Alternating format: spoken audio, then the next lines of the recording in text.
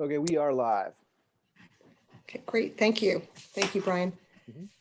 Okay. I'd like to call to order the Wednesday, July 15th, 2020 Board of Education special meeting.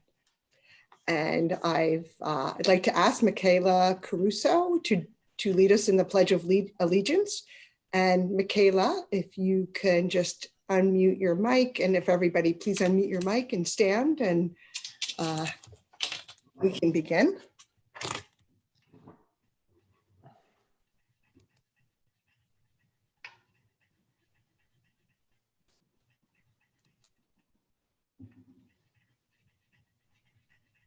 Michaela, Brian, do you see, Dr. do you see Michaela? Yep. She's there. I think she's working on her mute. Okay. Oh, there you go. Oh, no, she's Okay. good. Michaela. Okay. There you go. Everybody unmute. Michaela, go ahead. Please lead us in the Pledge of Allegiance.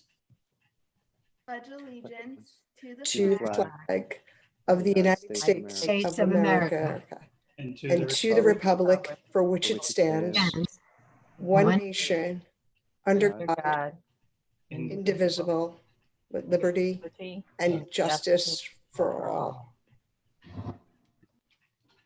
Thank you. Thank you very much, Michaela, and welcome to everybody and our participant and our panelists and participants, and welcome to our audience members. Really appreciate everybody being out here today. And we have a really full jam-packed agenda, and we have a special guest with us today as well. And we're going to introduce you in a few minutes. Dr. Fran Wills, thank you so much for being here. And as tradition, we read Prouds. I'm going to read them right now, and then we're going to move into our agenda. Okay. And everybody, you could mute your mics until it's time for you to speak. That'll be very helpful. Okay, great. Okay, for the Prouds for this meeting, as of now, Ossining Schools received an honorable mention from the National School Public Relations Association for our OGRAM newsletter. Roosevelt teacher Brandon Beck will have his book entitled Unlocking Unlimited Potential published this fall. Ossining High School art teacher Yolin Lin received the 2020 Scholastic Arts and Writing Award for Outstanding Educator Recognition. We're very proud of this. The Summer Explore and Learn program is started and is started to take place. We have book bundle deliveries have started. If you need a book and it's on our agenda, please fill out the form on our summer program website under the district tab. We also have the link in the agenda. Our summer food program takes place Monday through Friday. It started until August 21st from 11 a.m. to 1 p.m. at Park School. Our Ossining Loves to Read program has started. Please visit our new webpage for book recommendations, read alouds, and much more.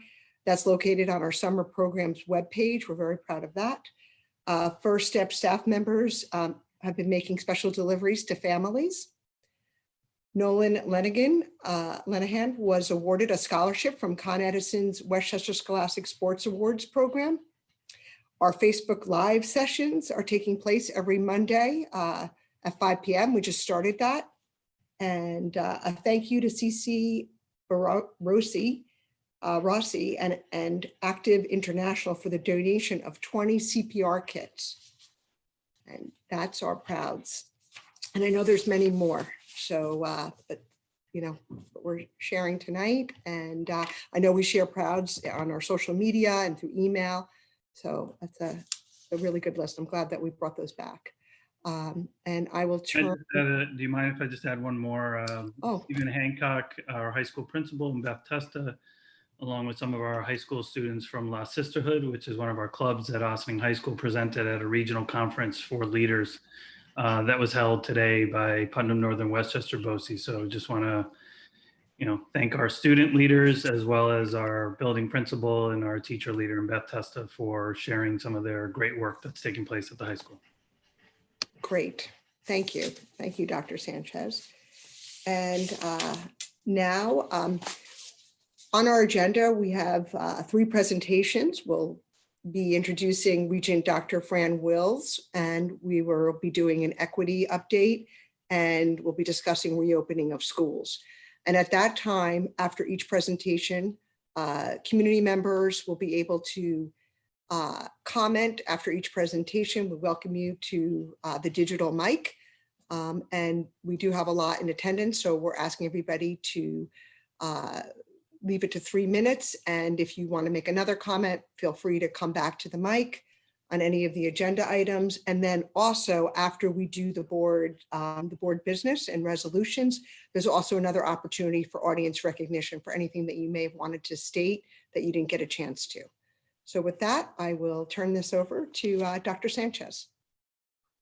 Well, to Lisa Rudley's point, our board president, this is a very packed agenda with very important topics, but we have, and we're very fortunate to have a special guest with us here today, and that's Board of Regents, Dr. Fran Wills. Dr. Wills has always been a friend of Ossining, lives in Ossining, but is a real champion for equity. And I know that all of us admire the work and her leadership. And we're thankful that she also represents, not only Ossining, but our entire Hudson Valley region. And we're just thankful that she has an opportunity to join us here today and share a few words about her role right now and what's going on at the State Education Department.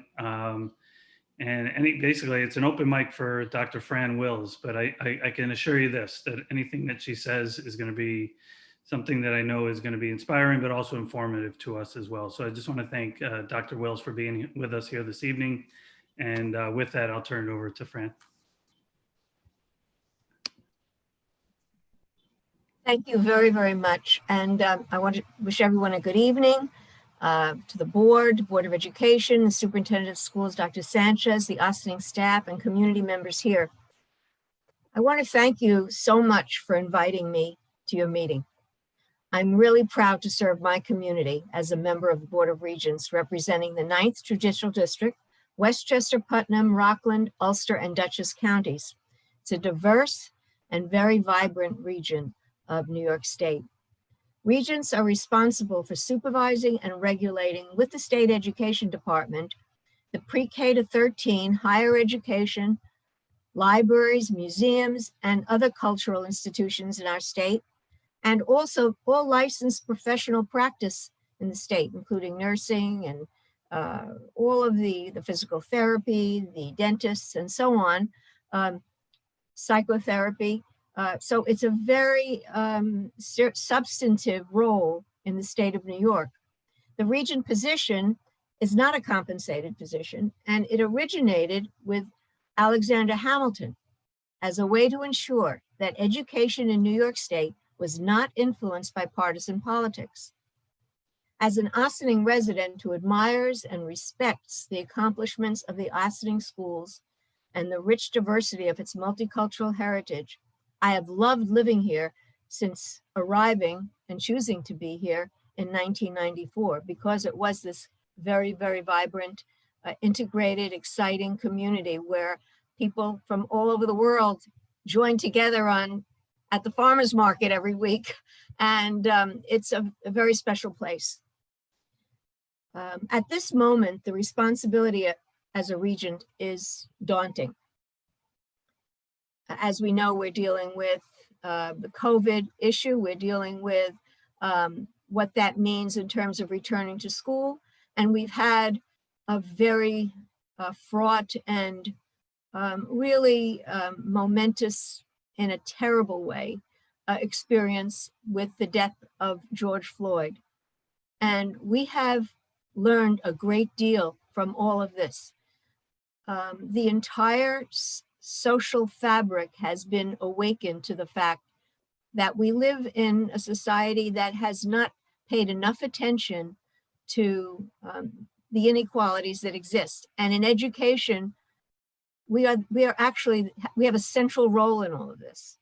And so right now, the superintendents and the boards of education and staff their responsibilities are connected in a more profound and deeply personal way to families as we seek to find a way to reopen our schools and to have very strong, courageous conversations with our students who are waiting to come back to have these conversations about the world they live in and the community they live in and what it means.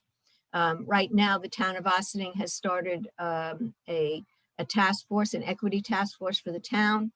And we've started to have these conversations. And so schools are going to play a central role in this. What our history program looks like, what our literature program looks like, how we address one another and talk to one another in schools and work with one another. We're much more conscious now of what it means in terms of building an equitable society that we all feel good about, because that's who we are as Americans. So there are really two issues as I see it in thinking about reopening our schools. One of them is science and one of them is ethics. It will be science that dictates really how we open, the kinds of safety requirements and safeguards we put into place, the way we handle wearing masks, social distancing, all of the requirements that will really come from the Department of Health and through the governor, who will decide finally whether or not we can reopen in person. And much of that work will be interpreted by the superintendents and their staffs, their administrators, their staff, but parents play a very important role in this. And we know that they'll be making decisions. And we want to make sure that once we have our schools structured and prepared, we want our students to be able to be there. We want our parents to feel confident and trust our decisions in the schools. And so this will be an enormous role for the superintendents and for other leaders, how to build that trust. And I know that in Ossining, there is that feeling of community and that feeling of trust. I live here, I know many of the parents here, and there's a real sense of love and connection and belonging in the Ossining community to the schools. And so we see that when this process and plan comes out, that we will have, we hope to have a sense of true community as the schools open. There will be some students and some adults who have underlying health conditions. We know that, and that will be attended to as well in terms of the kinds of education that I know Dr. Sanchez will be working on. But in general, we know that our kids need to come back to school in some way. They need connection. They need fellowship. They need companionship. They have been, isolated pretty much in their rooms, and they are really looking forward to the well-being they feel, the safe place they have in their schools. That's what schools do. And the activities that are part of schools, the feeling of comfort that a school gives a child. So we know that well-being, mental health, a sense of full wellness will only come when a student and a teacher are together in the classroom. And so these are the challenges we face, and they're enormous. They are unprecedented, as you know. And my, feelings are that our superintendents need all the love they can get. Mr. Rogers needs your affection, because he is handling some of the most difficult issues that any educator has ever handled. I want you to know that I am here to serve you, to be your regent, and I hope you will contact me and let me know, how I can help your school district, because that's why I'm here, and I'm proud to be here to do this for you. And thank you very much for having me.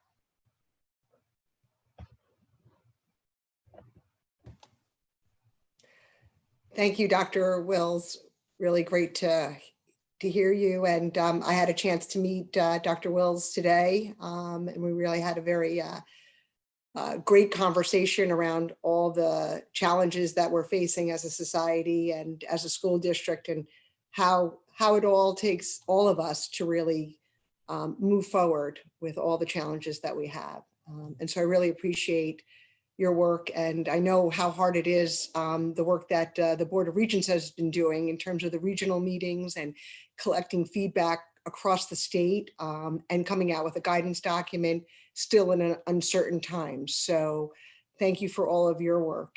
And I want to open it up to my colleagues on the board.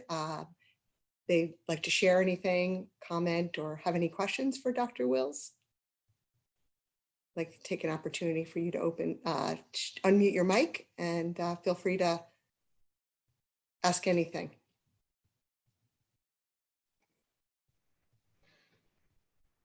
Trustee Schnecker? So Dr. Wills, I just want to welcome you and thank you for your efforts. I know being a regent, and especially in these times, is never an easy job, and certainly not easy in a pandemic. So I don't envy the decisions you have to make, but I'm grateful to have you and your leadership at this time. So thank you, and we look forward to working closely with you.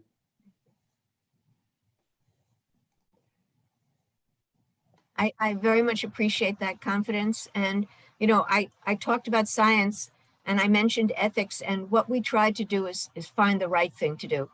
And in so many areas, that is a balancing act, you know, because there are two rights very often. And that is the hardest part of making decisions, when there are two rights. And there are there's much about the work we do, the complexity of it, that puts you in that position. So that is the nature of problem solving in a very complex and uncertain world. But I think we have to recognize that people are suffering. That's one thing we all have to recognize, I believe, that we have to feel compassion for what people are going through, for what our children are going through, parents who are worried about, you know, if there's if they go in a hybrid, are they going to have their job? Are they going to be able to find childcare? These are the struggles that people will be going through, and we are cognizant of it. We're aware of it. And, you know, this summer, the work that's been done with food delivery and the childcare of essential services, this has been amazing work for schools, and they've done incredibly well. Thank you. Before I open it up to anybody that may have a comment in the audience, and please raise your hand if you do. In our audience, there's a button. Dr. will bring you into our meeting. If you want to make a comment or say something to Dr. Wills. Otherwise, I'll open it up. I see my colleague, Trustee Galiff. Please feel free to go.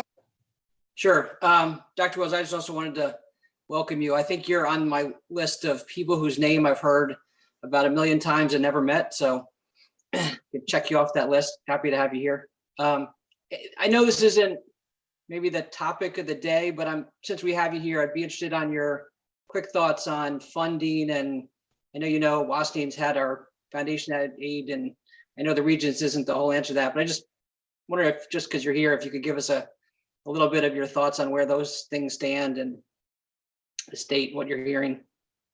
Well, I think we're in a very tenuous position with funding. We really rely on the federal government right now to come forth with what they should be doing to support schools throughout the nation. It's not just New York State. All of the schools in the nation need funding in order to create the safeguards that we need to have in place.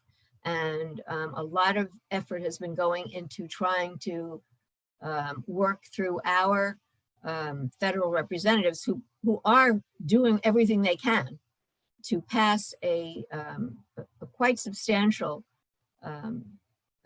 amount of funding to go to schools. And here's what I'm going to say. I'm cautiously optimistic that something will happen in a positive way for schools in the next few weeks, because it has to, because schools simply cannot provide what they need to. The staffing that will be needed in order to have distancing and all of the PPE that will be needed, transportation costs, we cannot make it happen without additional funding. The state does not have in its coffers the revenue that it normally would have. So we're going to need that additional help from the federal government. And I feel that we will have it.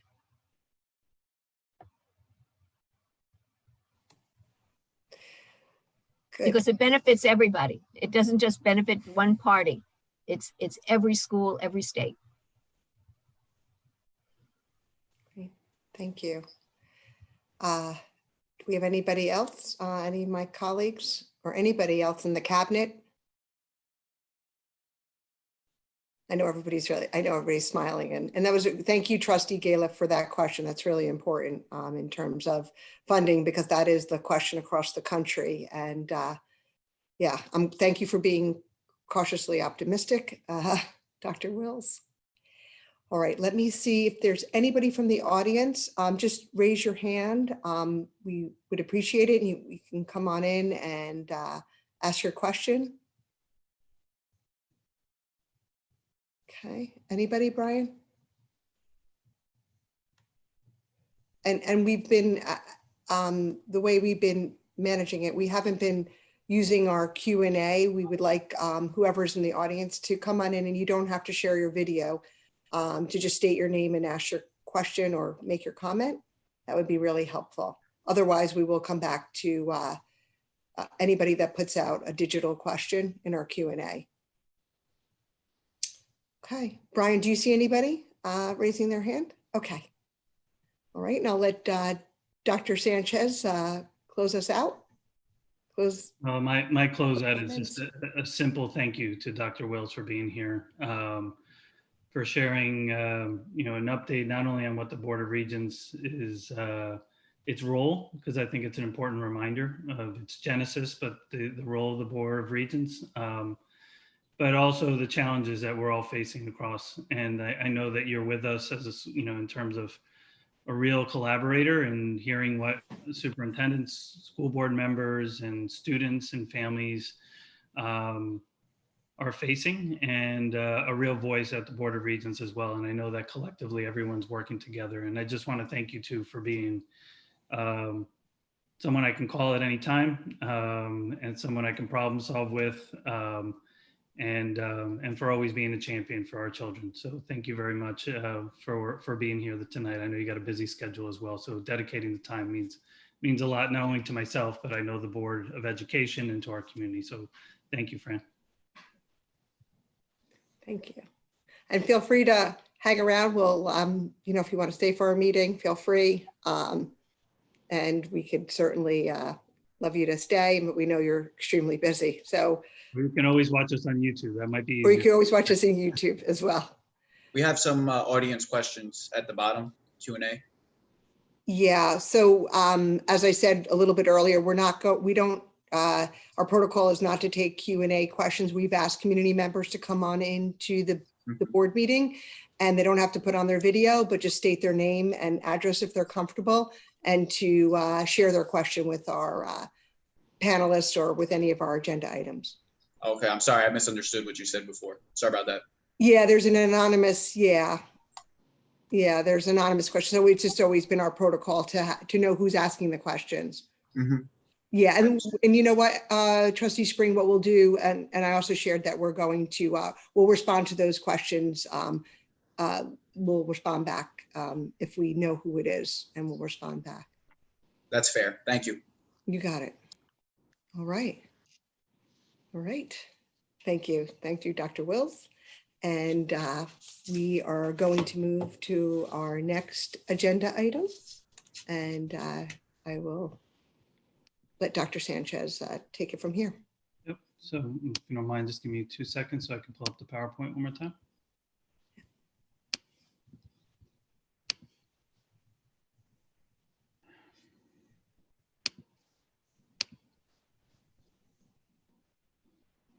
Apologize for the delay.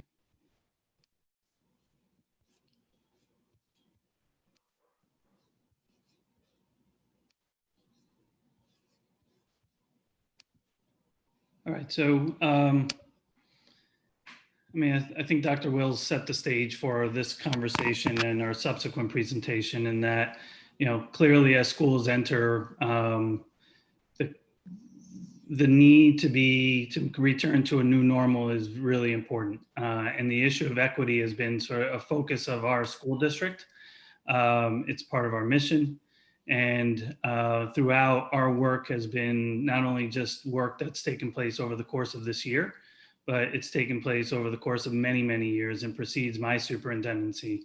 And we want to take a moment tonight to share not only the work that we have been doing, but also the work that we need to do moving forward. We acknowledge and have heard over the past few months the work and the desire of our students and graduates as it relates to our curriculum, for example, and various other changes that they'd like to see within the context of our school system. So this is an effort to share more publicly the work that we're doing as a collective school district, also to acknowledge the work again that we've been doing. This is not solely the work of central office. This is the work of our building leaders, our teacher leaders, and our student leaders as well. So over the course of this presentation, you'll hear from central office staff. You'll also hear from one of our building principals, Dr. Ann Deely, and you also hear from our student leaders, student equity leaders from the middle school. In addition to that, we hope to have one of our close consultants, Natalie Zegler, to join us. She's been working with us for a number of years and leading some of our work specifically related to our building, our district-wide equity.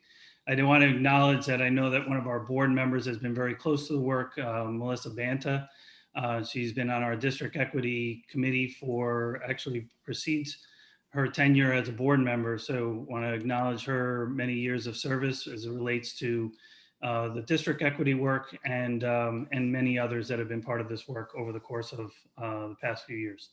So with that, I'm going to just share, first of all, just starting with our mission statement. I think it's a point of reminder of what we value and what our focus is as a school district, and highlighting some of the major sort of words that should be highlighted, that of having high standards for all children, high expectations, and fostering this respect and appreciation for individual differences and cultural diversity are elements that, you know, over the course of our year and actually within our system, something that we strive for at all times.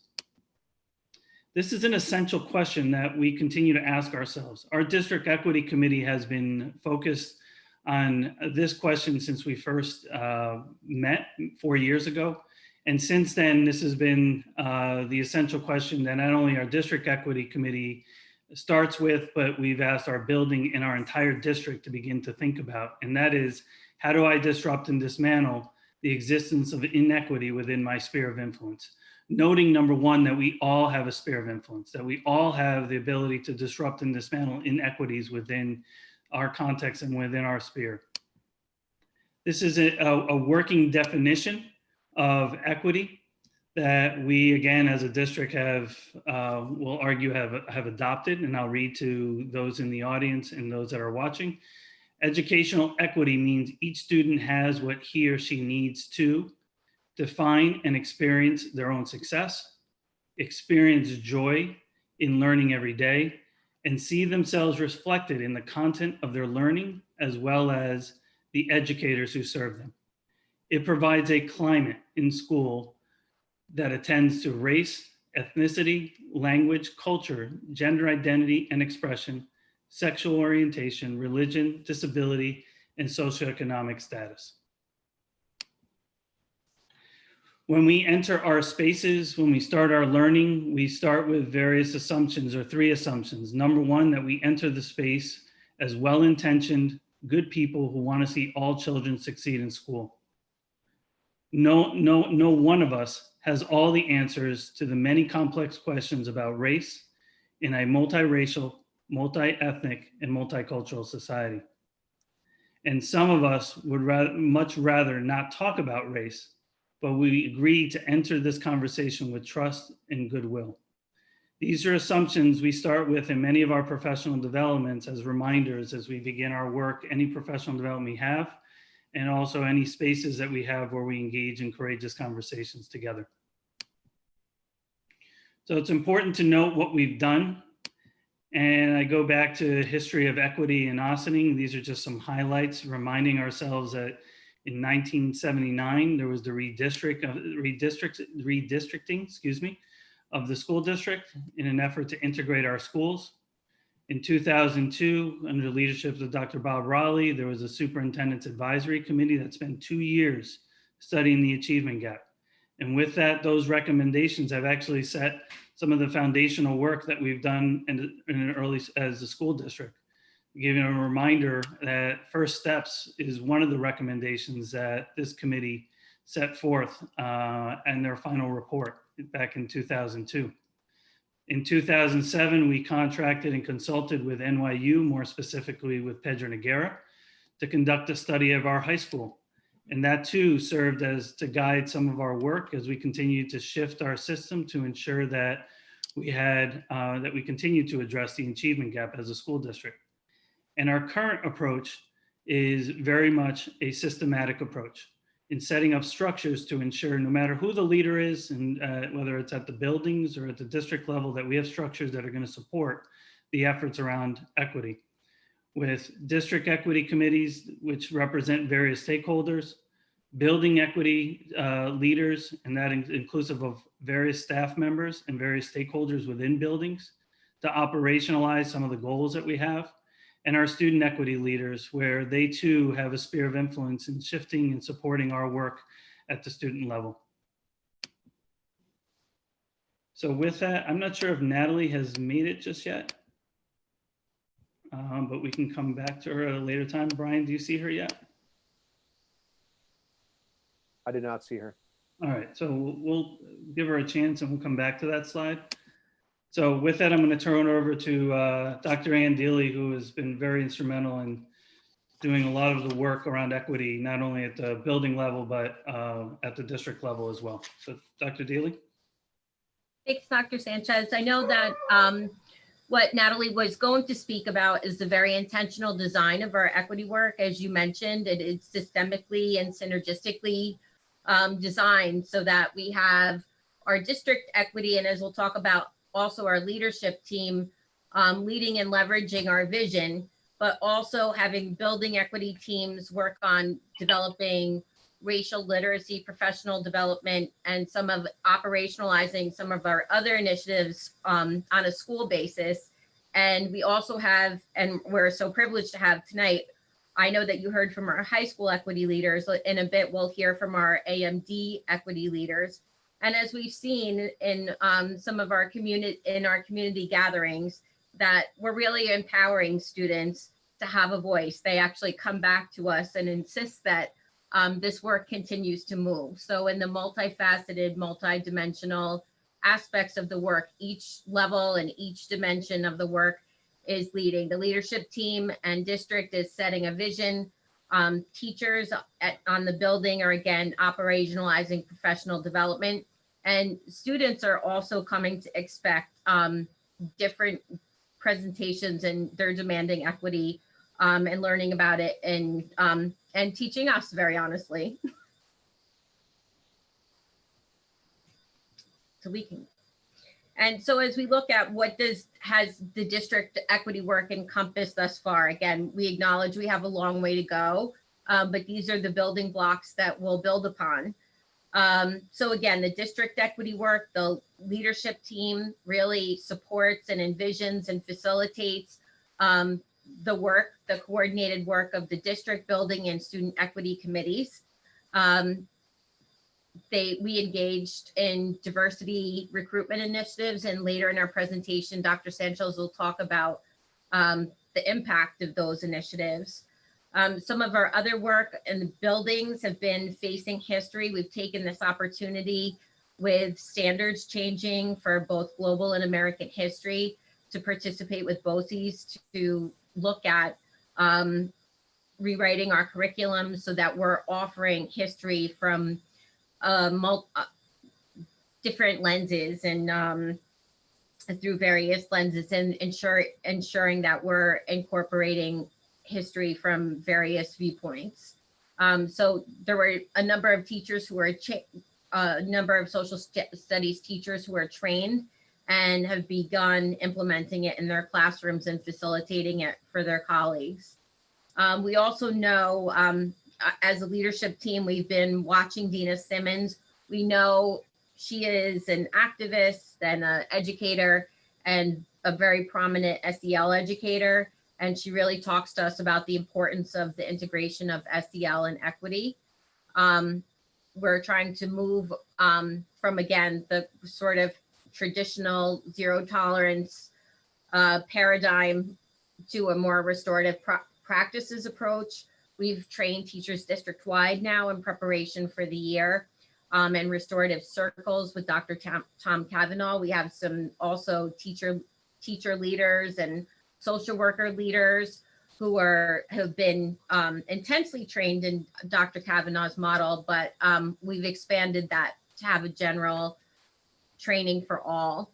And over the course of this year, we have had elementary circles or morning meetings, but really looking at restorative, like our tier 1 circles, again, creating community in each elementary classroom. So our restorative circles will build upon that foundation.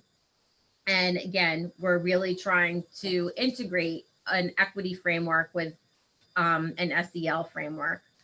And also under the leadership of Dr. And Ms. Saipos, as a leadership team, we've really focused our own learning on culturally responsive teaching.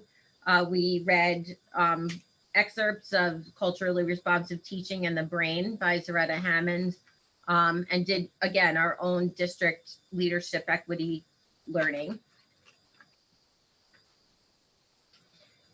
Also, the district continues to support the student-led equity work, including My Brother's Keeper, which is actually now in place at Claremont, as well as the other schools above it. There is student equity leaders in the middle school and the high school, and in our most recent training, our most recent equity PDs, that there are plans also to look at training student equity leaders in Claremont and Roosevelt as well. Along with Miss Latoya Langley, Miss Adana Smith-Wilson, and Dr. Dulce Barker, we facilitated some learning sessions, or really listening sessions, on race with families. The board approved a policy in support of transgender students' rights in several years ago.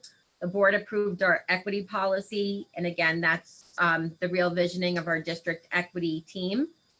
The Ossining Teacher Center offered restorative practice workshop and poverty simulation this year. The poverty simulation has been a very, very powerful program that I think is rippling for many staff members to have participated in. I think it completely changes our lens. Also, data, the more sophisticated use of data is one of our central recommendations from the district equity committee, and we're using a new data system to look more closely to monitor disparities and to disaggregate in a more sophisticated way, analysis by ethnicity, special education, ENL, as well as socioeconomic status.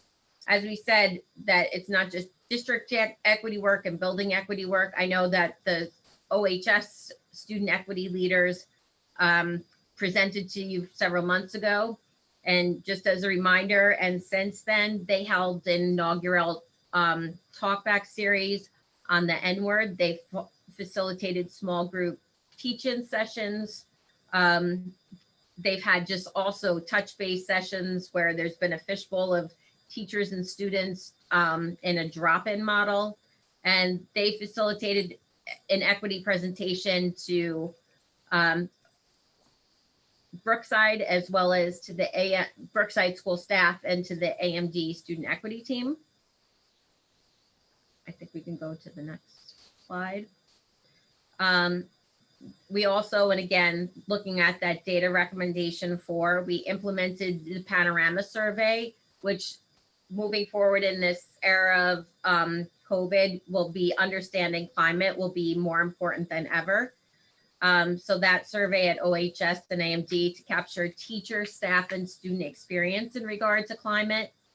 We're also building capacity of staff overall, as you heard, around restorative practice, and intentionally using the distributed leadership model in creating the building committees where teachers co-facilitate equity meetings. Again, looking at that recommendation number 5, where we're seeking to build the racial literacy of all of our staff members. So we talked a little bit about the AMD. If we just go back for one moment, we talked a little bit about the high school equity leaders, and the AMD leaders will talk more about their work. But we actually just came, and actually I see Ms. Zwerger with us now. She actually kicked off, thank you, Natalie, our building professional development for our teachers who are leaders in each of our buildings to lead the equity work. And these were at the end of our 2 days together, our commitments as an aligned building committees that we will, as we discussed previously, merge SEL and equity work, explore and make sure that we continue looking at Panorama. There's new and updated questions that are specific to COVID, and really we've looked at behavioral attendance as well as academic data. We really want to zone in on climate data this year, given our context. And that we also agreed that across schools, most schools have used at this point, the culturally responsive scorecard to look at classroom libraries. But we will be sure to deliver 3 PDs as building equity teams on culturally responsive education and practices, and at least one, although we'll talk about, Ms. Sipos and Dr. Am will talk more about developing anti-racist curriculum as we move forward. But we will look at that in at least one of our PDs, and we will continue student equity work beginning at Claremont and Roosevelt, and include family members and expand building committees to all staff. And now I believe it is my great pleasure to turn our meeting over to my former students, Michaela Caruso and Lena Sealy Nakotra.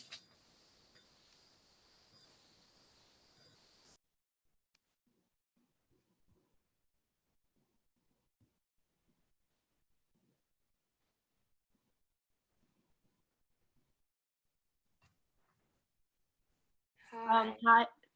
Go. Hi, I'm Lena. I've been on the equity team for 2 years now. I'm going to tell you a little bit about what I've learned over the past 2 years. So like what we mainly focused on in the beginning was identifying the difference between equity and equality, which is that equality means kind of everyone gets the same thing, but equity is more that everyone gets what they need to be on a level playing field, and they get all the resources they need to be successful. Throughout my 2 years on the equity team, I have realized that keeping an equitable environment is much harder than keeping an equal one, because you have to cater to everyone's individual needs. However, in my opinion, it's a smarter way to function because it works for everybody.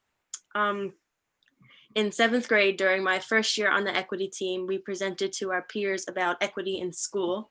We talked about examples of discrimination and non-equitable situations and how to recognize them. We also touched upon how to make our peers comfortable enough to be their true selves, mainly in the school setting. Like Michaela will explain later, we also taught people about the meaning of the coexist symbols, which basically represent diversity and unity, and the fact that no matter where you're from or what you believe in, you should be treated fairly and you should be respected no matter what. This past year, I was supposed to speak to faculty about microaggressions in school, which are small acts of discrimination that you might not be aware of. Part of what I was supposed to explain was that everyone's actions tend to have microaggressions sometimes, even if they are not intentional, and that we need to try to be more aware of what we do and what we say so that we are not accidentally offending anyone. In the future, I would like to continue to spread awareness about how our society is not very equitable, and I would like to try to find more ways to make school a fair environment for everyone. My ultimate goal is to come to a point where we don't have to enforce equity anymore, but instead it becomes a given in our society and people are just automatically aware that everyone has their individual needs and we try our best to meet those needs. Thank you. Hi, my name is Michaela Caruso. I've been on equity for the past 2 years. So as an equity student leader, I've learned how to make school feel like a safe environment, as Lena said.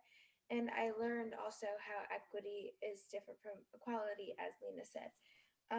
And so we did a survey, the panorama survey that we were talking about earlier on in the year.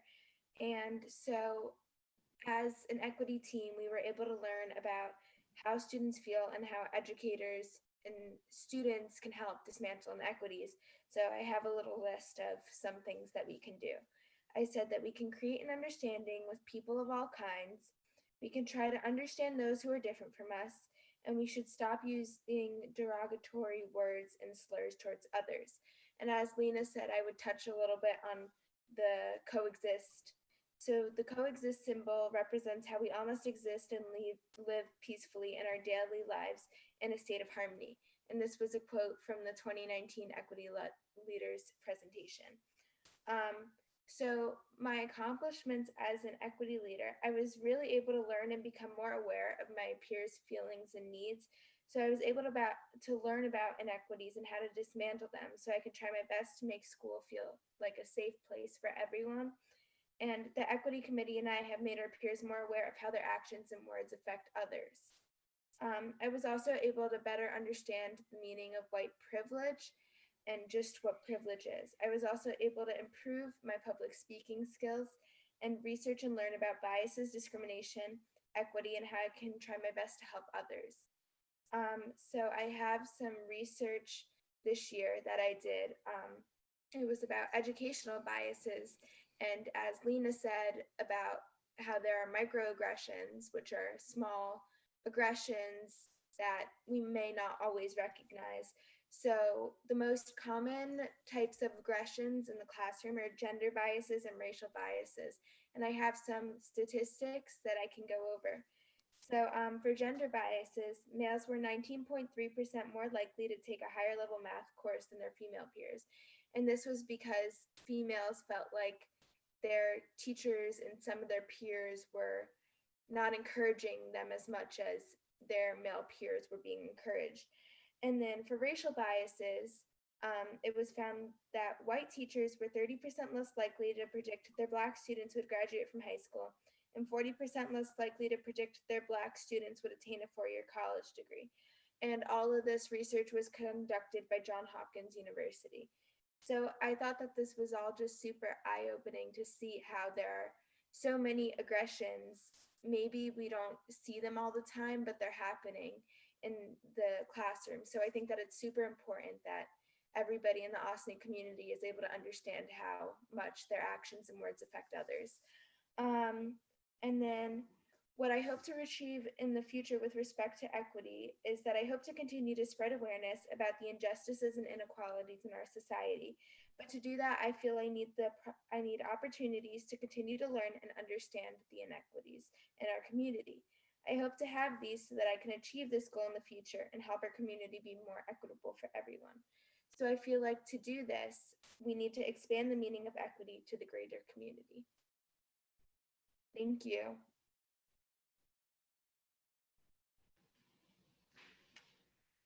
Well, we can't just pause. I just want to thank our students for, it's worthy just pausing in the middle of the presentation to thank you for being here.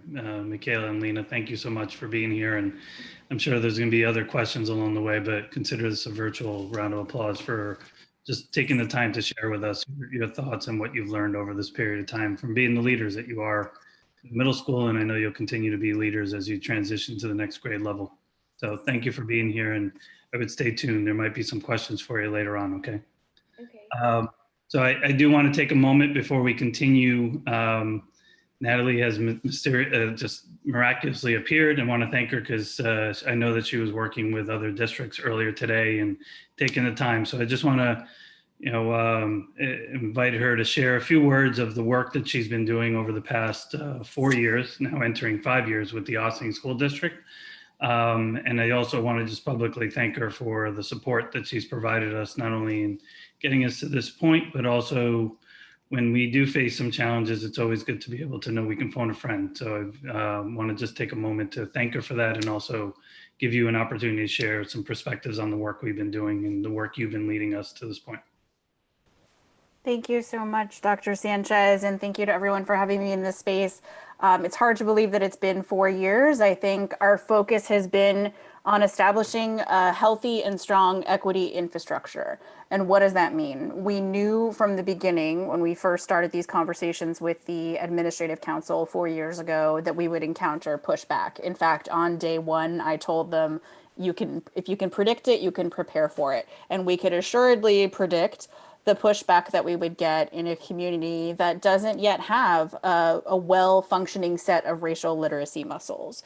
So the work that we did had to be intentional in growing first from a self-selected group of people, stakeholders that wanted to be there from all representative groups, board members at the table with students, with family and community members, former board members, parents, teachers, staff, and leadership, in conversation that both was about capacity building and setting the context for the wider work across the district. And so we started there. We started in year one building a shared language across the Administrative Council, also knowing that how we lead is informed by who we are, and we have to engage in the same type of reflection as leadership of a district that we are going to ask teachers and staff to eventually engage in. And so that set us up with the district stakeholder committee to then take a set of recommendations that Dr. Dealey was referring to throughout to the board, who then approved and fully supported that work, to lead us into expansion that then localized to the building level. So establishing a similar model of stakeholders within each of our buildings, understanding that the conversations at Park had to be vastly different than the conversations at OHS, but all had to have a similar through line, led by the co-chairs who facilitate those building committees, to take a deeper look at the racial disparities within each of our buildings and then set action plans that are localized and tailored to the context. The district-wide committee has remained both an accountability mechanism, but also just a structure in place to hold each of us on track, right? We knew from the beginning we had an address to put into the GPS, but we knew there were going to be bumps in the road, right? And so that district committee continues and will continue to serve as the body that keeps us with the shared goals in mind, holding us accountable, knowing that we are not where we want to be, right? And never really will be, because this work won't finish one day. We won't decide we're done, right? We're going to continue to hold ourselves accountable to do our equity audits, our curriculum audits, to monitor closely those disparities in all of our data, which includes the lived experiences of students and their families, and to continuously go back to some of those words that the original district-wide committee wrote, like specifically around curriculum that is anti-bias, anti-racist, and culturally responsive. That's a hefty load that we knew wasn't going to happen overnight, and we knew that the curriculum work had to happen in tandem with professional development to shift some mindset. So I think what the building committees have done really well is laid a foundation with professional development. I did some professional development on just a baseline of what equity means. And now we're positioned better to be sort of level set at one space where we can now deepen our work. So now that we want to be really intentional about anti-racism in our curriculum and anti-racist pedagogical practices, we have a foundational language that we can share. And we always said up front that equity was intersectional for us, but we wanted to be explicit about racial equity. Race is always going to be the hardest identity for us to navigate. It's the hardest disparity for folks to address, but we have to be intersectional. So we want to talk about race and gender, race and sexuality, race and ability and disability, socioeconomics, language, all of those intersectional layers, but always bring it back to race because it's that much more challenging. And I don't think that our dialogue today is all that different from that perspective in terms of where we were 4 years ago. We have a stronger, more healthy infrastructure. We know that some of our buildings committees have a harder time finding the space to meet and deepening some of their PD. Now we have the space to say, let's continue to hold ourselves to what we said we were going to do. Let's continue on the path, whether there have been changes on who serves on the committee, whether there have been changes on who works in the building. We knew that we wanted to set up so that equity and a focus on racial equity in particular wasn't going to be an event in Ossining, right? We wanted to get away from that, from the idea that, well, you know, NYU is going to be here today, so we'll talk about equity. We wanted this work to be embedded throughout the system, and I think I can confidently say 4 years into the work, it has become embedded in the fabric of the district. Now, that is to say, we still have a lot of work to do, right? We still want to pay deep attention to those disparities that we see in all of the amazing data that we can triangulate with our climate surveys and our achievement and behavioral data, and also just the data that we're receiving as information in terms of what the experience of remote learning has been like, how we move forward, pairing the equity work with our SEL focus, with this idea of what a healing-centered, trauma-responsive space should look like when our doors physically reopen to young people. I think we just have to stick to what we know about this work. That forefronting racial equity, that we can expect it's not comfortable for everyone, but we're beyond that, right? In this particular moment in 2020, given this current sociopolitical climate, if we can't accept that a bit of discomfort is taking us on the path of better serving young people, then we have a problem, right? And the more folks that I encounter in the Ossining community express that deep commitment, hold each other accountable, and continue to remind each other that this should feel like hard work because it is complex. I say this all the time and I mean it. I do this work nationally, have been doing it for a long time. If it were so simple that someone could just write a book and tell us how to do it, then we would have a racially equitable school system somewhere in this country, and that's just not the case. Right? This is a struggle in school districts around the US. The question becomes, are we up to the challenge? Are we in it sustainably? Are we embedding this work with a level of stamina so that for the folks who are on this call, when we come in 10 years, in 15 years to check in on the work that's being done in the Ossining community, we can look back and say we have lived up to some of the goals that we set back during the time that we did. And I think the time that I've had the privilege of spending with the student equity leaders has just really assured me that I want to live in the world that they lead and follow in the work that they guide us through. So it's just been my pleasure, and I applaud us, but I also hold us accountable to continuing and to deepening the commitments that we set 4 years ago. Thank you, Natalie.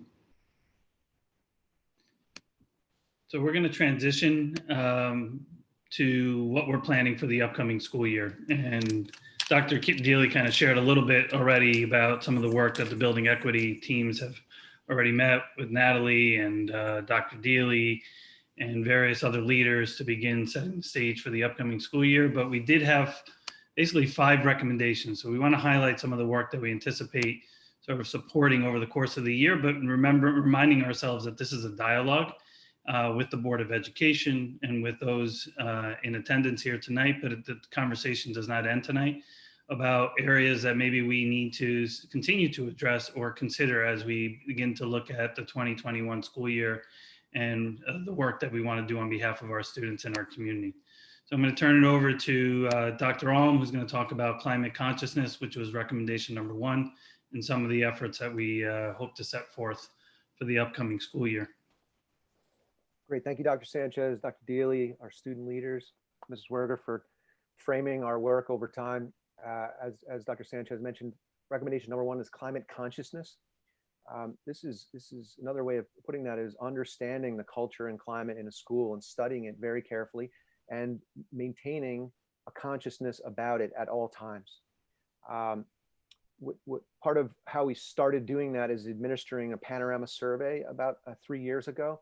And that asks a whole range of questions of students about, how they feel about school, what their lived experiences are like in school on a whole range of subjects, to academics, to socially, to safety, to peer relationships, everything under the sun. It's a very robust survey.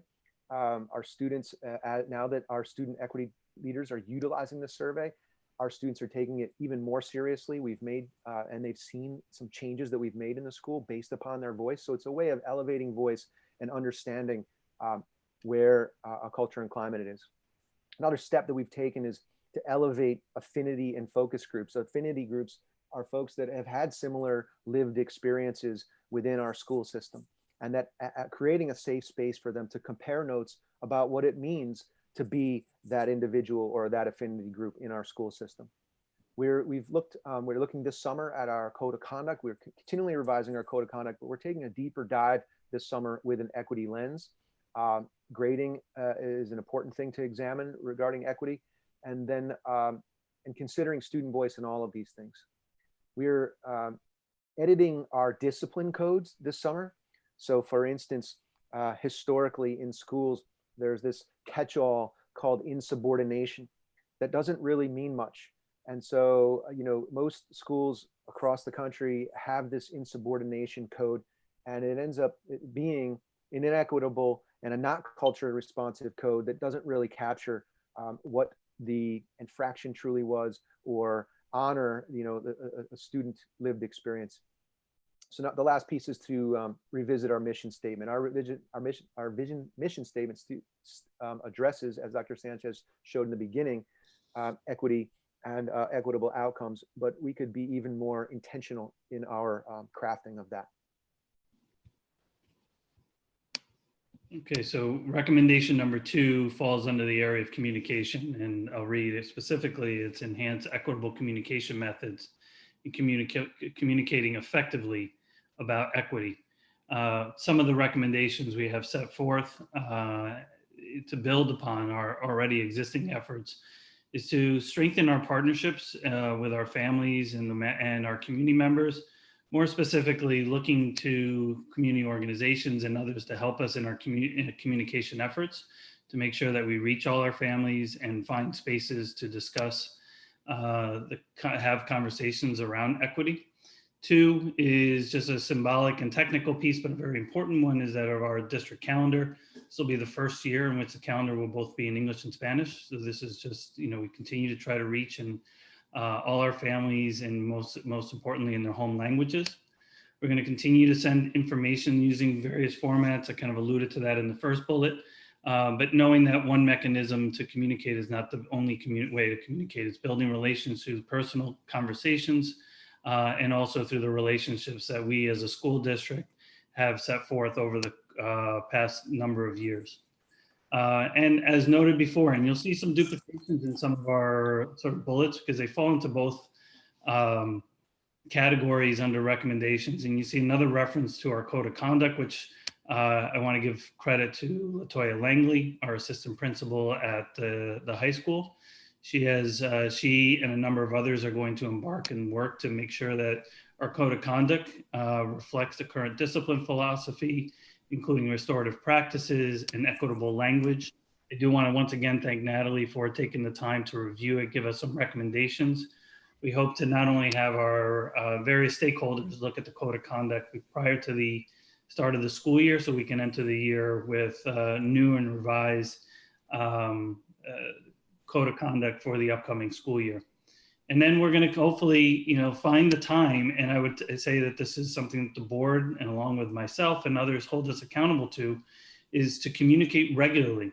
I would argue quarterly around the work, and maybe even every board meeting should we need to, around the work that we're doing, some of the recommendations we're outlining, to see the progress and the efforts, and also acknowledging potentially where we're having some challenges and where maybe we're not necessarily meeting the goals that we've set forth. So we're recommending that we communicate regularly, and I would say quarterly to the board, but perhaps even more often around the work that we're doing to make sure that we are ensure that our community knows what we're doing and how we're proceeding with said recommendations.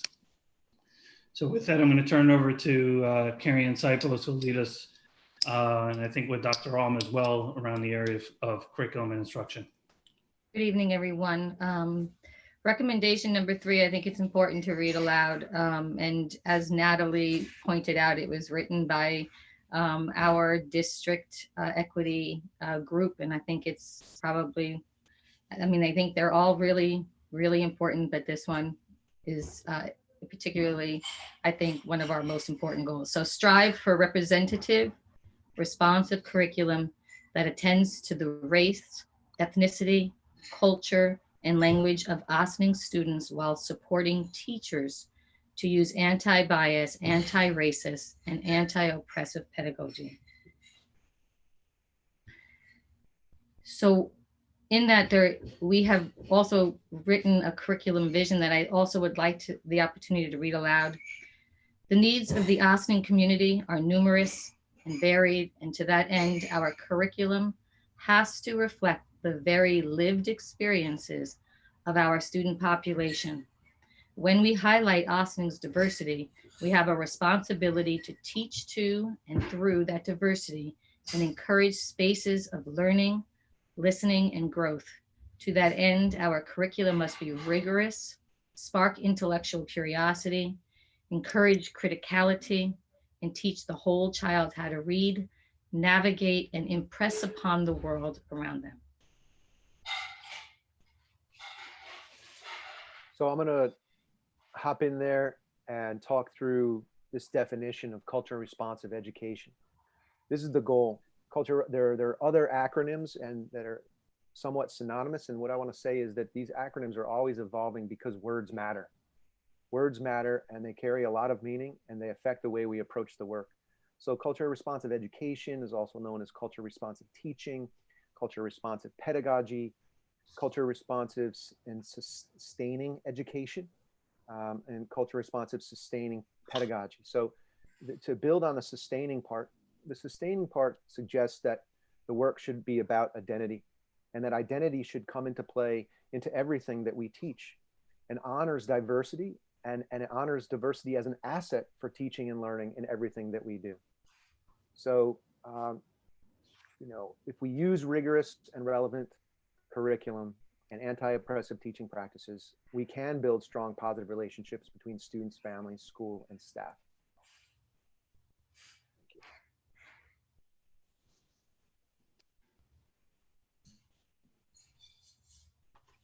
Okay, that's also mine. Sorry about the delay. So we have a number of things in play at the moment, and some of them are repetitive. I apologize for that. But this summer, most recently, the elementary school ELA curriculum work has had a deep glance underneath with the equity lens in mind. Every grade will have an identity project consistent with a culturally responsive and sustaining educational approach. There's been a very sizable book order put in place to make sure that our books are representative of our students. Similarly, there's an additional book order that emphasizes social justice and gives students an opportunity to unpack what that means to them. As was already mentioned, there was a district-wide training on restorative circles. So every educator has been exposed to restorative practices, community service circles, and restorative circles. Also mentioned that our building teams are planning the professional learning for 2020. A couple weeks ago, we held a community town hall on race. This one's been mentioned, weekly professional learning that we're pushing out as a district focuses on equity. Equity is always a focus in the professional learning that goes out. The Teacher Center, as a part of their learning this summer, hosted teaching around equity, and an extension of that continues on throughout the summer are equity book clubs. We've already talked about our leadership teams learning, but this one is a particularly, if you download this PowerPoint later on, this is a particularly impressive webinar, Abolitionist Teaching in the Future of Education. Very powerful. There's an Ossining Loves to Read campaign this summer, and it's all framed around an equity lens. There's a community read pre-K to 12. So the other piece that similar to our ELA's teachers had gotten started on this, all educators that are engaged in any curriculum work this summer will make CRT a priority for the review in that curriculum. And our goal is to further the racial literacy of all staff members of the district through our summer professional learning on the GROW. So in August, we are going to be hosting sessions with teachers as we did all during the shutdown. We had regular sessions of learning, and equity was a constant focus during that. That will continue in the late summer. And then we're working on a community learning opportunity where we're going to push out to the community a calendar of learning opportunities for anti-racist and anti-bias work. And Dr. Sanchez will elaborate later on, but there's also work with local leaders to facilitate learning sessions.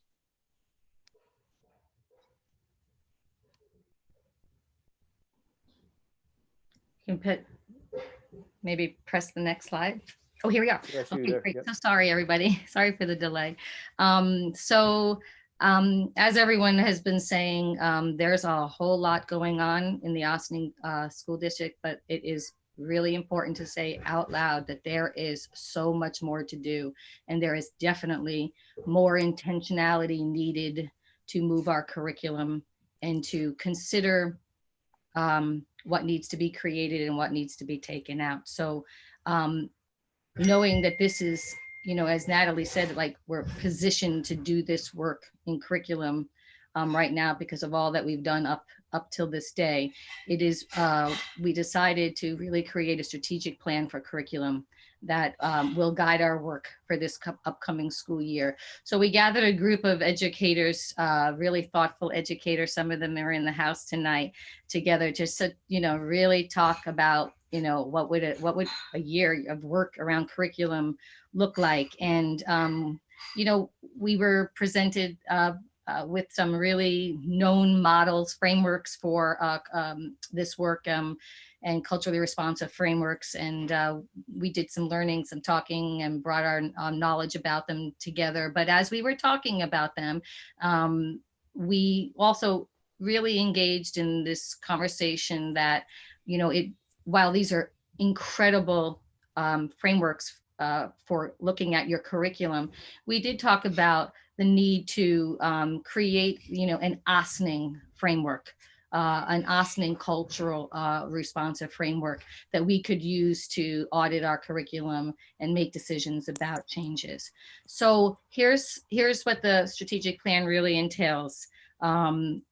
It means that we are looking to bring together a diverse group of people in August. And when I say people, I mean we are looking to bring in educators, leaders, we're looking to bring in families, but most importantly, we are looking to bring students into some work this summer where we will all do some learning together. And at the end of our time series of days together, we will have a framework, an Ossining culturally responsive framework that we will be able to use throughout the year. And once this is created collectively with all the different people that we bring together, it will be utilized next year with all educators. And I do want to just emphasize the importance of talking about all educators. We are not talking about a place in our system where this work needs to take place. We really want to point out that this culturally responsive framework needs to be used everywhere in our system. So it's not just in our social studies classes, it's everywhere. PE, speech and language, ELA, science, across every area that children and our teachers are working with our kids. This framework will be used to look at the curriculum and look at our practice and make some decisions about what we have to do. The framework that we develop will be the filter by which all curriculum is looked at. So it will be what we place over everything when we are creating curriculum, looking at scope and sequences, pacing guides, etc. It will be really important to also share what some other people have said, that looking at your curriculum, deciding what needs to go, what needs to be created is really important work. But at the same time, I think Natalie, I think Brian said it, I think Ann said it, that really equally as important, that needs this business of really developing our educators' racial literacy is essential. And it actually will have the greatest effect on how we implement curriculum. So that will be that's part of our strategic plan as well. And I want to point out that part of this plan includes us revisiting and reflecting on our APPR process. It's important for us to rethink and realign our evaluation structures and processes to culturally responsive teaching and learning. So that's in our strategic plan as well. And so our goal is by the end of next year, June 2020, that this strategic plan will ensure that all teaching and learning will be examined through our Ossining's culturally responsive framework, and not just in one place, but in every place with all educators. Thanks, Karen. Dr. Hall? Okay, so recommendation number 4 is data. And in the last 2 years, we very intentionally restructured our district data processes. We now have quarterly building level data meetings. We have quarterly presentations to the Board of Education. We have kid talks at the elementary level where we're always carefully considering individual students and their progress and their growth in a multi-tiered system of supports. So the summary of this, and Dr. Delia already pointed to it, is that virtually all of our data analyses are disaggregated by ethnicity and all of our subgroups, frankly. So that is a very big adjustment. In order to make that easier, we have invested in a tool called Tableau, which will ultimately lead to an equity data dashboard. And our goal eventually is to make that readily publicly available. It's going to take a lot of work on the back end technologically to make that happen. But as I said, everything is looked at through a lens of equity in our data systems.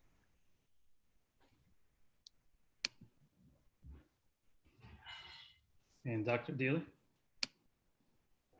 Just going to summarize quickly again. I think I spoke to a lot of our racial literacy professional development, where the building committees are really the main drivers, and our focus to be to embed professional development opportunities for all district staff. And again, it's not just in schools, but every single person who comes into contact with our students. Again, to develop an equity lens that they employ daily to identify and address the impact of race and bias in our classrooms, schools, offices. Again, it is the main work of our building equity leaders, but we have had some other work that complements this as well, including our work with BOCES, the Action Network, our teacher, not only the Teacher Center, but we've had Path 2 and Path 3 APPR book clubs centered around topics of equity and CRE. Our Family Resource Center seeks to lift our work. Our new teacher orientation, Jillian McRae, who is certainly my partner in leading the building equity work, but it's an extraordinaire in her own right in curriculum work and coaching. The culture responsive training, all staff have been trained in SEL to develop trauma sensitive schools. As we described earlier, our use of restorative circles to build and heal relationships. Again, Ms. Sipos and Dr. talked about our curriculum work.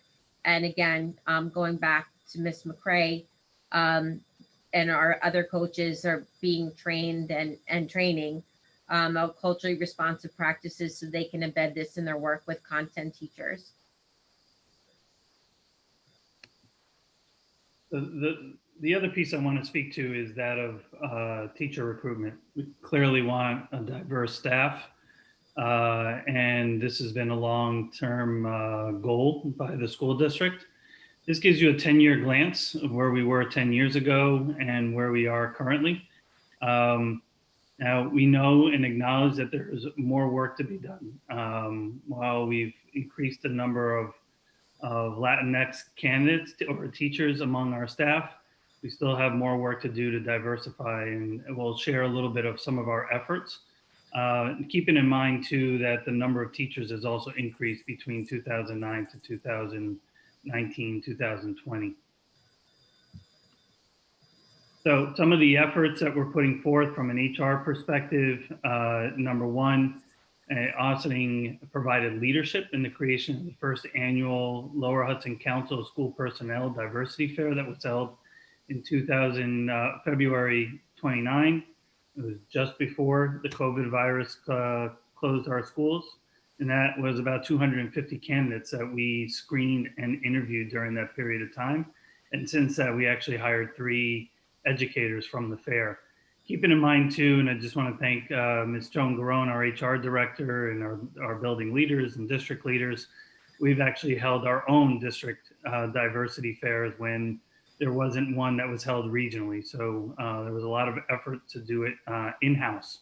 to support our efforts to recruit diverse candidates. We hope to expand our outreach through various platforms and relationships that we foster with various universities and other organizations. We're currently reviewing our existing equity policy with a lens on recruiting teachers that are more accurately reflect our student population, and that would be something that potentially could be presented back to the Board of Education.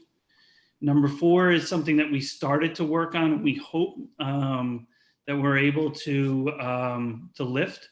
You know, we've been a long time partner and actually one of the original districts in the Today's Students, Tomorrow's Teachers, TSTT. We continue to partner with TSTT. With that though, we feel like there might be an opportunity for us to expand our outreach to what I'll term as grow our own. And maybe looking at what we'll call as a teacher prep academy. Nancy Dela Cruz, our director of ENL, our high school principal, have instrumental in looking at the potential of creating a pipeline where we might be able to then in turn recruit some of our students to come back and serve as teachers in the Ossining School District.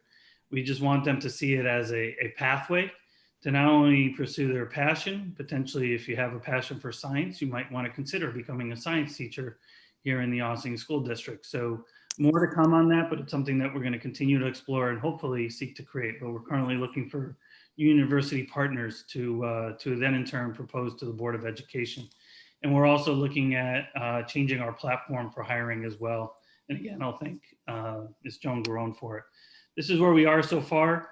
The ratio of diverse, meaning Black and Latinx candidates, 65% of those that we're hiring for the upcoming school year are Black or Latinx, and 35% of our candidates are white Caucasian. So, oh, sorry. Go ahead, Dr. Ron. Okay, yeah, so most of these have been highlighted already, but I just want to call your attention to bullet number 4.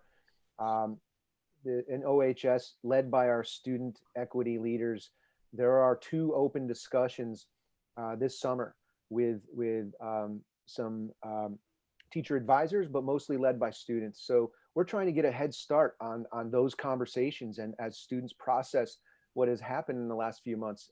So we're trying to get a head start on the SEL work and creating a space where students are accustomed to unpacking racial literacy, unpacking what they're seeing and viewing in the world.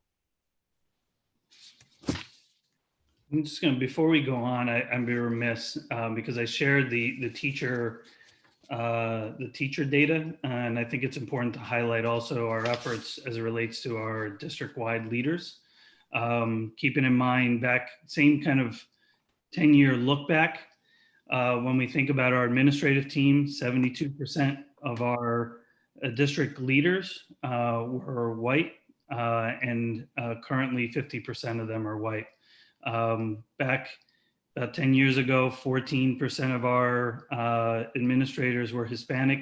We are now at 35%. Of the Black educator or building leaders, 14% back in 10 years ago. We're now at 11%. So we've made some strides in the areas of our district leaders, keeping in mind too that back in about 10 years ago, we had about 29 administrators, and currently we're about 26. So it's been a loss of 3 administrators over that time frame as well. So this is what I framed as explorers, arguably what we'll call as pilots. And we hope that as we proceed and move forward, that the effort is not that solely of the school district, but how we partner with our community, whether it's around Black History Month or various other times in the year, to enrich the offerings and bring in expertise from our community. Where, as Dr. Rawl mentioned, we're hoping that we can offer some form of a professional development week that is inclusive of our educators and various other stakeholders within our community.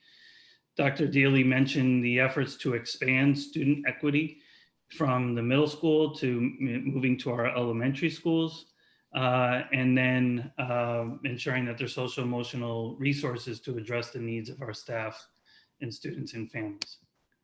And so with that, I'm going to open it up for questions, but I'd be remiss if I also didn't take a moment to thank everyone that's here this evening, the presenters that have been here to share their expertise, and our students that had the opportunity to share the efforts that they've done while being at the middle school. And I'm confident that they'll continue to be leaders as they move through their career here in the Ossining School District.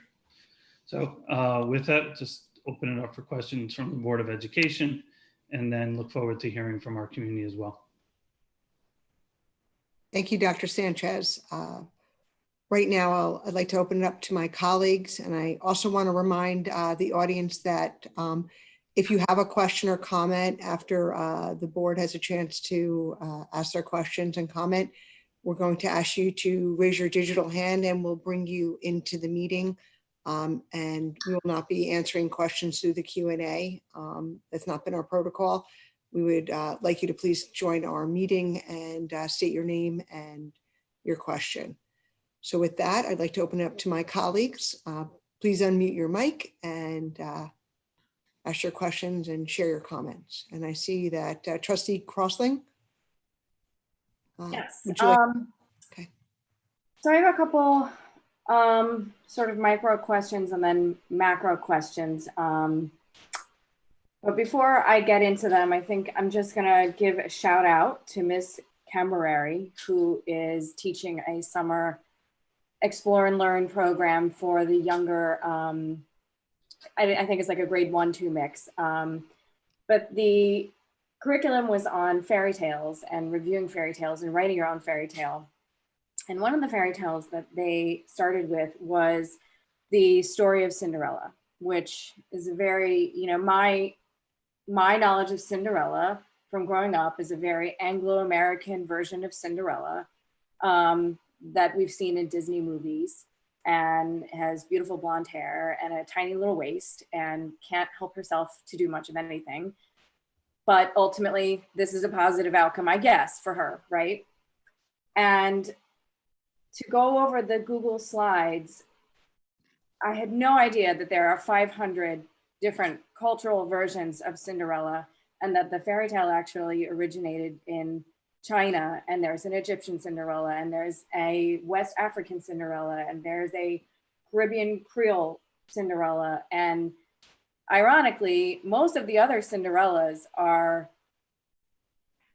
the Anglo-American one was the weakest one, right? And it got my rising second grade son talking about these various versions of this classic fairy tale in a way that it never would have dawned on me to speak to him about it. And so we had a great conversation about culture and identity and ethnicity, and how the same version of events could be told in slightly different ways. And it was eye-opening for both of us. So I totally appreciated, you know, I think it was 8 different versions of this classic fairy tale that were provided to the students in the class. And it wasn't, the Anglo-American one wasn't highlighted as the one. And it was lovely to see that. So shout out to Ms. Camberari. We all did a lot of thinking in that project, and I appreciated it. And I'm now going into some of the nitty-gritty of what we're doing in the district. I just want to thank everyone, because this was a really comprehensive presentation, and I think we've seen bits and pieces of it, topics here and there throughout the past year or two, and it was really nice to have it encapsulated in one presentation. I'm looking forward to the work that's coming. Thank you to the students that spoke. I thought you guys did a fantastic job. I am impressed with your eloquence. I'm impressed with your dedication to the subject matter and your bravery in speaking to the Board of Ed and the community. So well done. You should totally be commended for that. I think it would be helpful if someone could answer. I'm going to throw a couple of questions out, and then afterwards people can answer. But we've talked about restorative circles versus restorative justice, and I think they are 2 different things. And it would be helpful if someone could just give us like a quick sentence or 2 on what each one is. And then another question is, it's it's unclear to me if we've already done the curriculum in the literature audit or if that's a step that we're planning to do. And then I'm wondering, is there a thought process on how often we would be doing that? In terms of, bringing these concepts into the younger elementary levels, I really struggle with how to discuss white privilege and white fragility with my young children. It's not an easy subject, and there's not a lot of guidance in how to approach that with them. We've done our own research and turned to our own resources, but it seems like so far the focus has been on teaching young children empathy, not specifically equity. So I'm supportive of the shift to try to weave that in. And I'm wondering, as we're doing that, is there a plan to provide parents with the resources that they might need in order to bridge what's being learned at school with what can be talked about around the dinner table or other areas of the home as well? And then to the extent that there is pushback from parents, is there going to be a plan for how the district is going to address that pushback? Because I do expect that there would be pushback from parents. And then in terms of the restorative justice, I know that we talked about this, I think it was maybe 18 months to 2 years ago now. We had a board meeting about it, and we talked about it specifically in the context of, and I think it was Diana Lemon's comment, the education to prison pipeline. And I know that we talk about our referrals of students of color quite a bit in terms of we say this is what our stats are. And I've said this, I think at a different meeting after that, the easiest way to change our stats is to simply to say, don't refer. The hardest way to change our stats is to address the systems in place that are resulting in those stats. And we've talked about restorative justice, but we don't get a lot of updates when we get, disciplinary reports on certain incidents. Included in there, I've never seen and we had a restorative justice circle or a restorative justice moment. So it's difficult, I think, for us to assess from a board's perspective what is actually being implemented from some of the talking points. So I'm wondering if you're able to provide us some content or context to that. It doesn't have to be tonight, it can be at a later date as well. And also in terms of staff and professional development, are you able to give us any specifics about either, elementary, this is what we do to train staff, middle school, this is what we do to train staff on restorative justice, high school, to have a better understanding of the expectation of staff in terms of training, and then implementation of, is there a very clear policy of, if this happens, go to restorative justice, if this happens, skip restorative justice? I'm just wondering if you could help us get a little bit more into the weeds about how it actually works. And I think that covers all of my notes. So thank you, I appreciate it. Okay. Sure, so I'll start. Go ahead, Dr. Sanchez. No, just we're going to try to chunk some of those questions up and try to respond. So Dr. Yeah, I'll do my best. So first of all, restorative justice versus restorative circles. In explaining the difference will hopefully help with the deeper part of that question. So restorative justice, the idea is that there is a way to repair the debt to the community, or to restore community based upon an injustice. And so there's a continuum here that begins with community circles, which is what I think you're most familiar with. Is every teacher's been trained on hosting a community circle, on hosting a relationship building circle, establishing a community in their classroom or with their cohort of students. And along that continuum, once you have a community circle, you have various types of circles for various types of situations, with the far end of the continuum being a restorative circle. Now, restorative justice refers a little bit different. It can be in that's classroom based, but it's most often references how the school system as a whole handles an infraction or when there is a referral, right? So to answer other pieces of your question, we don't have, as of yet, a tracking mechanism to be able to say, you know, this might have resulted in this particular consequence, but then was handled via restorative justice instead. I think that that's part of the Infinite Campus work around coding that will happen this summer. And I would love to be able to offer the board data in the future about the number of situations that we've held in handled, I should say, in restorative fashions instead. That's a start, and I'll let Dr. Sanchez and Ms. Seipels build upon that, and you can follow up if we didn't really get to enough detail for you. I'm gonna add, you know, he's out there in the world watching, and I'm getting updates from Mr. Hancock, and he's just reminding us that, you know, that he has, and Ms. Langley and others have created restorative justice contracts. We actually had student circles at OHS, one family circle, where to bring back students from long-term suspensions. We have offered it as a learning strand to our staff at Ossining High School. And, you know, Ms. Sohn, Dr. Sohn, and LaToya Langley have been sort of the key leaders of the work at Ossining High School. So it's really integrated in, you know, they've taken a real lead, not to say that other buildings haven't, but I know, you know, primarily, you know, we'll see some of our suspensions sometimes are more so at the high school, but there's been a real effort to integrate these practices into the culture. And again, I want to thank everyone that's, you know, the leadership team over there because we think it's the better approach than suspension, as you know, as we look at our data and the impact that suspension and particularly long-term suspensions have on our children. So I just wanted to add a few other items. The other question is that of audits, and I'll just let Ms. Seipels maybe share a little bit about sort of the audits that have taken place. I think we've taken, you know, library audits and curriculum audits, I think was the other question that you asked. I think the question was, how often do we see ourselves doing this, right?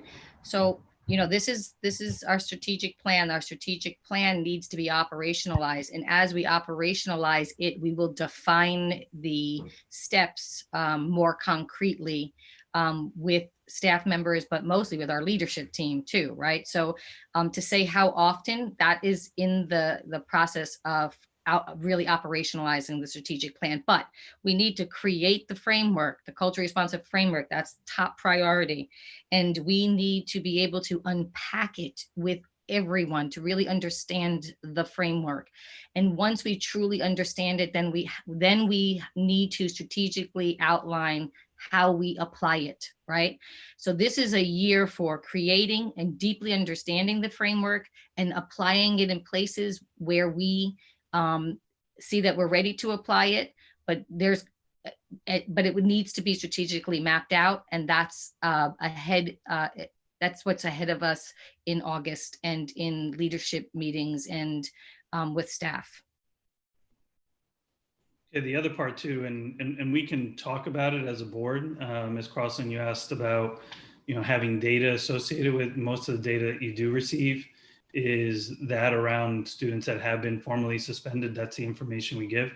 You know, the restorative is in lieu of. So if we wanted to find a mechanism, or if the board was interested in how many, you know, circles were created or how many contracts we've created with students in lieu of suspension, we can certainly begin to, you know, give you more information related to that so you can see the efforts that have been put forth to avoid suspensions of our students. The question also came up about pushback and clarity to families. I would approach this very similar to that of any other curriculum approach that we're taking place within the context of our school district. It's imperative that whether it's math curriculum or any other, you know, area, that we communicate effectively about what we're teaching and why we're teaching it and how parents can help support their child. So we understand too if there are questions and conversations around race, and the level of conversation that might be taking place, that families may need that support in terms of how to engage with their child and talk. So we're conscious of that. We don't necessarily have a concrete, document or plan just yet, but I would argue that it would take a very similar approach to most any other efforts that we put forth relative to curriculum and instruction. The pushback is real, right? And I think it's imperative about, the Board of Education, along with us as educators, to understand educate our families as to why we're doing it, the importance behind it, and stay true to it. At the same time, if it's important enough to do it, and we see it as a real imperative for us from a curriculum and instruction and what we think is best for our children, then I think it's important too that we educate our families as to why. I don't think, and I would not recommend that this become an optional component to and I'm not suggesting you're inferring that, but I think we really need to work to share with our families and our community that this is who we are, this is what our curriculum is, and at the same time, we'll respond and answer to questions that individuals have, but this is how we're going to teach our kids, because we think this is what education really, our curriculum should look like, and the level of conversation, developmentally appropriate, of course, that we want and feel is important for our children as they move through the system. But, we'll respond as other, around, I would argue, although this would be different than, questions that we get around other curriculum areas as well. We respond, we sit down, sometimes it's formal conversations in our offices, and sometimes it's a phone call, and sometimes it's, the answer is given in larger forums where we can talk to families. So we'll continue to respond and educate as well.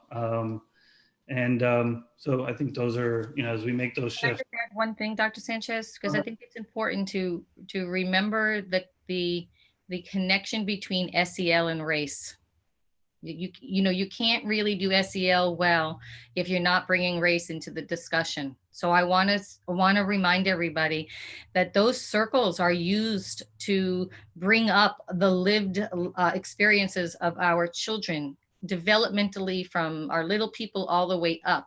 So because we're committed to circles, we are committed to giving our children voice and space to talk about what they're living through.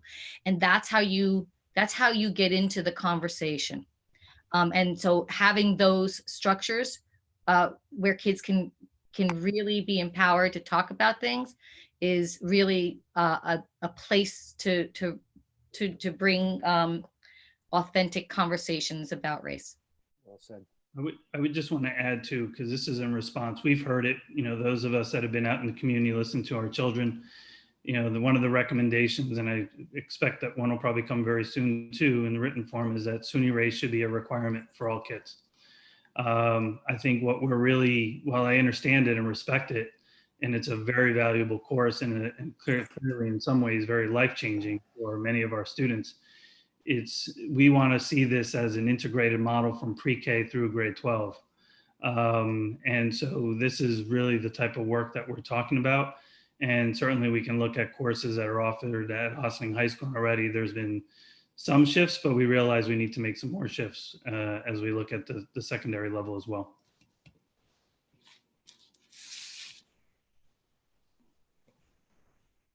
Okay. Trustee Crossling, if there's any other questions that weren't answered, please share with the group later on. I think we got to everything. And I'm going to open it up now. Trustee Banta. Oh, I'm sorry. Oh, okay. No, Trustee Banta, and then Trustee Banta could go first. Okay, and then Trustee Spring. Okay. Yep, thank you. Well, I have a few layered questions and comments, but I can just, I wanted to ask one in particular to start off, and then I can always circle back around. But I want to thank especially our student speakers that spoke. I think it's always integral to make sure we are centering our student voices and perspectives in this work at all age levels as we continue to move forward. I think that's what sets this particular iteration of equity work in the district apart, is that it needs to be filtered through the perspective that the lived experiences of our students, both inside and outside the school. I see that Regent Dr. Wills might have stepped away, but I am very appreciative of the opportunity to meet her and also ask this question, because as we're talking here tonight about pushback and things not being optional and changing hearts and minds, those are all noble feats, but the curriculum part of it, a lot over the years, the reasoning and rationale between why it's hard to shift the curriculum has often been centered not just on individual school cultures throughout, the state or the country, but also through the mandates and the standards and the expectations set on schools. So my question would be to you, Dr. Wills, hello, nice to meet you, is how do you see the regents and the state level supporting a shift of curriculum to shift it more to a policy expectation of this work in all types of work surrounding equity, but specific the ones that have lingered at least in Ossining for 43 years we've been at this, I'd say. So I would just like to know your perspective on how you see the regents supporting, ways in which schools can start to shift their curriculum much more intentionally and much more, withstanding and lasting throughout time, and not shifting based on the perspective of the leadership in place at that particular time. I'm sorry, I had a phone call for a second I had to take from the chancellor, but I'm glad you asked the question. Actually, right now, the Board of Regents is looking with the Department of Education, looking at the social studies standards. So they are looking at that issue, and there's more to that. The culturally responsive framework that has been adopted by the Board of Regents, was adopted 2 years ago, has not been as effectively promoted through all schools the way your district is doing this right now. But that culturally responsive framework is a Regents framework. It's very comprehensive and it impacts every level, every subject area. It's really a pedagogical framework. It's how we teach to connect with the lived experience of the students we teach. And it's very much what you've been talking about here. In fact, Ossining is way ahead in terms of exploring that cultural responsive framework.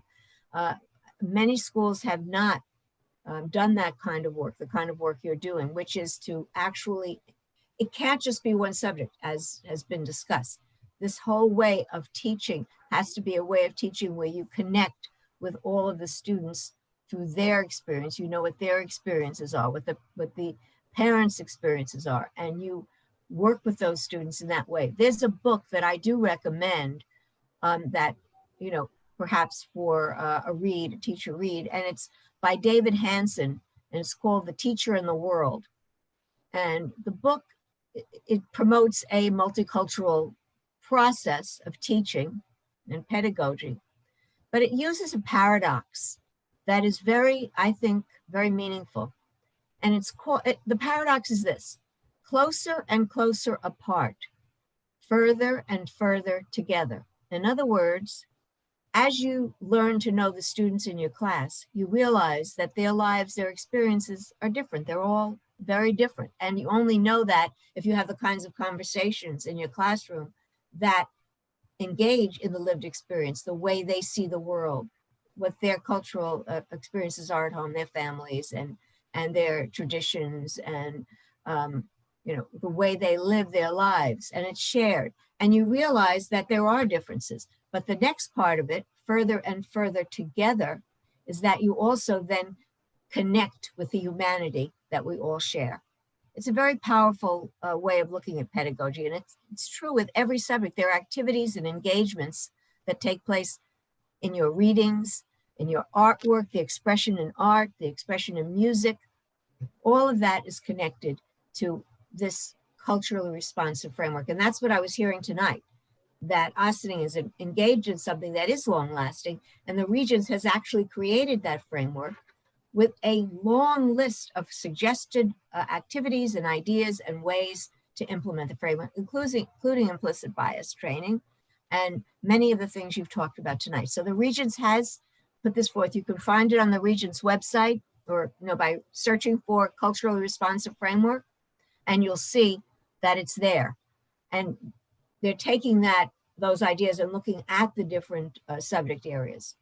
But thank you for the question, because I've been talking about this culturally responsive framework in many places, and not everybody has paid as much attention to it. It will be part of the guidance. It is in the guidance for reopening schools. So thank you. Thank you.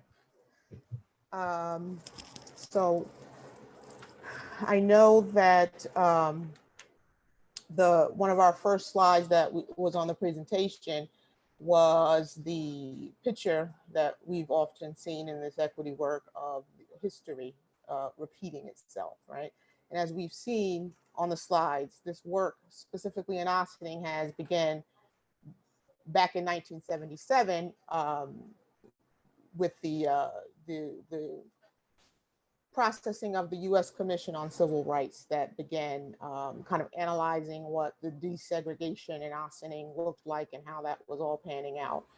A lot of the work through there, through 2002, 2008, 2007, was centered around, it seemed to be like two different like bookends. It was either on the elementary level or the high school level. A lot of it centered on the high school level, diversity projects and all these other things that were centered around acknowledging and fixing the achievement gap.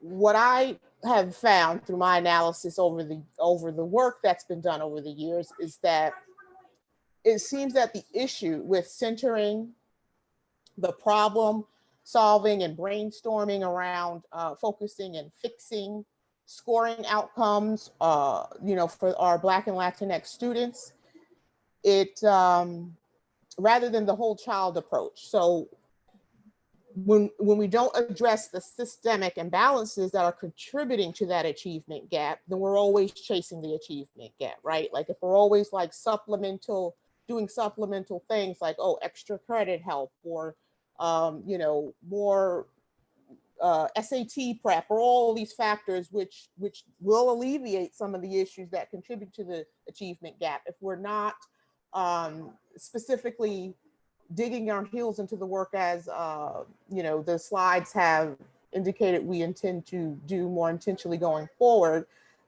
we have to really make sure that we're addressing anti-bias, anti-racist practices within not just the curriculum, but within the whole school culture. Otherwise, what we're subconsciously implying is that the child is broken instead of the system being the thing that's the problem. And so that in itself can be a bit psychologically almost abusive to a child, to make them think that they're the problem. They're not working hard enough. They're not, it's them. They have to do better. And so I'd really like to, make sure that I think the shift has started to happen. But like I said, I noticed that over that 43-year journey to where we are today, that was a lot of what was kind of bogging down the work, because curriculum and there was never any mention of, actual race as far as, approaching how we do the work within the school system. It was always like an underscore of, desegregation, race, but it was never applied in the context of how do we address that within the environment of the school to make sure that these issues are not going to keep popping up after, their shift in leadership or curriculum. I've seen people, especially lately, say things to the nature of, whatever happened to the discussions around the achievement gap, or this or that, or we used to always talk about this. The problem was it's never been not talked about. There's always been a collective of individuals always emphasizing the need to address these issues. So the conversation has never stopped.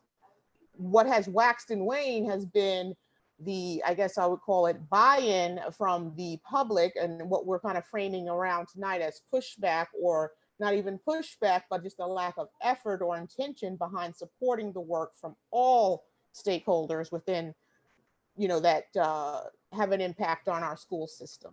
And so I just want to emphasize that, is that the work, as Natalie pointed out, the work is always, we're always redefining what it looks like, and we're always approaching a goal, but we have to make sure we're doing it with vigor, and we have to make sure the stamina is always there, or our foot is always on the gas, I guess I would say. I want to make sure that we're continuously and unapologetically moving toward this goal of not merely acceptance or tolerance, but what is just and what needs to happen, right? So that's why when I hear things like, pushback and things, yes, those are to be expected, but we're talking about what is just, right? What needs to happen. This is not an optional thing, as Dr. Sanchez, I think, pointed out, and it has to be approached as such. And that's what kind of prompted my question to Dr. Wills as well. And I appreciate that response. I'm glad to know that this effort is being supported on higher levels as well, because the work will never sustain itself unless everyone is on board with this, and everyone is continually pushing to do better than previously done, because there is no, oh, we checked off this box, so let's just, we can say we did it. As far as the question portion, I guess around, I think one of the things that are kind of still lingering, we kind of touched on the discipline and how we're going to revisit the approach. I am very, very pleased to see that we're going to finally start addressing some of the linguistically, I guess, problematic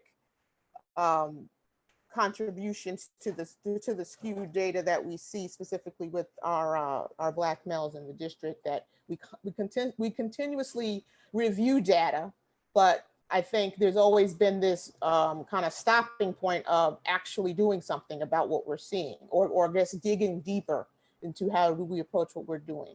So in that regard, I think the other end of that is what was pointed out on a slide about teacher recruitment, right? And how it appears that it has gone down as far as our ability to recruit Black teachers in the district. Although I know, Dr. Sanchez, you pointed out that the teacher population increased. So I think that's what you were trying to say contributed to that.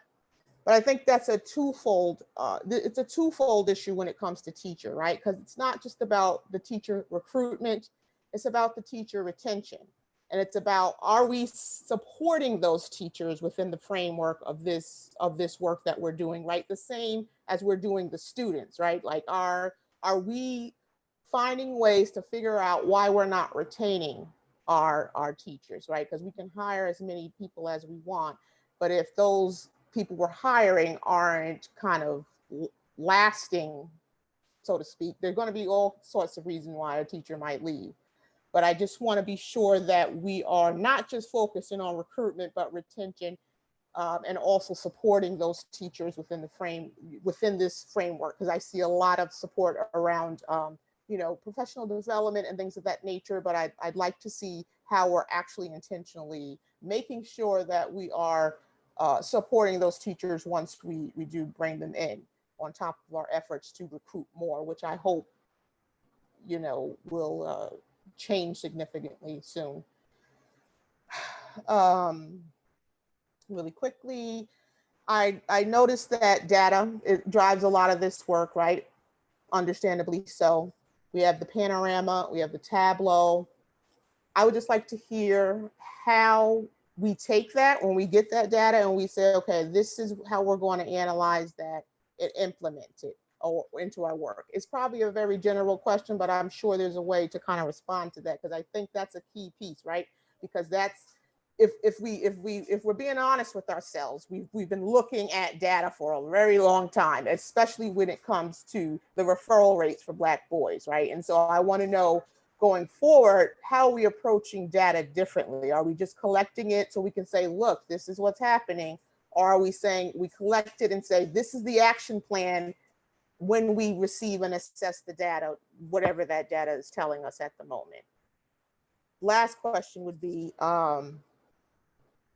the code of conduct. I just want to be sure that I'm understanding that it's going to be revised on a district-wide level and maintain some type of consistency from school to school and not just OHS centered. I think maybe I was misinterpreting the slide, but it looked like it was kind of really focusing on secondary level. And I want to make sure that, because I think one thing, some of the data that we've processed over the years has shown that there's usually a shift after a certain grade, or at least on paper, with the referral rates of certain students, and how does that happen? Is it inconsistency in how we're addressing our code of conduct policy or whatever? So that ties back into my last question of analyzing the data and how are we actually responding to that as far as acting on it. And I hope everyone was able to retain what I was asking, and I think for right now that's about it. Thank you. I'll take the code of conduct for a minute, and then I'll defer to my colleagues on the data, but I can also speak to it as well. The code of conduct is our district code of conduct. So it's a policy that actually the Board of Education adopts, and that has implications across our system. So I can understand why it was inferred that maybe it was more focused on the high school, but it is actually a district-wide document. So I just want to make sure that that's really crystal clear, and actually it would have to be adopted by the Board of Education before we can fully implement that document moving into the existing school year. We're moving rapidly. I want to make sure I stress too that Alita Zuber is here as well. She oversees the policy committee. We're going to be carefully looking at and looking to the board also within the policy committee to help us looking at every policy, from our grading policies to various other areas where we see potential barriers for our kids. Look at it through another lens. And if we look at it and there's nothing to change, we won't change it. But if it calls for us to look at and potentially change, we should change it. So that is work that I know Alita is going to be leading. So I just want to make a connection, although I'm digressing slightly, to the code of conduct along with others. So that's the code of conduct. The other part is the data. I don't know, Brian, do you want to speak to the data pieces, and then I'm happy to jump in there a little bit further. Sure. Thanks. I'll go briefly. I have 4 key points, and then you'll fill in any gaps I may have left. So part of the quarterly data review, where we're looking at all kinds of things from achievement to discipline to referral rates, to all these sort of things, is we always ask the question. We haven't always asked this question. We always ask the question: how does this get to instructional practices?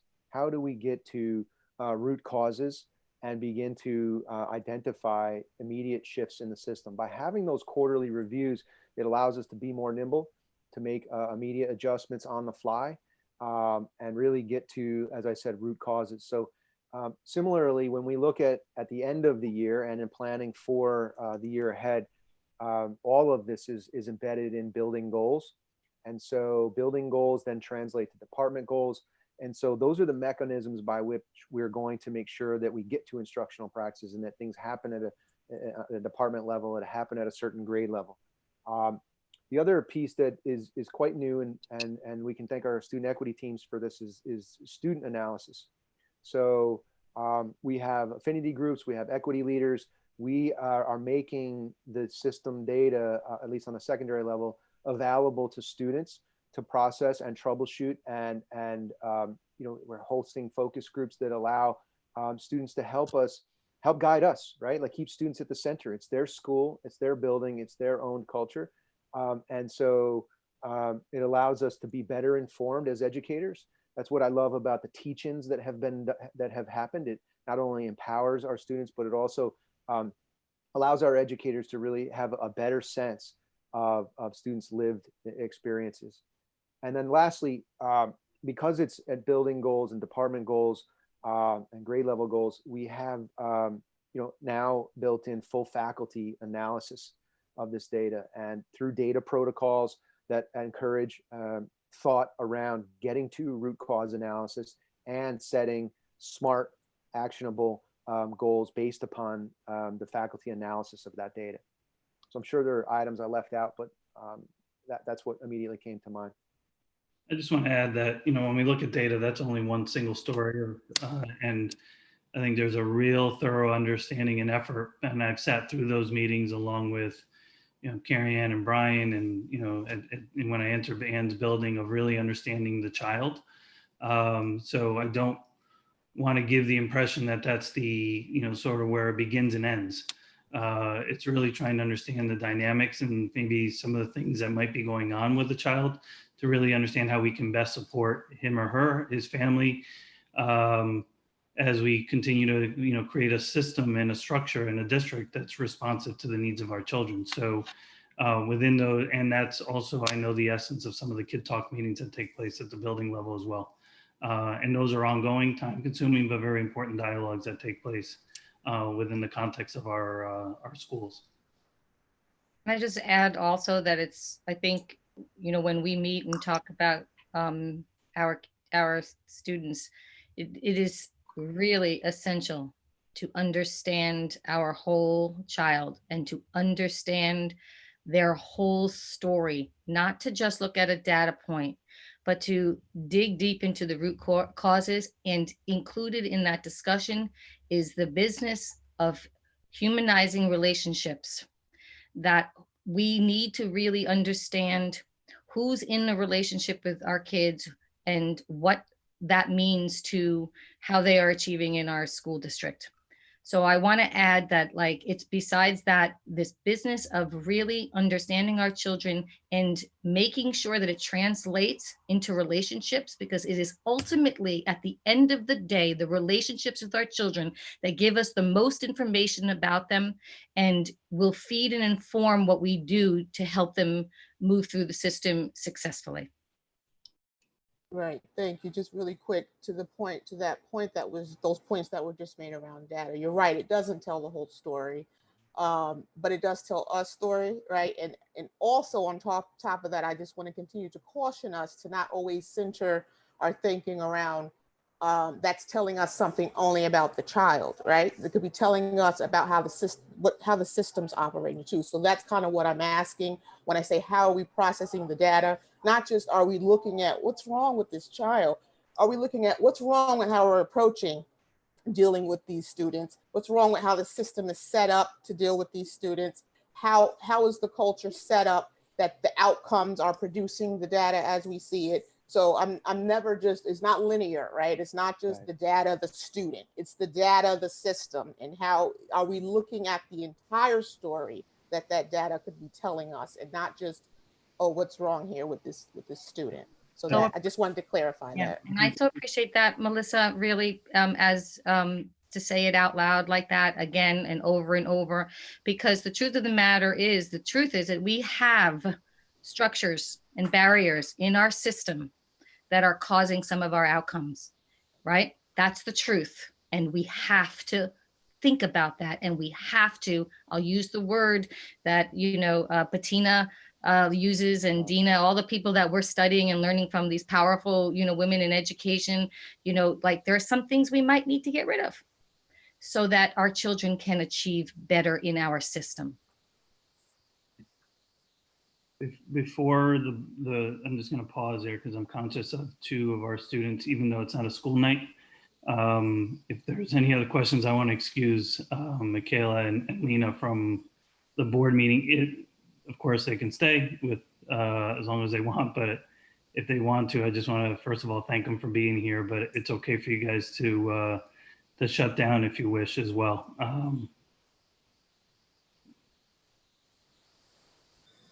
They may have shut down already, but I just want to be public in my statement, that's all. Thank you.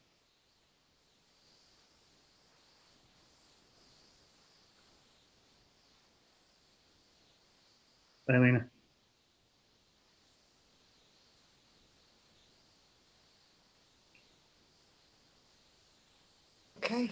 All right, now we'll go to our next, whoops, sorry. Trustee Spring? So thank you for that presentation. I had a few recommendations as well as action steps I believe the district and the board need to take as soon as possible. First thing, I mentioned this multiple times, how the holiday of Eid Mubarak is the most holy holiday for the Islamic religion. And currently, we as a district do not give off for Eid Mubarak. New Rochelle gives off, New York City gives off. Next year, it falls on Wednesday, May 12th, 2021. I think if we're going to be equitable, especially when it comes to religious freedom, we should be giving Eid Mubarak off to all students, but specifically so that our Islamic students can observe the holiday, as well as sometimes Passover for our Jewish students falls on a week that isn't spring break. And I think there should be some sort of exemption or understanding that people sometimes will want to take off from school to observe their religious holidays. When I hear about the curriculum, I just want to jump into the reading statistics first. And I jumped to the fall benchmarks from AMD with the STAR Renaissance data. And I recognize that on the 6th grade level for the fall, we had 53% of our 6th graders proficient in reading. On the 7th grade level, we had 27%. And on the 8th grade level, we had 46%. Since then, we have gone into distance learning, and it's nobody's fault. I'm not blaming anybody, but I do not believe that these proficiency levels have increased since then. Again, I'm not blaming anybody for that. One of the biggest issues, I believe, in our district when it comes to reading, as you know, is the dyslexia. And this is something that Ms. Sipos and the district have really put a lot of work into and have worked hard on. And I think we need to keep pushing for this. Dyslexia, for those that don't know, is a learning disorder that affects 1 in 5 students. And Sally Shiwitz, who's the co-director of the Yale Center for Dyslexia and Creativity, she says dyslexics tend to be creative, out-of-the-box thinkers and possess strong reasoning skills. It's just there's a difference in how they learn to read. So she also came out a few days ago at a conference, and she was talking about how dyslexia often goes underdiagnosed or even undiagnosed, and especially this is more pronounced in minority communities. So I feel we can help bridge some of the achievement gap or some of the learning gap if we work even harder to diagnose and to push the phonetics-based learning that dyslexic students need in order to basically be the best person that they can be, the best student that they can be. And part of that includes accommodations. I believe one of the student representatives said equity is different from equality in the sense that it's making sure everybody gets what they need and not necessarily everybody gets the same treatment. She found, Dr. Shiwitz, that is, that in one study, when students with dyslexia were given extra time for tests, test results went from an average of getting 12% of the questions correct to 75% when they were just giving the correct time and the extra time that they needed. So I think this is something we also need to look into to be equitable. And if this is going undiagnosed and underdiagnosed in our minority populations, I believe if it's properly diagnosed and properly treated, especially around the 3rd grade level, when you're going from learning to read to reading to learn, this is a concrete step we can take to start to fill that achievement gap and start to get some more results. And it's something we have been working on. And again, I thank Ms. Sipos especially for her presentation a couple months ago. And I think it's something that we need to continue to work on. Aside from that, I think one of our biggest issues that exists in this district is access. And I think a lot of the inequities that exist in our community are because of access. And in my opinion, I think this board should really consider going into our reserves and spending a decent amount of money on after-school programming. We have a lot of students who don't have computers at home. I think it's important, if the school is reopened, to pay somebody to monitor a computer lab after school so that kids have access, especially those who don't have computers at home or Wi-Fi at home, to have a safe space to do their homework and to use these computers. These safe spaces can also just be classrooms where they can do their homework after school. I think I am more than willing to, and I imagine the board will be willing to have a conversation on this. I'm more than willing to move money around in the reserves to invest in something like this, where we can have homework help after school, or mental health half hour after school, where people can just do stuff like play chess or de-stress, or play, you know, board games, or just hang out somewhere where people feel safe, where we can use our facilities. When I think of equity, two programs really come to my mind. One is Destination Imagination. I think this is something we should take money out of the reserves to fund. This is a program that gives everybody equal access, regardless of race, creed, religion, sexual orientation, background. This is a program I believe needs funding, and this is a program I believe will allow us to continue to push toward equity. Another program is Project 105, Coach Jermaine Smith. This man doesn't take a dime from anybody.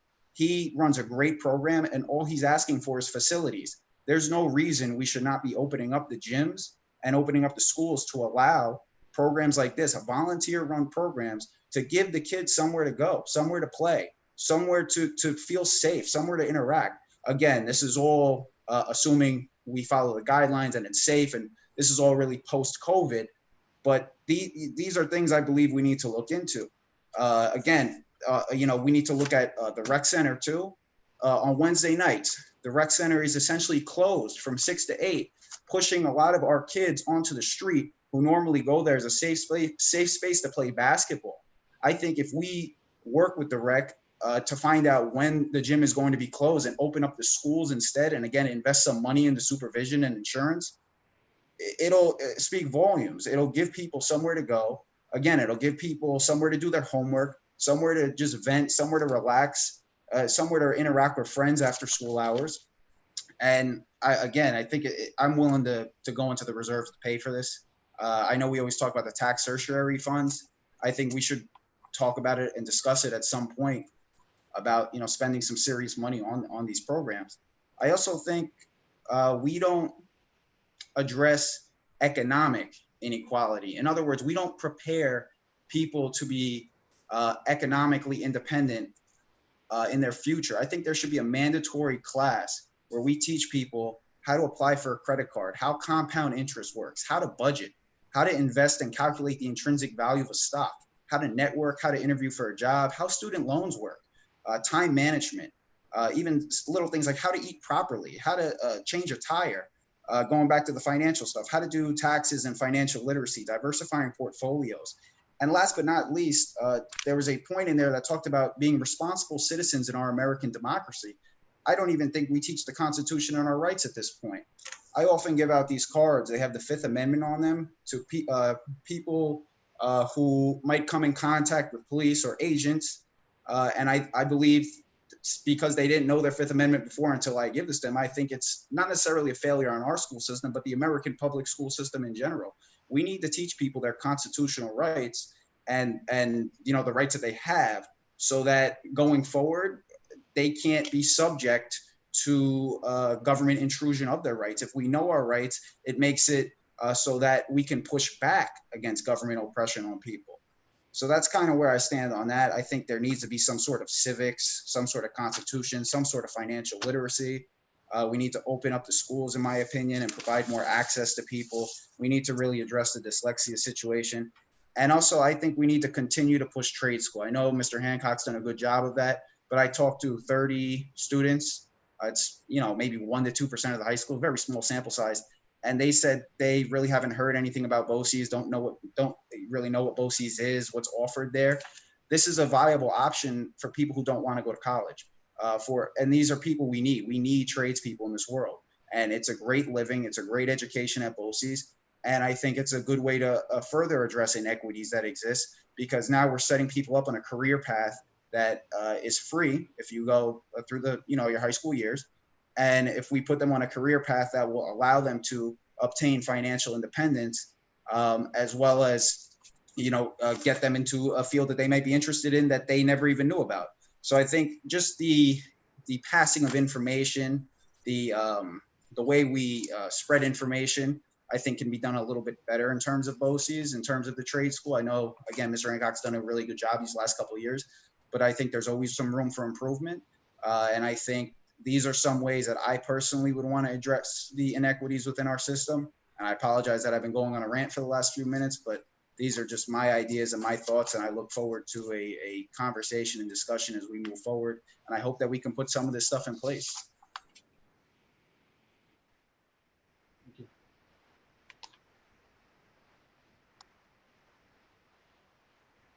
I just want to, I think a lot of those suggestions were great, but I'm not sure. I know that's a conversation down the road. I'm just not sure that we would be digging into school reserves to do things like open up the rec. I think that goes back to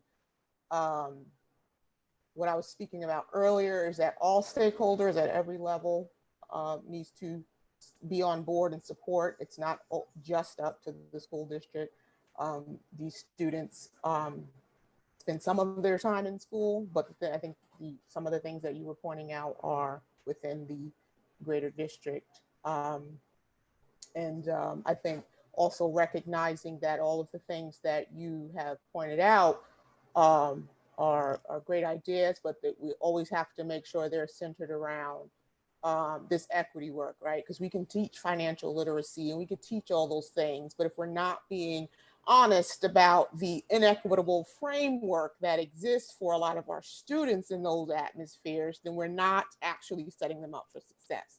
So I just want to use this opportunity to remind everyone that it's more than just work harder, right? It's, let's be honest about what all the barriers that are in place, because I can teach somebody how to apply for a credit card or a loan or whatever it is, but if the environment to which we're releasing our students into is not is inequitable, and we aren't helping make them conscious of that too, and setting them up to combat that in the stakeholders within our society to combat that, then it's just this recurring cycle going back to that first slide of history repeating itself.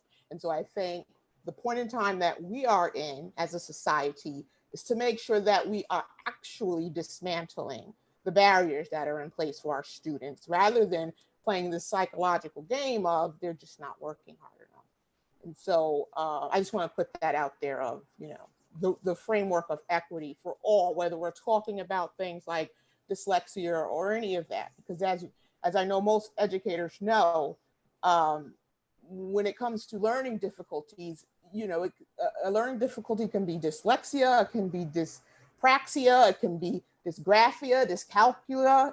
There's a lot of things, and so that's where equity comes in too, right? Not just assuming a learning disability is dyslexia, learning how to analyze. So the equity frameworks works on all the levels that we're talking about tonight, even the ones you're pointing out, Mr. Spring. And so I just want to remind everyone, and this is not, you know, a rebuttal to anything you said. I think this is a great opportunity to remind everyone that the true lens of equity is needed in all we do, or else we're going to keep spinning our wheels.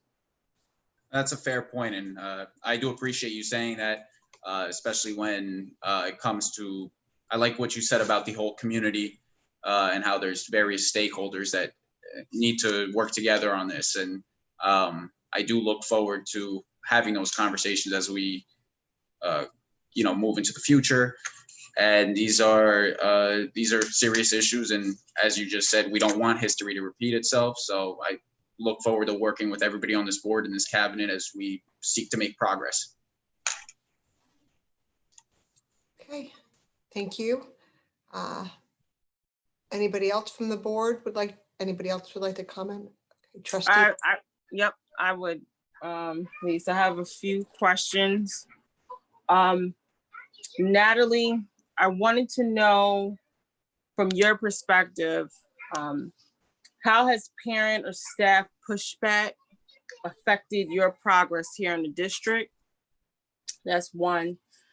For the administration, I wanted to know, how would the teachers be trained?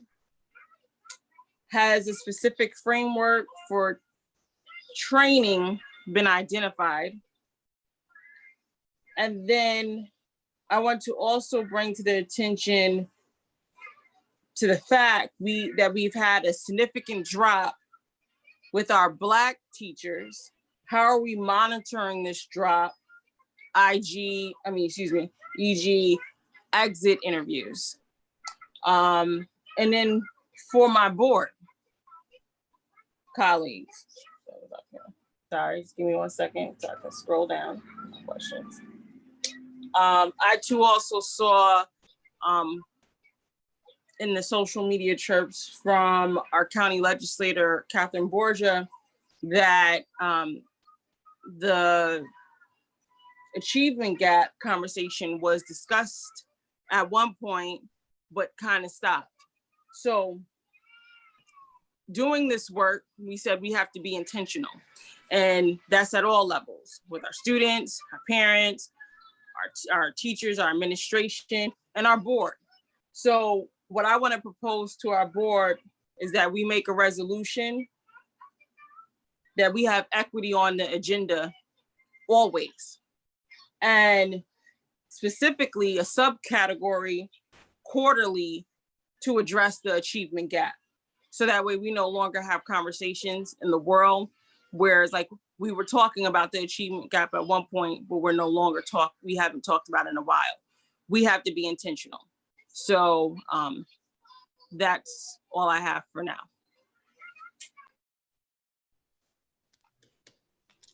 I would definitely support that idea regarding the agenda items, especially given the addressing of the achievement gaps. I think that's a wonderful idea. And equity. I'm sorry, and equity. Okay, Natalie. Yeah, sure. Thank you so much. In terms of parent pushback impacting our progress, I don't know that I think that it's necessarily held back the development of the equity infrastructure and the work moving forward.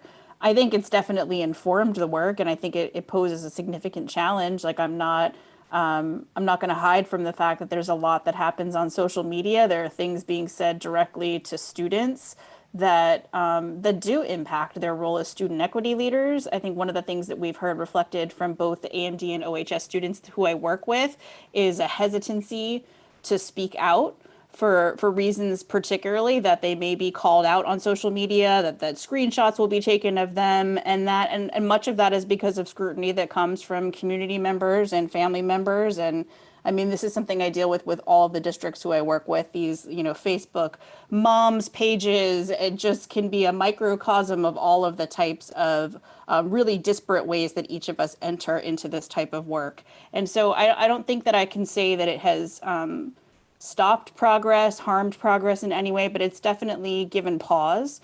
There's been times over the past couple of years where folks have added like significant scrutiny to my social media and asked questions about things that I post about white supremacy and racial justice. And so, everyone is impacted by that.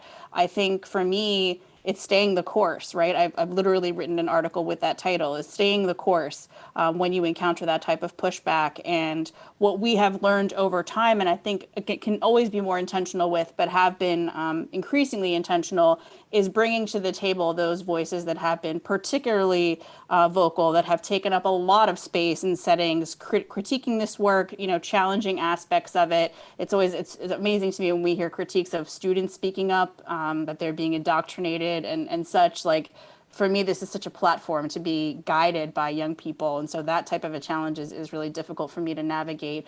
But that has to inform the fact that we live in a community, we exist in a space, we exist in a current socio-political climate where that's the perspective of some people.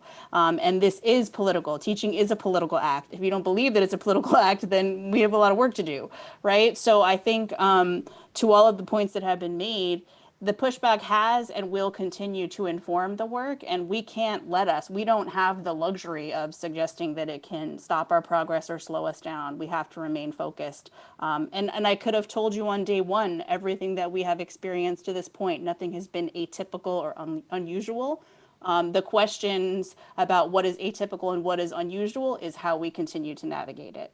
How do we plow through? How do we stay the course? And how do we continue not just to go in the direction we said we wanted to go, but to deepen and be even more explicit when that type of pushback comes, being even more clear when we're talking about anti-bias, anti-racist pedagogy. And I think that's the moment that we're in right now. Thank you for that. And I just wanted to double back on what I said. to my board. I think I asked that question because I already knew the answer, but I wanted the public to hear it as well. And I think that's important when we go forward in this work, so that way, when that pushback does come back, that I'm pretty sure, I want to say all of my board colleagues here are in agreement that we need to do this work and that we are committed to do this work, and that the community hears us out loud say that we're committed to doing this work.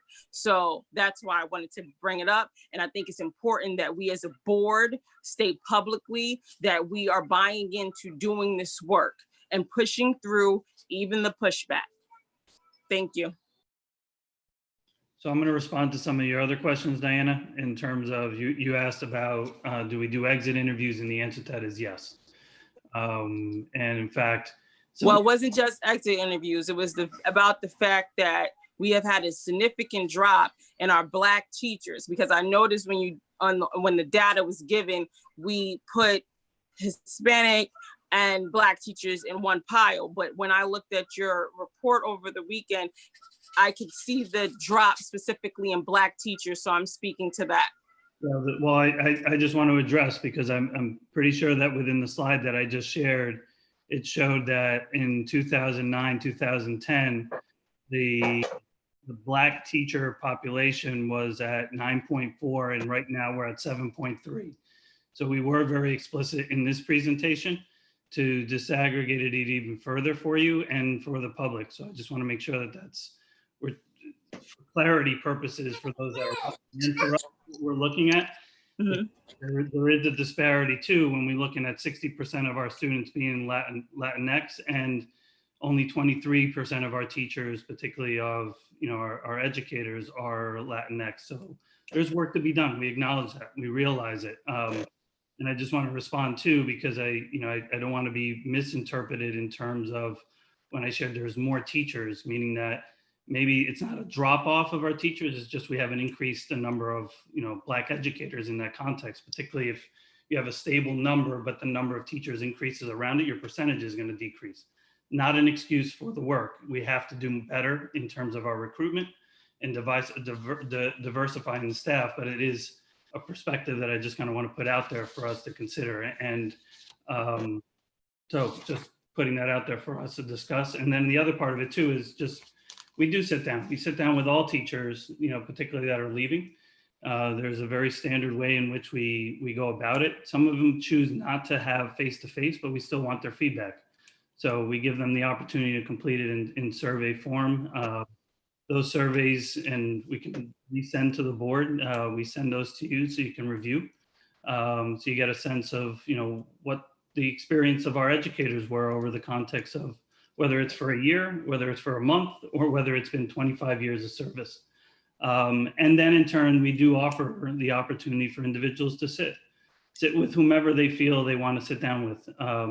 I've personally sat with some educators that wanted to sit with the superintendent. Others have, basically whoever you feel most comfortable with to conduct the exit interview. It's important information. We do look at it really, really carefully. And, we look at it holistically, and then we look at it the same way we are with our student information, to look at at an individual level and see how we can improve. How can we, whether something related to the culture, some of the experiences that individuals have had, or anything else, it gives us a space to improve. So that, again, that's a piece that we do look at. The issue of, just to address the question about professional development, I would say that falls more under the responsibility of our building equity leaders. They are what I'll form as sort of our teacher leaders. They meet with Natalie quarterly to meet and discuss what their work will be within the context of within the building levels. What I do think we need to improve on, very honestly, is giving them and allocating better time and space to ensure that all our buildings are doing that across the board. And I can assure you that moving forward, contingent, obviously, it doesn't matter whether we're virtual or not, that time will be dedicated to make sure that they have the time they need to work with our colleagues in the building levels.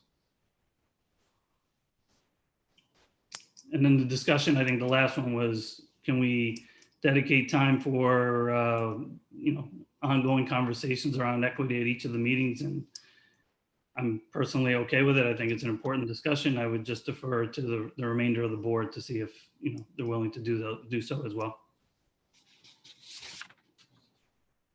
Well, I'm absolutely willing to.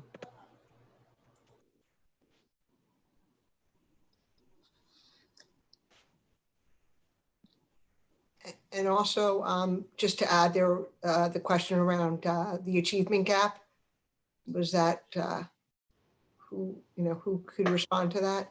I mean, I can respond to that as part of our recommendation to meet quarterly around where we are as it relates to our equity work. So dedicating the time, you may recall that this past year, we actually did 2 presentations. Carrie Ann worked where we have quarterly benchmarks for our students. We actually disaggregated the data and had a very public conversation with our community and our Board of Education. And I would argue that we should continue to do so. The drop off was, and that was our intent moving forward. And that data was disaggregated. So maybe we didn't refer to it as the achievement gap, but it was ongoing conversations about where our children are and where we want them to be. And again, disaggregating them with and having those very honest conversations with the Board of Education. I think Brian did one as well. And then we paused there soon after because of where we were. And, in retrospect, we probably could have done that even in a virtual setting as well. So that was, and that is one of the recommendations that we put forth, is to continue to make sure that we have quarterly updates to you and to our public relative to our work. And I would say beyond just achievement, where are we with our curriculum? The conversations, all these recommendations that we're noting, I would argue and suggest that the board should hold us accountable to each of the items that we're recommending, so that you two know where the progress is relative to that. And again, speaking to use Diana's words, being very intentional and holding ourselves accountable to what we're saying to make sure that we're making progress and the impact of the recommendations that we set forth as well for the upcoming school year. Thank you. Trustee Galiff? Sure. I'm gonna start. I'm 100% on board on Diana's suggestion. Every meeting would be great if for some reason we have 2 meetings in a month, it makes sense to do once, but either way, I don't think quarterly is enough. And if it's on every meeting, that's great. I think, I'm struggling. There's so much to talk about. I know this isn't a 1 meeting, discuss everything, and that's where the more for good conversations will help. And I know not everybody needed this sort of COVID, have more time to reflect and think about things. But I certainly have used it to think about myself as a board member and talk to people. And Netflix doesn't have all the answers, but there's some great documentaries on Netflix that really made me think. I think I've reached out to some community members who have come to board meetings, and I've seen around town at rallies and other things that had, deeper conversations than I'd ever had with them. There's so much that comes out. I think, I was going to share one story that, because it connects to Ossining and history, and it relates. A bunch of people have talked to me about, again, a list of 100 things. I don't want to make this sound like this is the only thing, but just the sense that kids need to know, who they are and their history, but also understand, their classmates and what their classmates are dealing with. And one of the sort of things that, I went to the Ossining schools. I was in Brookside School when the redistricting happened. I was at first grade at Brookside when everyone I went to school with lived right near Brookside, and in second grade is when everybody moved around town. I didn't know what really was going on as a second grader, and it was great because we met great friends that are lifelong friends. And I guess I would have met them in sixth grade, but it would have been a different experience. But there was one thing that popped up. Somebody told a story on Facebook. One of my classmates in eighth grade, there was a law class at AMD that I guess she took at lunchtime. I didn't take it. And a group went to the prison for a Scared Straight program.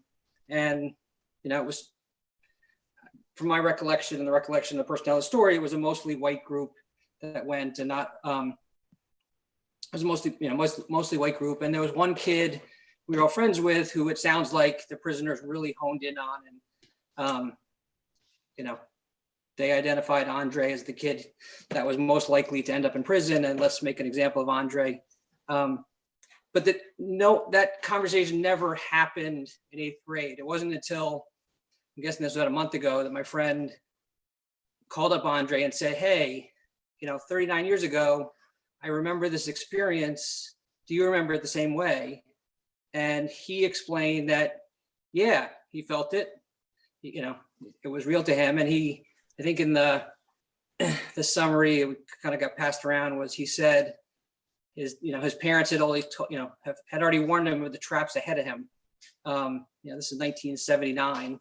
And it really, made a lot of us think two things. I think, ignorance is always going to throw. I don't know if we were ignorant as 8th graders of not thinking. I think Andre gave us the benefit of the doubt and said to him, it was integration was working because we just thought he was Andre, and we were all kids and out of prison. And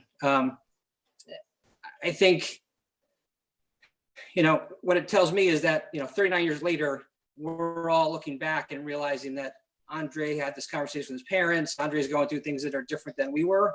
I worry coming out of all this that, my kids, friends of my kids, people I talk to who's, are classmates, I think the same, well, I shouldn't say I think. I know some people know this isn't new news, but the same thing is happening today that was happening 39 years ago, of people not understanding what was happening around each other. And it's as simple as if, we're not faulting anyone, but if one adult who was observing the situation had said, hey kids, we just went to a prison, did you guys realize that they were more focused on one person than, the rest of us? Why did that happen? How did it make you all feel? Again, just one very simple example that, I hope in all of this curriculum and books and SEL that we're getting to those moments. And I think, I'll tie it to my main question is, as a board member, this is not our first conversation on equity. And every time we have these conversations, I kind of listen, and it feels like there's a good plan. And I know that there are districts that are today in 2020 having their first equity conversation, and they're not anywhere near where we are. So I definitely want to acknowledge that, but I also know that we haven't made nearly the progress that we need to make, as most of you have acknowledged. And I think, Melissa and Dan, I think you said or hinted at this, but the feedback I'm hearing is the community, and again, if we go to the rallies and all this stuff, they see the need that you see, I think, whether it's identical or not, we need to flesh out. They're going to be skeptical that we're doing what we need to do. I listened to the presentation tonight and feel like that sounds very comprehensive. There's a whole lot, this is certainly the meatiest of equity conversations that we've had.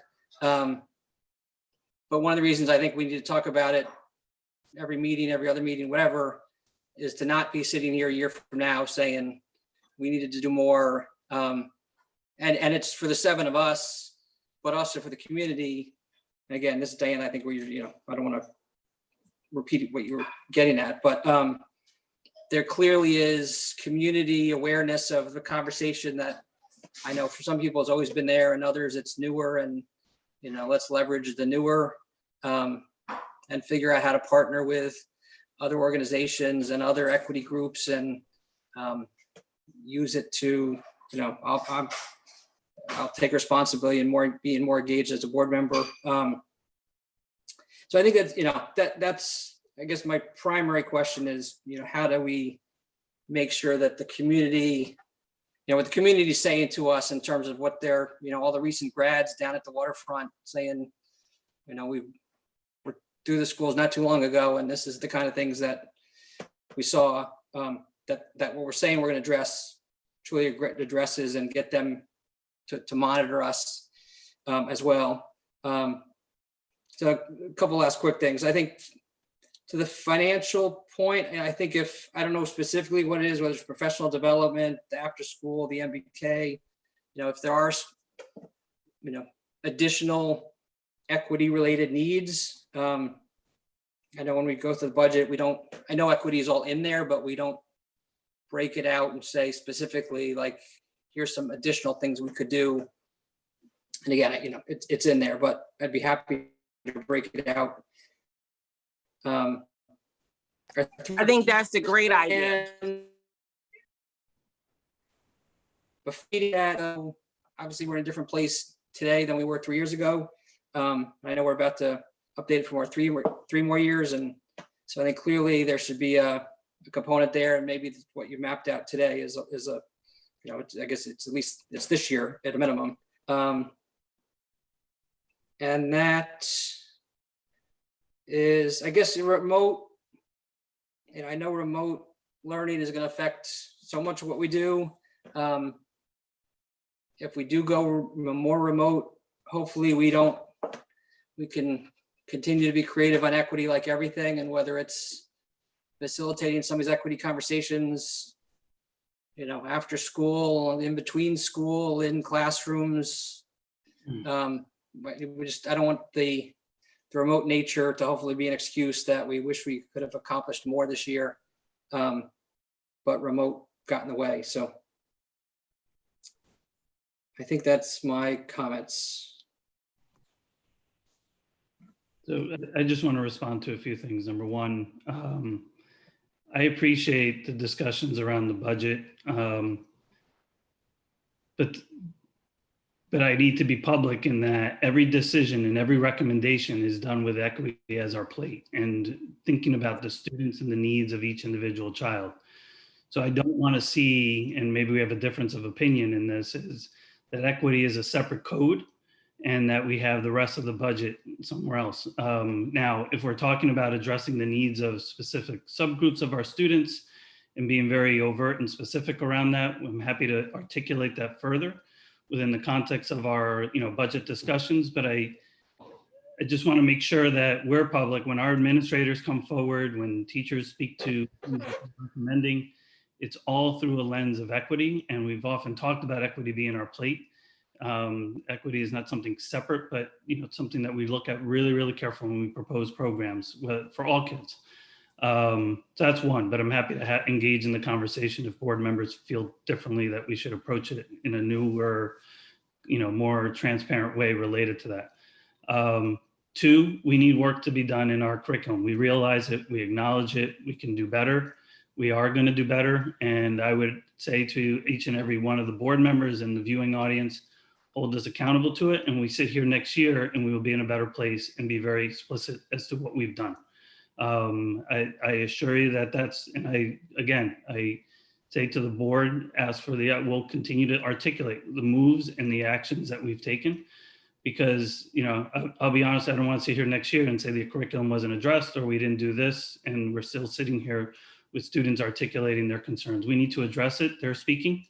And we acknowledge and we know we can do better, and we will do better. It doesn't mean that there hasn't been efforts, but we're going to be more overt and very explicit about that moving forward. And you've seen that at least in outline, but actions speak louder than words. So I hope that, as you see moving forward, that this is, that there's real concerted, even more effort in that space. The last piece I would say, and just, I meant to say it before, is that I would also encourage the board that maybe we allocate, when we talk about equity, for some learning for us as a collective group and dedicate some space for us to engage in conversations as a collective group and model the learning that we're asking our educators in the building levels to do at the board level. And we can allocate, we had Lisa Rudley and I had a brief conversation, whether that is an article that we can digest and talk about, whether that is a video or a TED Talk that we can engage in, whether that is looking at some data and trying to understand the root causes of that data.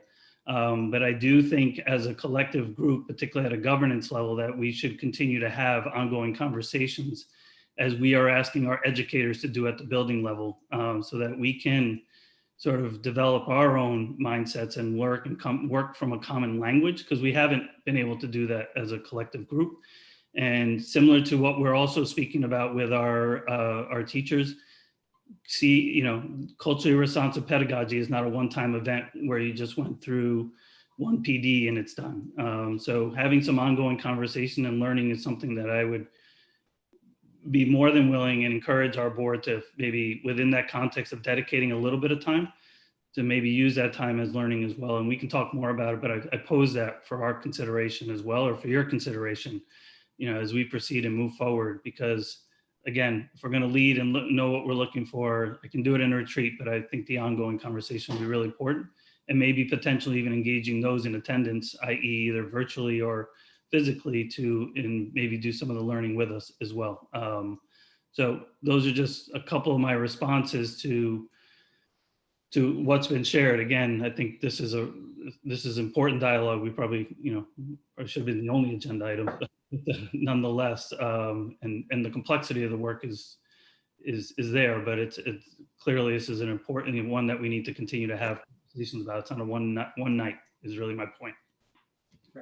Right. I guess just to clarify my budget comment, I think I'm thinking more going forward in the conversation that, if the community may be more willing to support XYZ, if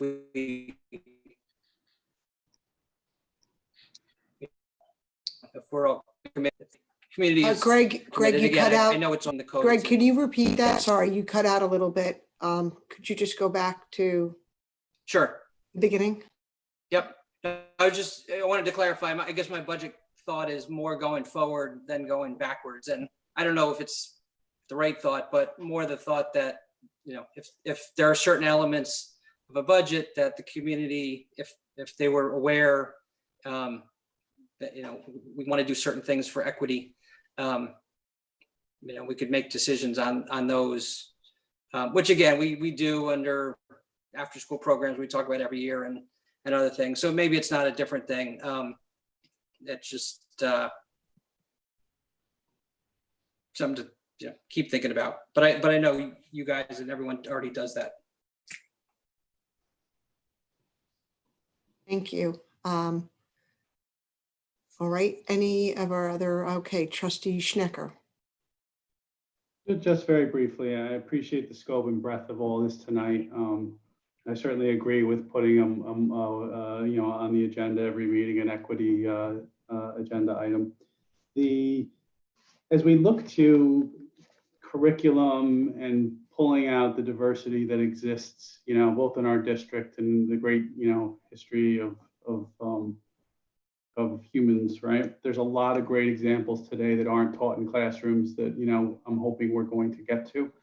But as we look at communications, and I certainly think we need to highlight significant events, there's months that are really important, heritage months are really important. I think we have a really unique opportunity as a district to make every month a diverse heritage month.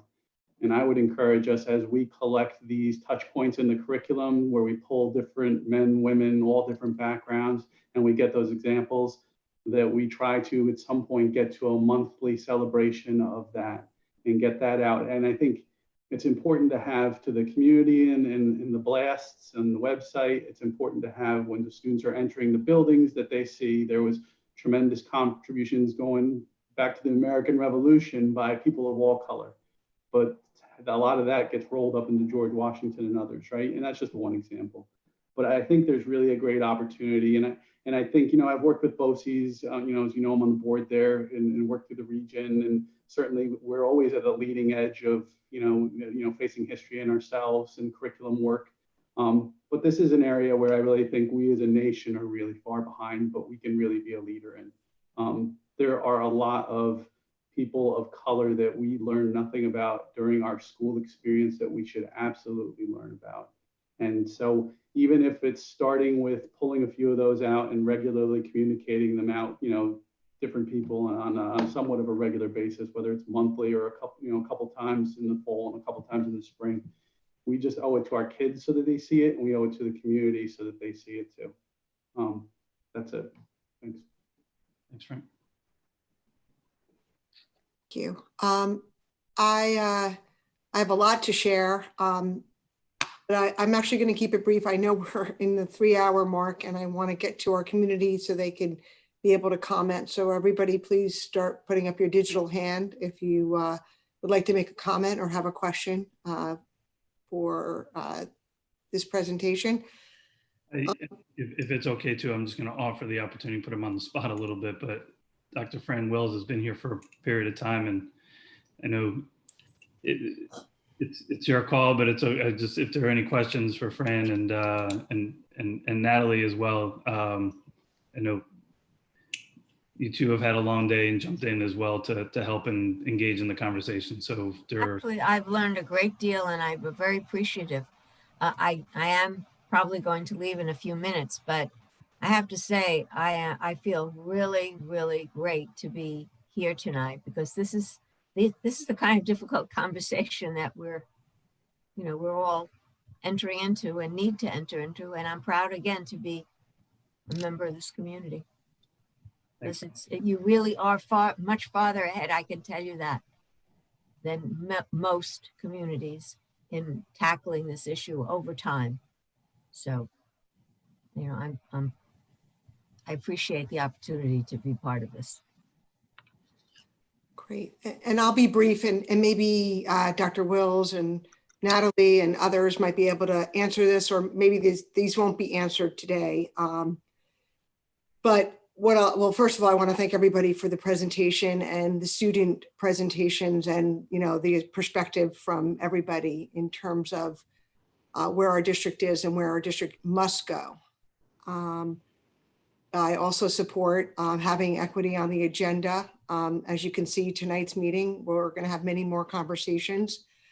When I look at what we measure and what we value and how and what we know will change those, if you will, the measurements that we're seeing, such as the achievement gap, such as the connections in our schools, such as the opportunities that our students get when they leave the high school, opportunities they get within our own school, beyond the academic day. We know for sure, the research shows that 3 to 5 trusted adults beyond your family members are very important for students to have along their life and education. Advisories are extremely important. So, we've talked about all these things and what our challenges are and what we want to do, but how do we know it's working? And I know we talked about some of it, and the measurements that we want to look and we want to hold all of us accountable for. So when we look at that, and how do we measure that and how do we gather that information? Having advisories we know is extremely important for all levels. And I know we attempted that at AMD and we had to take a pause on that. Even in the virtual world, even if we're in that virtual world, I know we're making some progress towards doing that in the secondary. And I know we're doing a lot of mindful circles in the elementary, which is really important. How do we, I thought was really telling is the climate survey we did and what the perceptions were of our staff and our students and what they perceived connections were. And they were different.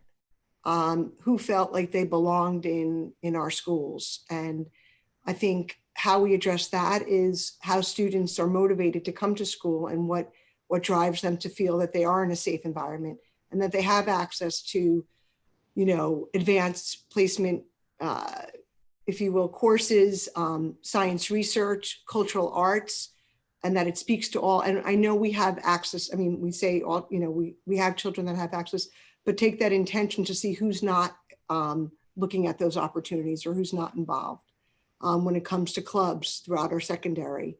I also want to point out that the regents have worked on civic readiness, and that was presented, I believe, back in November. And I know that that's going to be formalized.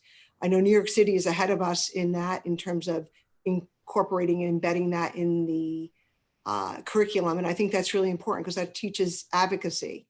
And I mean, we have an amazing generation of students that have our alumni and also are coming up in our schools that are advocates more than ever. So, but to continue with that.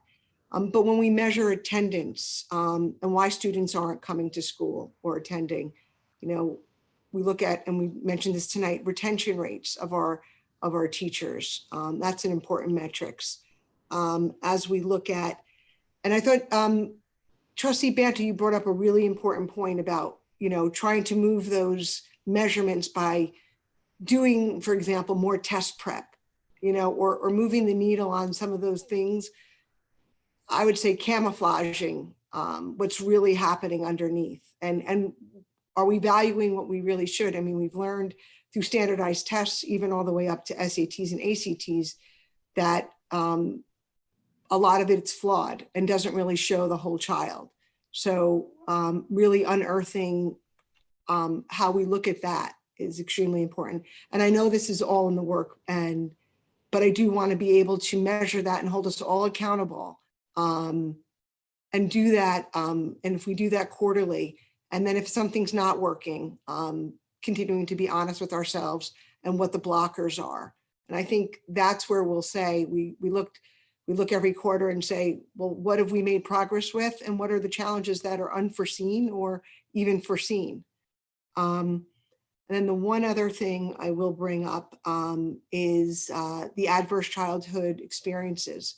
I want to make sure that we're looking at that and we're measuring that through our schools.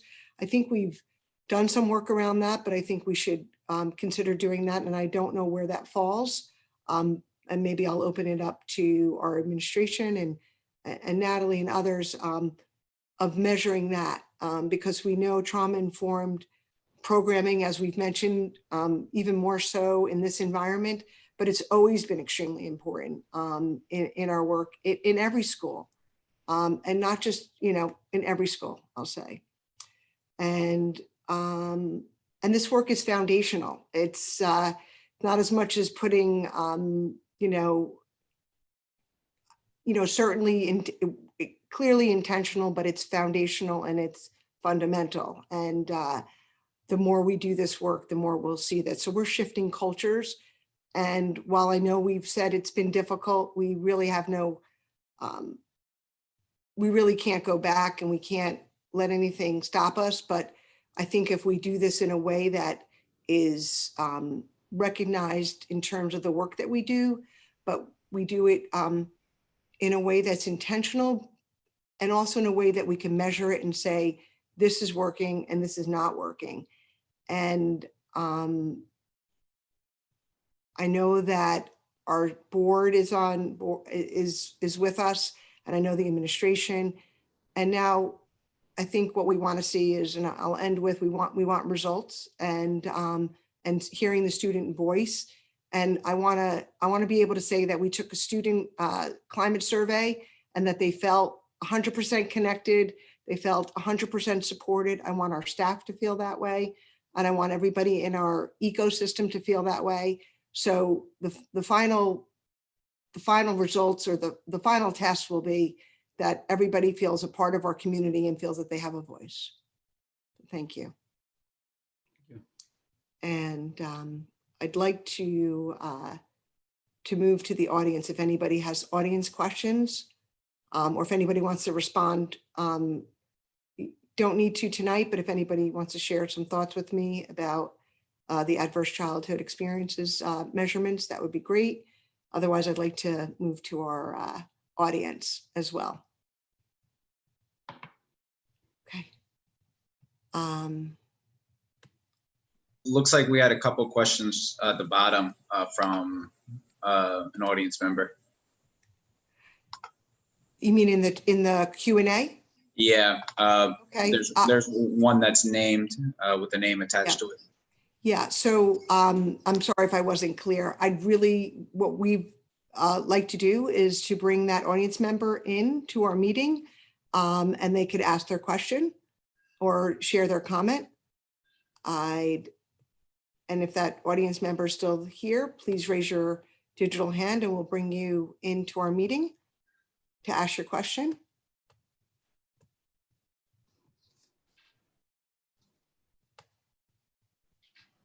Okay. Anybody, this is as you know, equity will be on our agenda every board meeting that we have, and certainly will give more opportunity for the community to share their thoughts, because this is going to be, clearly our goals, and this is going to be clearly top of mind, and this is going to be clearly intentional. So just for everybody to know that this isn't, as we've shared, not the last time we're talking about it. So if I don't see any questions, and I'm sorry, we should actually turn off the Q&A. Really, the Q&A is for any technical problems somebody's having. But the way we've been running our school boards is we'd like people to come in and ask their questions to us and to identify themselves. You have one, Brian. Okay.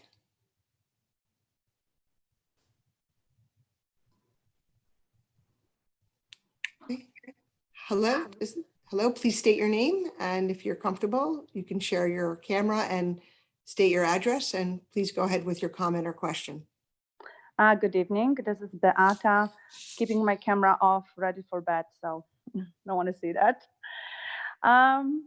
So I just want to touch up on a topic that was brought up by Trustee Lemon and Trustee Banta. Both of you had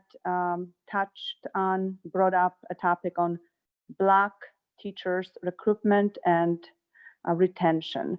So I am just seeking clarification, as I would seek it, for example, from Trustee Schnecker, inquiring about white teachers or Hispanic teachers or Asian teachers, teachers of any or all race, that our district recruits teachers not based on their skin color, not based on their race, but rather based on their qualifications, recommendations, persona.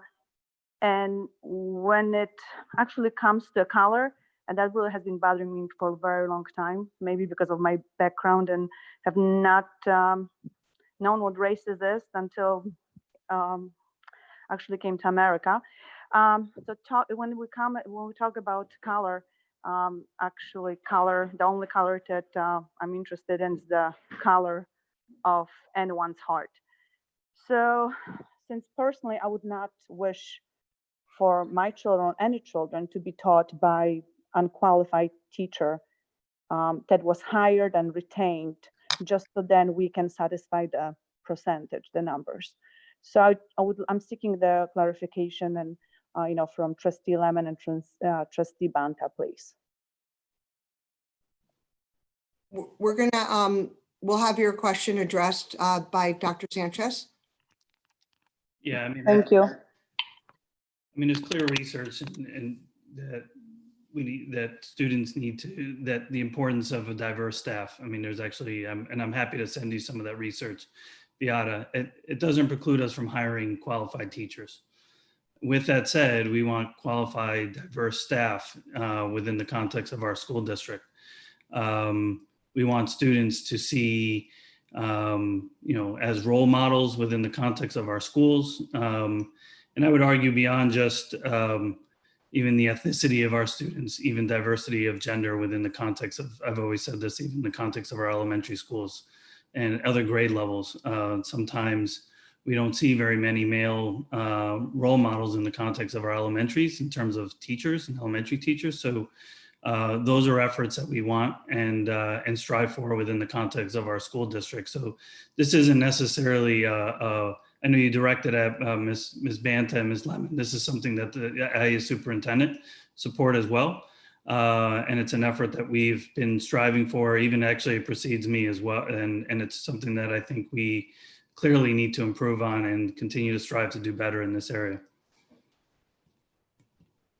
Thank you. I am all for, and I am all for, every race and every ethnicity to be not represented, but every child to have, someone that they can relate to, in a teacher or administration. I just don't want to, I just hope that those teachers are qualified and they are retained because of their qualifications, and not just so that, another trustee in another time can bring up, well, we have only X amount of percentage this year versus, this race or this ethnicity versus that. I mean, that for me, it's already, I don't know, it's just. Maybe if I can, I'm sorry to interrupt you, but I don't think this is at the expense of hiring qualified teachers as well. So I think I just want to be really clear that, we're, by hiring a Latino educator, it's not, we're not lowering our standards in any way. We're still hiring, very highly qualified individuals. With that said, we want to make sure that we also have a diverse staff within the context of our schools as well. So I hope I'm responding to your question, because I don't want it to be inferred that by our efforts to diversify that we're, in any way lowering our standards. In fact, we're increasing our standards and really striving to make sure that we're responsive to our school community, to our students. And I think we've done that, and even in the educators across the board when we've hired staff. Yeah, no, not at all. That's not, I think I came across wrong. What I'm saying is if the teacher, let's say after a year or two of probation, gets let go, it lets go for a reason, that it does not meet the needs of our students, and does not get retained just because the teacher is of a certain race or color. Yeah, I'll respond to that too. That's never the case either. With that said, and I appreciate what's been brought up in the context of our meeting, is how do we continue to, increase our supports around all staff members that enter our district. So I think that's a clear push and positive push from the Board of Education. And that's something obviously that, we noted actually in one of our bullet points, but we need to be even more explicit with that as we move forward as, as a school district.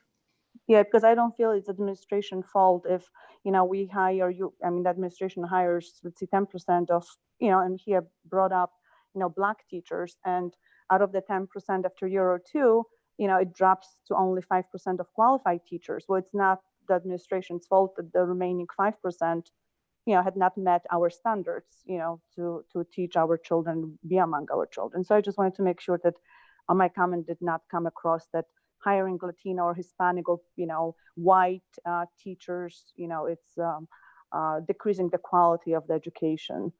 Not at all. Mm-hmm. Thank you for your question. Thank you. For your comment. Brian, do we have anybody else that has any questions or comments? Okay. We're going to move into our next topic, which is the reopening. And Dr. Sanchez, if you could share your screen, or whomever is going to share the presentation. I will. It looks like, I'm sorry, I apologize. We do have another audience question. Brian, I just saw a hand go up.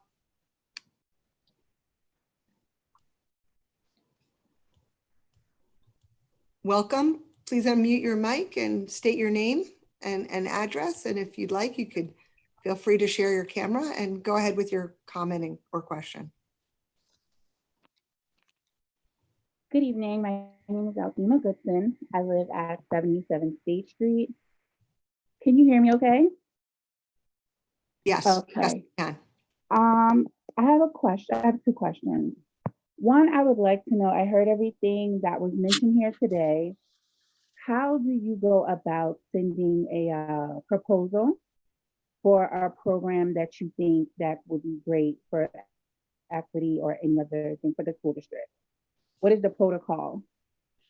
If you want to teach a class, submit a class, or if you have an idea, what is the protocol? Yeah, we don't necessarily have a set protocol. I mean, but you can send an email directly to myself. You can send it to either one of our directors that are here this evening, a building principal that you have a relationship with. I mean, the truth is, or you can email the Board of Education, and they'll probably designate one of us to follow up with you. So, I think the answer is you can just call basically anyone in the district in a leadership role, and we'll try to respond. But I would say I'd offer myself as an opportunity. You can email me directly. Okay. And just another question. I know you spoke about different equity task force. Are there applications as they are within the village? Like how can one become a part or submit their ideas? Yep. So we went through this process now 5 years ago. So the same process that our village and town, or I think it's our town, that is embarking on now, we went through that a number of years ago. We solicited feedback from or applications from our community. And actually, we even asked our staff to complete applications as well to express explicitly why they wanted to be part of it. What I have not done, and intentionally, but certainly I want to honor the work that the District Equity Committee has and the work they've put forth. So that sometimes, very oftentimes we'll get, interest from community members or staff. Hey, I want to be part of the district equity. I've paused on that intentionally because there's been a lot of work, and I really want to honor the equity committee when we make additions or subtractions, more so additions to the group. So you can make the request, but I'll probably go back to the equity committee and say there are a few individuals that want to participate. And if we have a parent that comes off, maybe we want to, fill the position. So I don't know if I'm getting late, so I'm hoping I'm answering your question, but you can certainly express the interest in being there, but it hasn't always been as open to say, we're going to have everyone on there that just wants to be on it. It's been very, because we've done a lot of learning together, and this has actually been a really committed group, although our students have evolved. We've had students that started with the committee and obviously have graduated, and then we've had a new infusion of new perspectives and student leaders that have been part of the group as well. Okay, well, thank you so much. Thank you. Thank you. Thank you for your questions. Okay, let's move into reopening. Okay, this too merits a whole evening, but I'm just going to highlight a few pieces, not everything that one will read in the context of this presentation. I'm going to elaborate, I should say, on many of the slides to just give more story to what's happening at this point. Obviously, this is a major topic. I've received a lot of emails over the past few weeks from our parents, anxious to know what is happening. And actually, I would include our staff that are very interested in knowing what our plan is, what options might exist within a plan, and what September will look like. This is a very important week, though, I should say, in the context of reopening of schools. It started off on Monday with our governor providing some guidelines relative to opening and being very specific about when he'll make his final decisions. And I'll make reference to that later on in the presentation. That being said, too, there have been some very important meetings taking place at the Board of Regents around reopening. There have been task force where they've gathered feedback from various stakeholders in all our regions of the state under some with specific subgroups so that they in turn can look at and formulate some recommendations that I believe are coming out tomorrow that we're going to have to analyze, dissect, and make some decisions on relative to our opening. So this is again for reminders for our Board of Education and for our viewing audience. These are the 6 categories that we've been basically focusing on. And within here, there are a number of subtopics that help to address each of these goals. Logistics, what are the plans for the end of the year activities? That has come and passed. We've already taken care of those, but now we're kind of looking at what the activities would be for the beginning of the year. Health and safety protocols has been a major focus of ours. And clearly that will drive many of the decisions we have relative to, the number of students that we can serve in our physical building. Should we be allowed to enter our buildings come September? Though health and wellness and SEL, that was a major topic that the Board of Education has brought up, and rightfully so, but not only social emotional needs of our students, the social emotional needs of our families, social emotional needs of our staff are areas that we're carefully studying and analyzing very, very carefully at this point. The instruction is one that we're looking at, and more so contingent on the model we have, what will be some of the structures that will help support the learning that will take place. I want to be open and very transparent that the survey information, the feedback we've gotten from families and from staff is helping to refine and guide some of our work as we look towards the upcoming school year. We know, irrespective of what we come back to, even if we came back virtual with no social distancing, that there was some learning during this period of time that can help us and come back stronger as a school system instructionally in an effort to support the needs. Call it the new normal, but we can also come back a little bit stronger, and we're learning from that. And we have our instructional leaders, our building leaders, along with, we hope to invite some staff to give us feedback along this area. Operation and finances, that's also the student learning and safety measures, and obviously the cost associated with various items related to the opening of school, and then communication with stakeholders. And I would say that is broader than just saying this is what the plan is. It's also communicating eventually what the expectations will be, things that parents can do to help support their families in advance of entering. We even just talked recently about if students will have to wear masks in the schools, what information can we get out and communicate to our families so that that transition can be a little smoother for the students we serve upon entering. So all that are the layers related to communication that we're going to be looking at moving forward. The other aspect of this is that this week, actually today, we put out a call for parents to join us as well. They've been giving us feedback, but as we refine the plan, we are obviously parental and student feedback is going to be really, really important to make sure that whatever we create is responsive to the needs of our students, obviously, but also, the parents have some insights that we want to consider, and certainly our student voice, which we referenced in our first presentation, is going to be really, really important as we move forward. I do want to address one question because I actually got it from some community members in terms of the process. I have intentionally, while parents have given us feedback along the way, why we're opening now is because we hope to bring parents to the discussion with something more refined and something that they can respond to versus starting something from scratch, even though much of the feedback that we've received along the way has helped guide what's leading to what could be potentially our recommendations for the upcoming school year. These are the scenarios we're drawing our plans on. 100% without social distancing.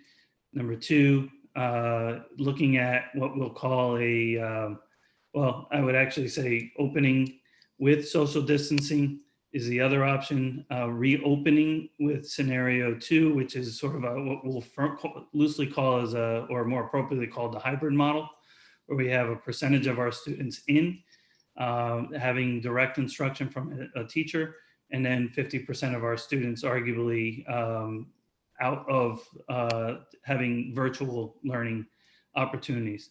And then the last one, which is what we experienced towards the end of the year, which was 100% virtual.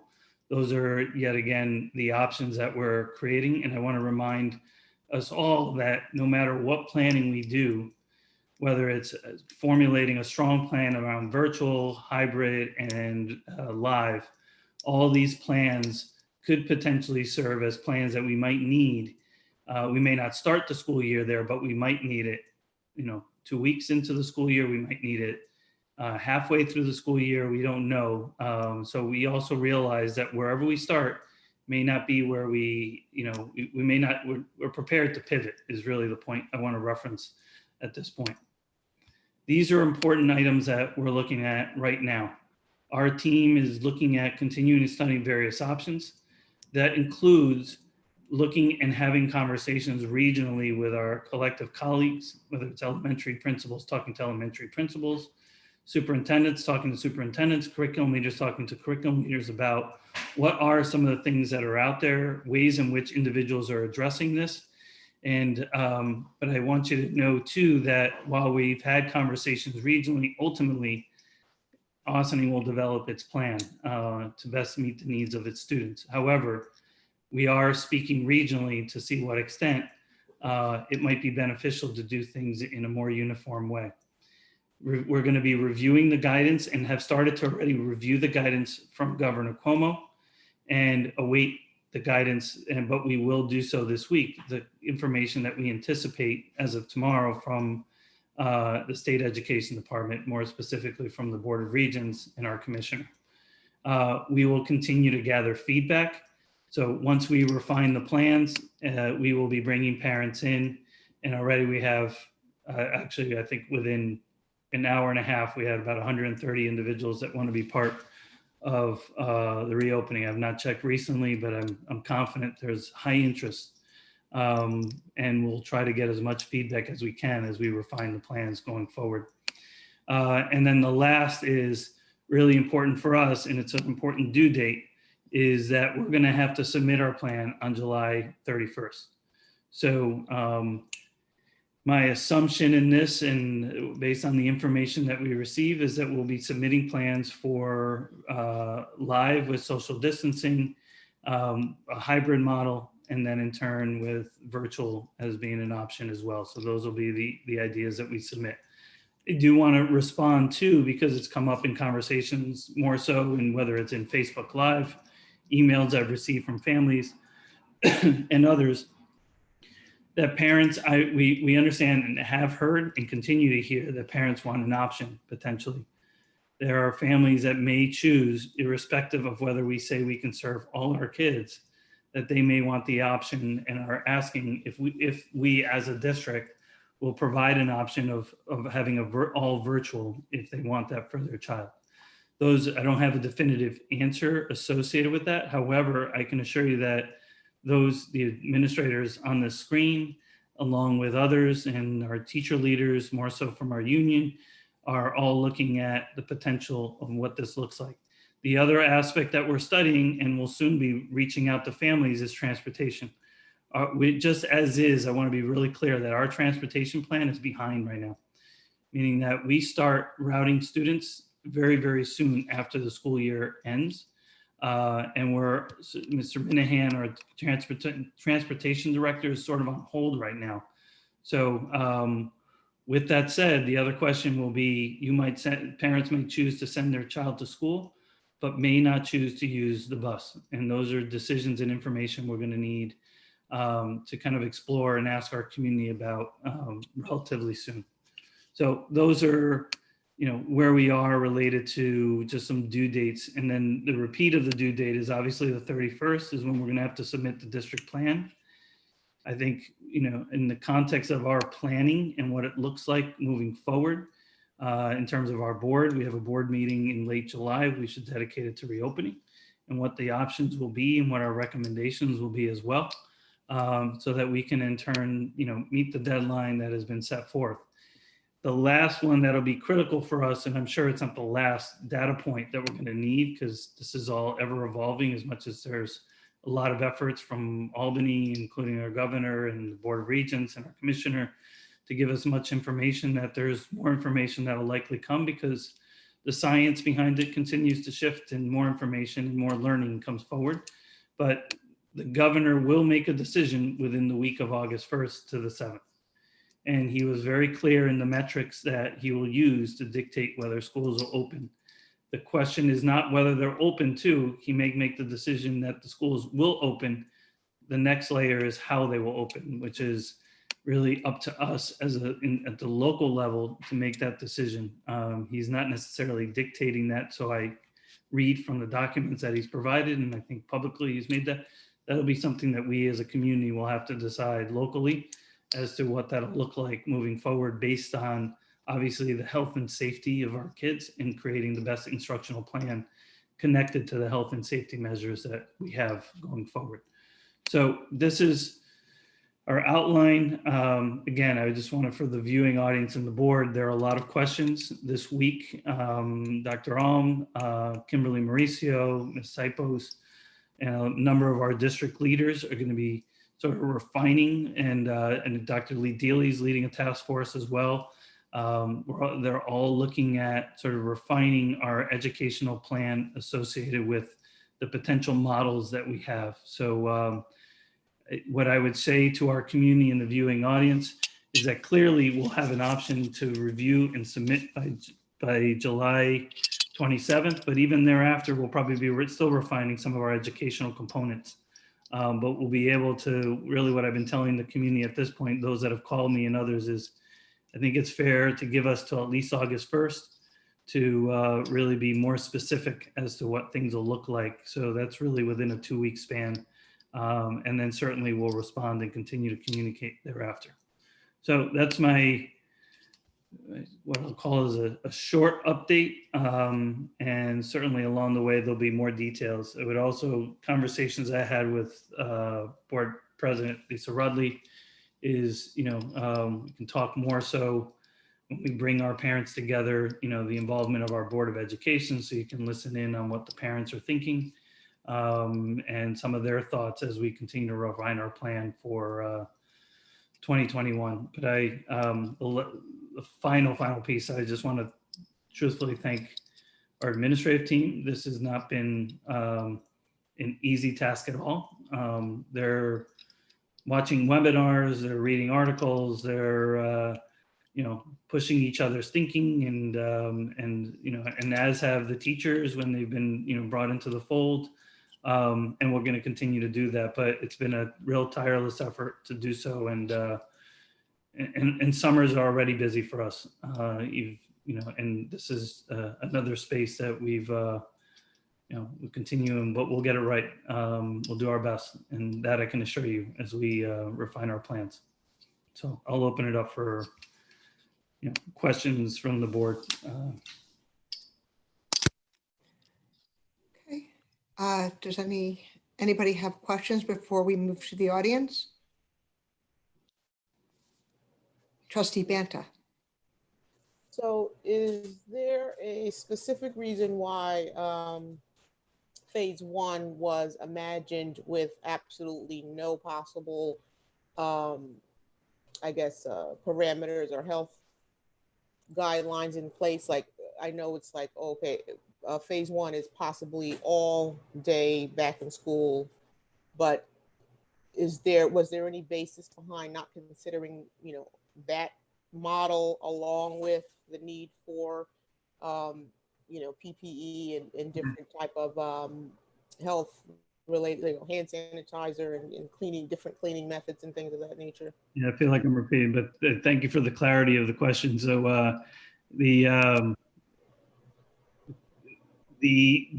that's where we started. That's obviously a space, but more realistically speaking, if we had any form of everyone coming in, it would be with safety precautions and social distancing needing to be considered and others.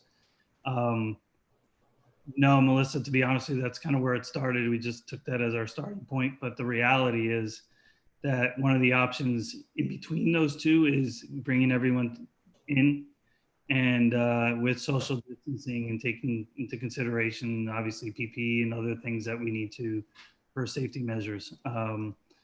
Even in the context of, but that's also a very, just to give you a sense, the elementaries have looked at that in terms of what it would look like in taking the, CDC recommendations and social distancing, what it would mean for our space. We've looked at it in the context of using even multiple buildings to help support this as well, in an effort to, potentially bring all children in if that were, if that were possible, number one, and if that's something obviously many parents would want. And I'm assuming we're going to have the whole gamut. There's going to be parents that we know are very, very concerned about sending their children in. We respect that. So I don't know if I fully answered your question, but I appreciate the clarity. That's I really do. I just want you to know that in between there is 100% with social distancing being considered as well. Right. And so, and for the other possible phases, I guess there's some factor in there that's considered all the feedback we've gotten from parents, students, teachers, in regard to if we do have to go to a blended model, how we continue to provide some of those, I guess, virtual after school or extracurricular activities. I'm assuming that's baked into those models as well. Yeah. Given what we've learned from the first go around was needed. Yeah, so we've learned, we know we can do better. I mean, that's where we'll start. And that's the context. There were really valiant efforts on the part of our staff. And I would say I have to include our families and our students in this space.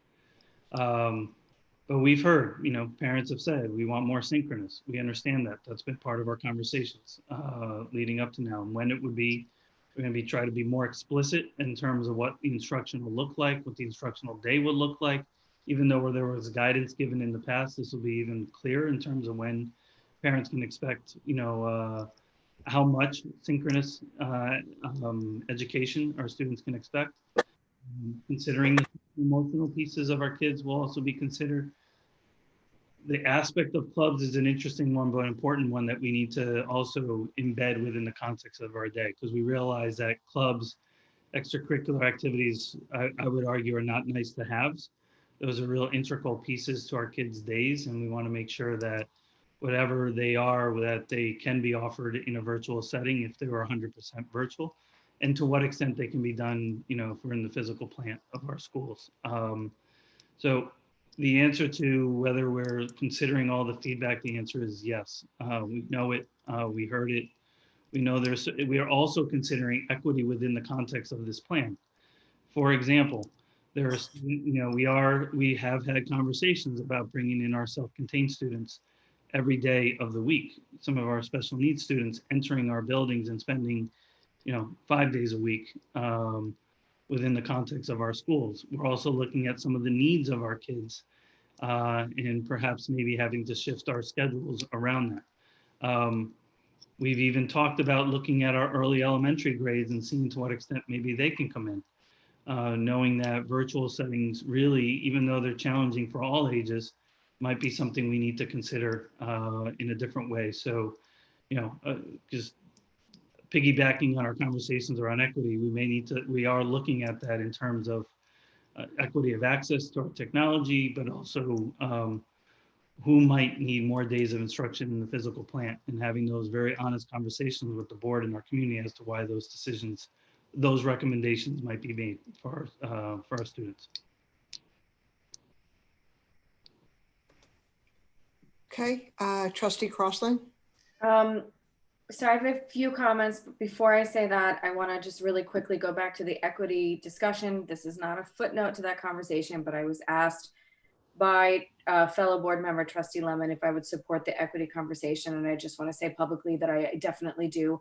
I think that the district, we have talked about the equity lens at almost every single board meeting that I've attended, with every presentation and every consideration and every program that we've talked about, but tonight was the first time that it was encapsulated in a very comprehensive presentation. And I do think there is tremendous benefit to seeing and charting where we are along that process on a more regular basis. And I would certainly support that.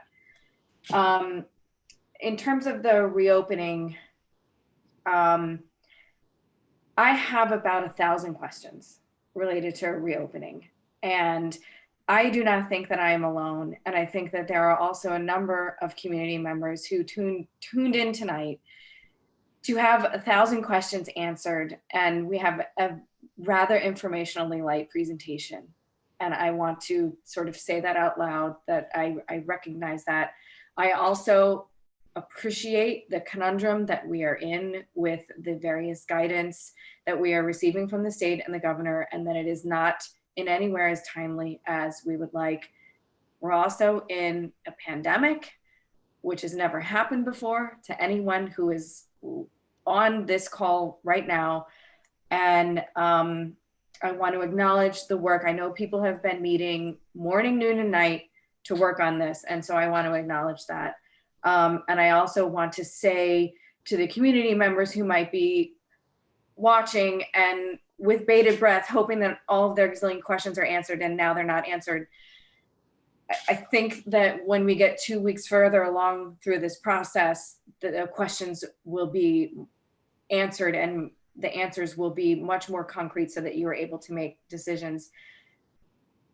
Along those lines, I think there's a major threshold question that I'm hoping in 2 weeks can be answered so that parents can make decisions, for example, with busing, which is the environment that I'm likely to send my child into school, which it seems to me, my gut is telling me is the hybrid model.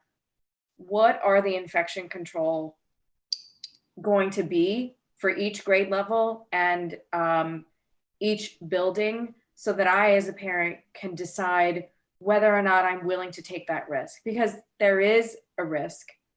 It's, you know, we all as parents quantify it in a different way, and that's okay. But we need to know what it is that we are looking at as our risk before we make those decisions. And there are parents, you know, that I know have already decided to withdraw their children from school and homeschool them. And then there are other parents who have said, I'm totally comfortable with the schools completely reopening and no masks and no infection protocols, and I just need them to go back and I'm willing to take that risk. And everyone else falls along the spectrum, but we can't make the decision about what we're going to do as parents with our children until we know what it's actually going to look like in the environment that we're sending them into. Everything from, if you choose to send your child on the bus, this is what the bus is going to look like for you, right? If you choose to send your child to school, this is how they're going to have to get into the building. This is what their classroom is going to look like. This is what their specials are going to look like.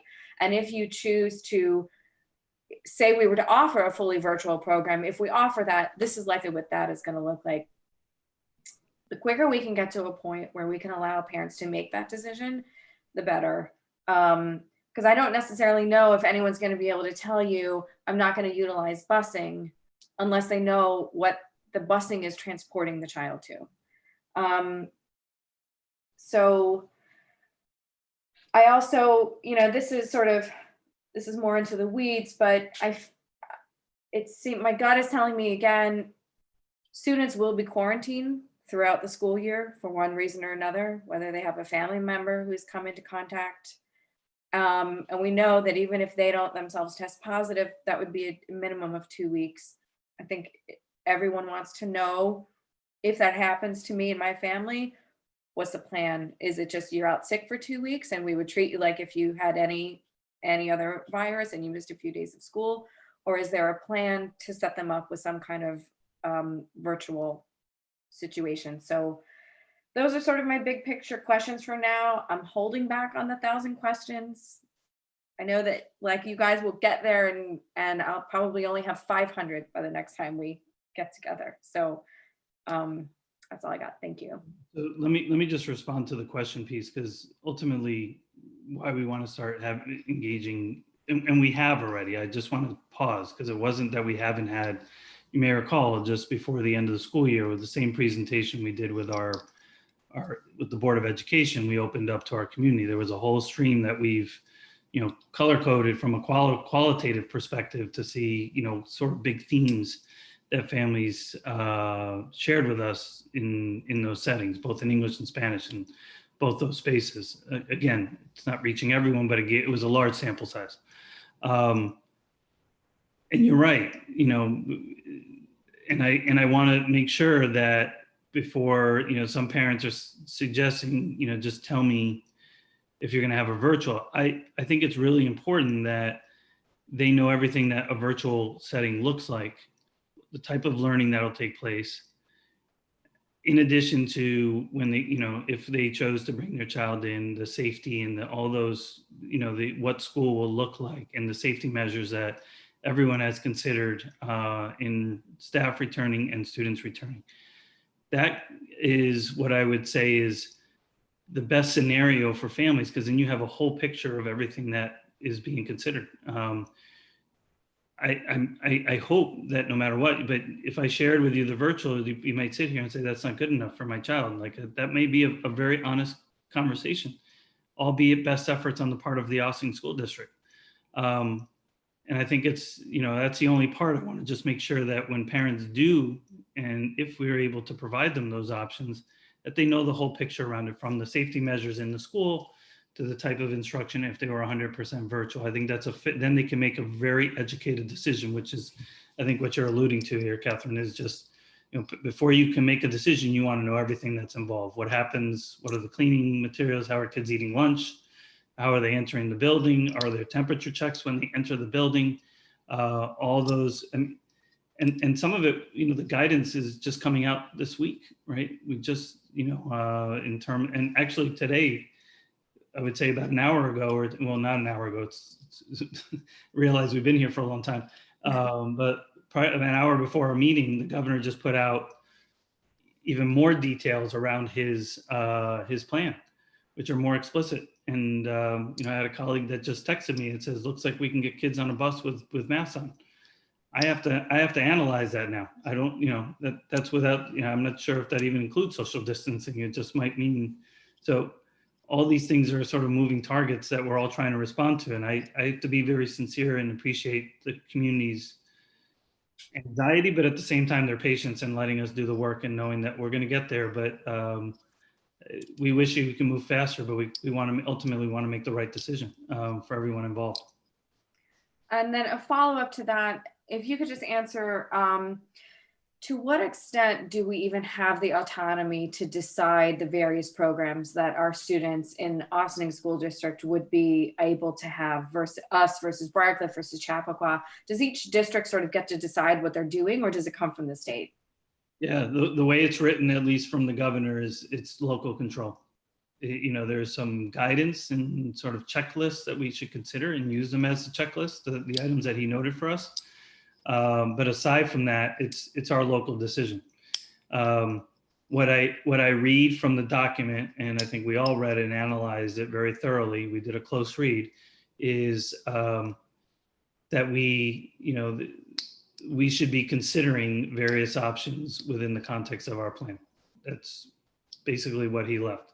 The ultimate decision, if the district wanted to go solely virtual, even though they said could be for us to decide. My sense is that we will open, that he will say that we'll open. This is just a guess, but if the numbers in New York continues to do what they're doing, but then, unlike maybe other states, then the numbers will probably trigger the fact that he's going to let us open school, and likely with social distancing, I would assume. That's just my strong guess at this point. But he did have some flexibility in there about wearing masks where you couldn't social distance. And I'm trying to analyze that statement a little bit further. Does that mean I can put more kids in the classroom, but they all have to wear masks? Those are, these are the type of questions we have to ask ourselves. And then I got to come back to the community and saying, this is what it says, and why we may have chosen to make said decisions in that. Thank you. Okay. Anybody else before we go to the audience?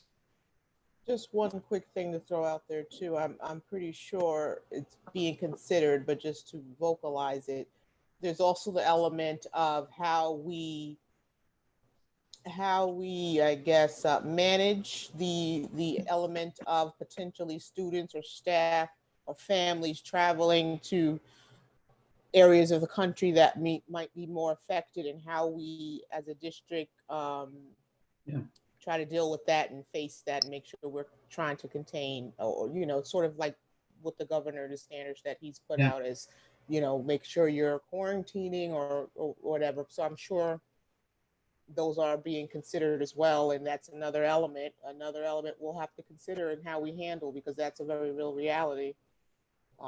Again, I appreciate your comments. But I just have to be, I have to be very honest. And, this is where we as a collective, as a district, as a community, in partnership with our parents, and we got to do the right thing. Meaning, don't toy with sending your child to school with a fever. Meaning, let's be very serious about what we're doing, and so that we can consider the health and safety of not only your own child or your own, but everybody involved. If in fact you left and, there are the requirements, as the governor has noted, then you need to quarantine if those are the requirements. Solely putting it on the district, and I don't think that's what you're saying, Melissa, but we do need to consider it, is a heavy task for a district to now try to have to track that. But my point being is that this is where we as a community, our parents, and we all have to play by the rules. And the question sometimes is surfaced, can you guarantee that kids are going to social distance in a school day? And I'm going to be very honest with you, I can't. If I have pre-K children that I was in the community and I had a child run up to me and give me a hug on the leg, I couldn't guarantee that, while he was supposed to be social distance, I just couldn't guarantee it. So it just might happen. However, every precaution will be made to ensure, we're going to make every effort to do so, but could the potential happen where a child comes up to another child and is closer than 6 feet? The answer to that is yes. We have, particularly with the number of students we might have. And just children being children. And it can happen at the high school level as well. So the 100% guarantee we're going to social, the kids are going to be so, I just, like every other behavior, we're going to have to address it and redirect, but we're going to put every effort to, to make sure that we follow the rules that, the CDC has set forth for us, in terms of opening schools. Thank you. And I think we're also going to learn a lot from the schools that go back in August, as we're learning every day from other countries and from other areas going back. And thank you to my colleagues for bringing up what happens if you're out for 2 weeks and travel advisories and things like that, certainly over breaks and so forth, where we go. Thank you for bringing that up. And as I shared before, I sat on the 4 of the regional Regions Board task force, 4 regional meetings, and all of these things came up. And the central question was, can we keep students safe with masks on, and if they're not within 6 feet? So does it have to be with masks and 6 feet, or with a mask and not within 6 feet? And then the other question is it developmentally appropriate to have, and we know it's not, to have masks on all day, and what does that look like? And in terms of transportation, I happen to sit on the transportation facilities and nutrition topic, as I shared last meeting. And we're also going to learn a lot if everybody has their face mask on for the ride. Will that be okay? And can we have a full capacity bus? And then, so those are some challenges. And I think somebody said it best, is that we're not going to eliminate COVID, but we're going to do everything to reduce the risk. And, but I think these are all the same questions that everybody has, but what everybody's contemplating. And I do appreciate that we have flexibility, but being in line with the guidelines. And I know that New York City has come out with different guidelines in terms of, because they are overcrowded in their schools, and what they need to do in terms of giving a choice to the parents, and those difficult choices. And then those choices that you have, if you're virtual, when can you change back to in-person if you're feeling more comfortable? So there's a lot of those things happening, but I think we're really going to learn a lot in the next month or two. And I know we have to get our plans in, but without going on further, I just wanted to share that, and wanted to move to our audience. Looks like we have 3. Okay, go to Trustee Spring. Just had one quick question. It doesn't have to be answered tonight, but isn't one concern that was brought to my attention was that social emotional learning sometimes has to do with like reading faces and seeing whether how someone's emotions are or how they're reacting depending on the lesson. So I just wanted to know, again, not tonight, but maybe this is a challenge moving forward. If people are wearing a mask, how are teachers supposed to read whether the students are engaging the lesson or how it might be affecting them emotionally? Just food for thought, something to think about as we move forward. Yeah, and I think to your point, we can, we have a few view, full view of someone's face. You can sometimes tell their mood, and but yeah, this is the complexity of what instruction might look like if kids have to wear masks. In addition to, you're referencing social emotional, variety of other concerns as well, and even just just obviously the safety is the practical side of things. I did some math in a session that we had. If we have 700 kids and it takes 30 seconds for each of them to do a temperature check on each of them, we're talking about 5 hours of temperature checks. That's a good portion of your day, right? So it just took 700 students, divided them in 30 seconds each. That's we're talking about that's just impractical. But at the same time, we're trying to figure out a way to do this in an efficient way. And if we're clearly it's saying that we have to do some form of screening. We're not sure just yet what that's the details around it, but these are the layers that we're trying to unearth, and that's just 2-day-old information. I just want to add to that for Trustee Spring. There's been a conversation, I believe it was Maureen Buzang Hill, who shared that they have what they call clear masks, where you can see the expression while wearing a mask. So it's like a see-through part of the mask. And they're utilizing that. I believe they're utilizing it with our special education students as well. So there's those options as well when they're wearing a mask. Thank you. All right. Let's move to our audience.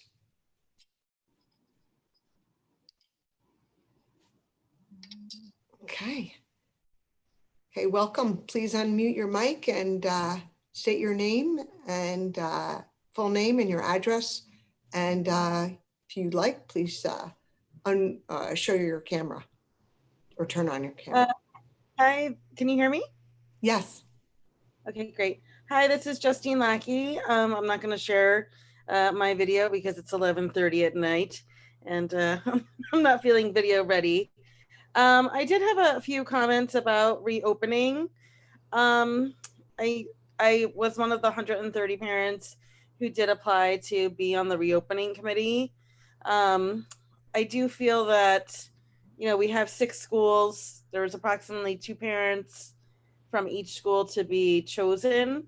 I don't think a very large committee would be effective, but I'm a little concerned that this one might be a little bit too small. And in particular, I'm worried about the high school, and having just exited an AMD, I'm also worried about the AMD. So as you're considering these applications, it's not a question I expect answered tonight. It's more of a comment. I would ask you to consider perhaps adding a few other parents from the high school and from AMD, because that's a big spread between some of the kids who enter the high school who might be 13 or 14 and some who are 18. And the needs are very different. My needs of my freshman this year were very needs of my, different needs for my junior. And also, assisting parents, like we were not able to do virtual, college tours, and there's virtual college tours, but maybe making this part of the reopening plan is assisting our seniors with applying for colleges in a very strange environment. Additionally, I know that this was mentioned in the email that there should be dual language parent representation. It's really challenging. We actually are a bilingual home. Spanish isn't spoken every day in our house, but even with my husband who does speak Spanish and my daughter who hopefully will get the biliterate seal when she exits OHS, it wasn't enough support for our 8-year-olds. The other thing I just wanted to say is there's 2 huge conversations happening this evening. Equity is a conversation that is so important, but reopening is also really important. I really wish that you guys had considered or had split these 2 meetings because reopening did not start until 10:45 at night. And like all of you, I have worked today. And it's really late. So when you're looking at your July meeting agenda, I'm requesting that that meeting totally be devoted to reopening.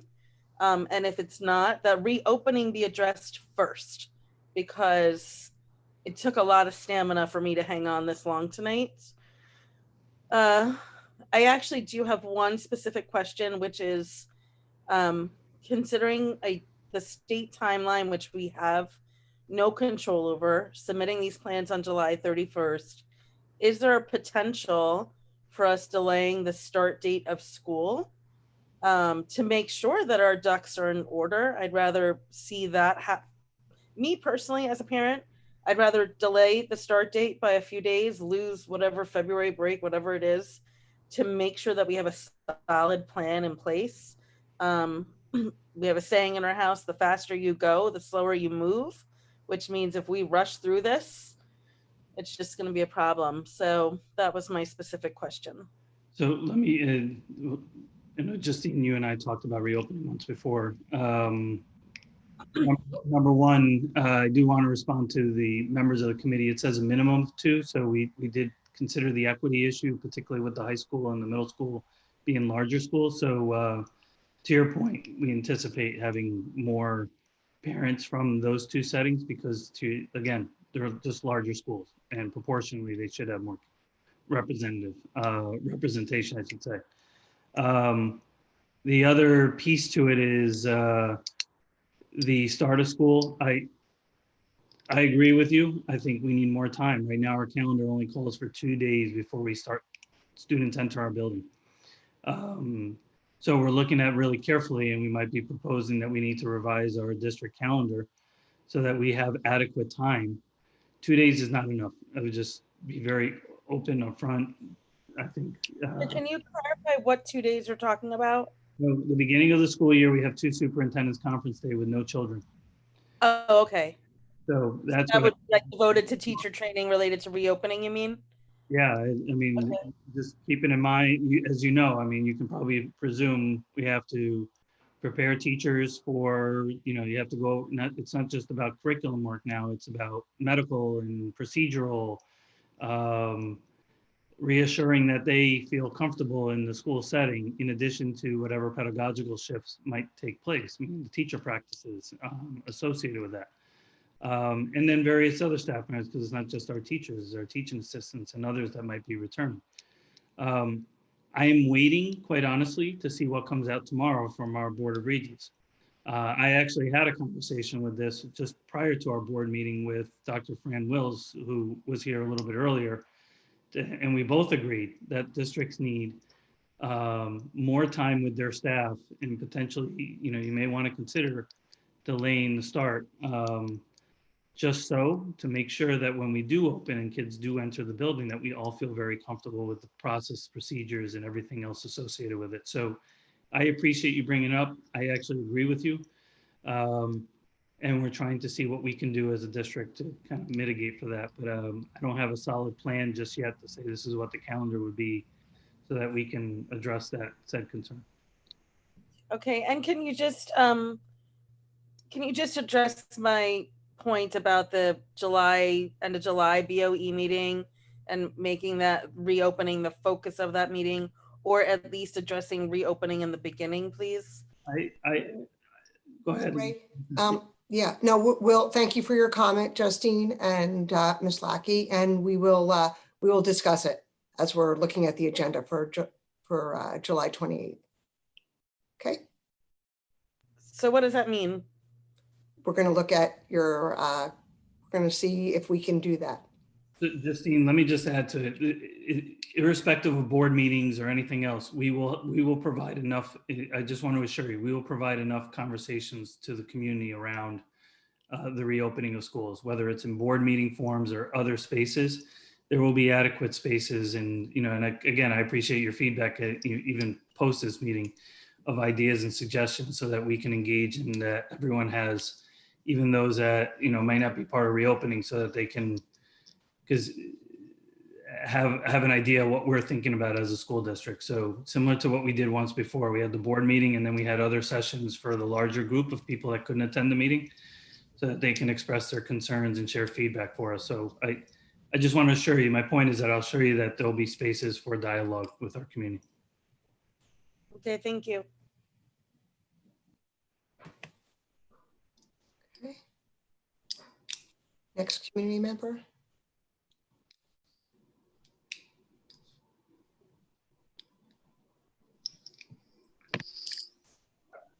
Can you guys hear me? Yes, please state your name, your full name and your address. And if you'd like, please share your camera.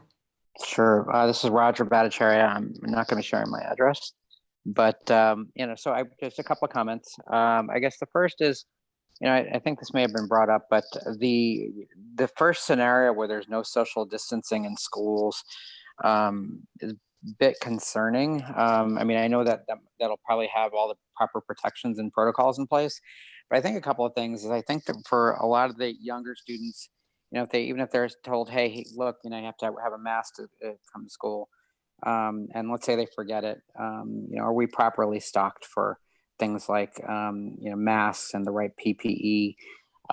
So that's one thing. And the other thing I just wanted to offer up, because I know I mentioned this, I can't remember if it was the last meeting or the meeting before that. I think it was actually probably a couple of meetings ago. But you know, certainly, you know, in my line of work, where we're looking at, you know, a variety of different options for getting even PPE for first line workers that we do it as part of our daily course of business. You know, there are also other entities in which, you know, I talked to, they said they'd be willing to make a donation for things like masks and what have you. I'm just wondering what, you know, if there's a stockpile of it right now, and if there isn't, and if I were to get a stockpile of masks, the last time had somewhere in the realm of about 25,000 masks that I wouldn't happy to have donated to the school, which I can certainly, as that comes up again, look to see what we can potentially get for the school district as a donation, if that's something that you guys be willing to accept. So that's definitely something there. I mean, I just like Catherine, I do have, you know, quite a lot of questions myself in terms of how this is all going to shake out. I mean, is there a possibility for trying to do this in phases where, you know, you start with maybe the middle school and the elementary school and seeing how that works out, and maybe the high school kind of goes into like online learning, and then starting to phase in, seeing how that works out, just and this way you could use all of the buildings with the younger kids. Is that a possibility? And then if that's working out really well, we're not seeing anything, you know, what's that going to look like? And then what happens in a school where all of a sudden there's an infection that's been determined? And of course, we know that the infection can spread when there's asymptomatic means, right? So if they're asymptomatic, one kid or one adult has been in touch with or has been in contact with, you know, 20, 40, 60, 100 people, kids. Now all of a sudden, you know, they get it and that spreads. Do we close the schools immediately? What is the story on that? And there's a lot more that can possibly keep on going, but these are just some things that have come to mind, which Dr. Sanchez, I'd love to get your perspective on, as well as the, you know, what I've said before. Yeah, so I'll start off, Roger. All the details around the medical pieces are pretty direct, and we'll share and articulate that with the community and others. It's going to be pretty prescriptive. It's that one, I can assure you, is not going to be left up to the district's interpretation. That's going to be really crystal clear about what we'll need to do in terms of school closings, for how many days, the level of cleaning that needs to take place. All that we've gotten some, you know, we're getting some clear guidance. I do want to preface this, and it's not an excuse. The state is late at this point. That's just my own opinion. And yep, you know, I agree. They're late. So, you know, we as districts are being put under more pressure. We as leaders are being put under more pressure because the state is late. We've seen more guidance from Wisconsin than we've seen from New York State at this point. I've seen more from Virginia than I have from New York State. It's July 15th and parents need to plan. And our teachers are waiting for our plans too. So, you know, that's just a little bit of a soapbox, but I think it needs to be said. And our Board of Regents, and I say this respectfully of Fran Wills, they too are late because they're coming, even today they had another delay. So we're all waiting so that I can speak to you more directly and respond to you, and rightfully so. You deserve answers. The question of the face masks, we were, again, the guidance just came out today, Monday, that the districts will need to provide for staff. That was a clear, we weren't sure. It was all a guessing game at that point, but it did say, and that we're going to, that students will need to wear. I have to go back and see if it really directed us, but we're going to have to be prepared for the child that in the past lost a pencil, but now lost a mask. And we're going to have to be prepared to make sure that he or she is provided one. And maybe even prior to getting on a bus, right? We're not going to allow a child to get on the bus if they're supposed to have a mask on. So those are the layers of conversation that took place on Tuesday. Any donations, I would say we're open to any and all. We just recently had a community member reach out to us with a number of masks. I mean, clearly, if there's any prerequisite, requirements and what kind of masks specifically kids can and cannot wear, that's something I would review for you. But Roger, I would say we never say no. We'll always at least listen to whatever the opportunities for a donation, and particularly in the space of masks. And I think the other one is, do we need to consider shields as well? That part I haven't gotten clear on. Like, if I'm going to run a small group reading classroom with my kids or a speech class with a child, do I need a shield in lieu of a mask? Those are all questions I don't necessarily have an answer to, but I assure you that as soon as I will, and very soon, you'll get even more clarity on it. And even August 1st, you'll need to give us a little more time. There'll still be some things that we're still working through at that time. Yeah, I will just say to you that I appreciate that, number one. And number two, I agree with you on, the fact that it is frustrating that, other states have been pretty much on the ball, and, New York State's kind of really like putting the squeeze on you guys to have to make these kinds of decisions in like rapid fire without having the time and headspace to plan. So I think that, I can't imagine how you're feeling. I can only just probably read it by the look on your face as you're saying it. So, but I can say this much though, look, I know back in around March and April when I had to break away from my day-to-day responsibilities, and I had to, on behalf of my company, call up a supplier in China and have to try to negotiate price with them. And all he would say, and I'd say, I'm willing to pay $3 a mask. And he'd say to me, no, well, it's actually going to cost you $9 because Minnesota's paying $9. It gets a little crazy. So, I mean, hang on. Excuse me, Roger, I'm sorry. We have a 3-minute rule and it already went over the 3 minutes. You can come back online. Can I just finish this last thought, please? And then I'll be done. Okay, so, 10 seconds. Okay, so all I'm trying to say is that basically I want to try to get whatever it is I can. If I can secure something, great, and I'll try to look for that, and certainly want to put that into your guys' stockpile if we can do that. Okay. Thank you. Thank you.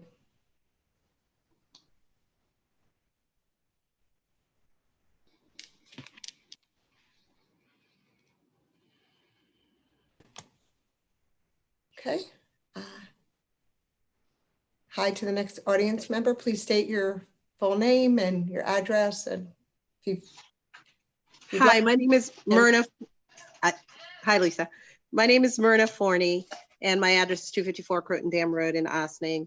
And I guess I'll just join the gang and say I'm not going to turn on my video either, but there's my picture. So how about that? I kind of want to digress momentarily because I didn't raise my hand during the equity section, but I do want to make note of what I feel is, as a person of color, is a microaggression. The idea that diversity and qualification are mutually exclusive is something that people need to realize what it means when they say it. The expectation that diversity would come without qualification is absurd. And I think that the idea of diversity at any table brings knowledge, brings diverse, in the use of the name, perspective, and it allows for the contributions and representation of other people's experiences that enrich everyone. So for me, the effort to make sure that our staff is diverse is a necessity. I think that the idea that there is expectation without support for staff is one that I have addressed in the past and think this board needs to insist on from our superintendent and the cabinet, because if you bring people on board, no matter who they are, and do not support them, but apply expectations to them, you are dooming them to fail.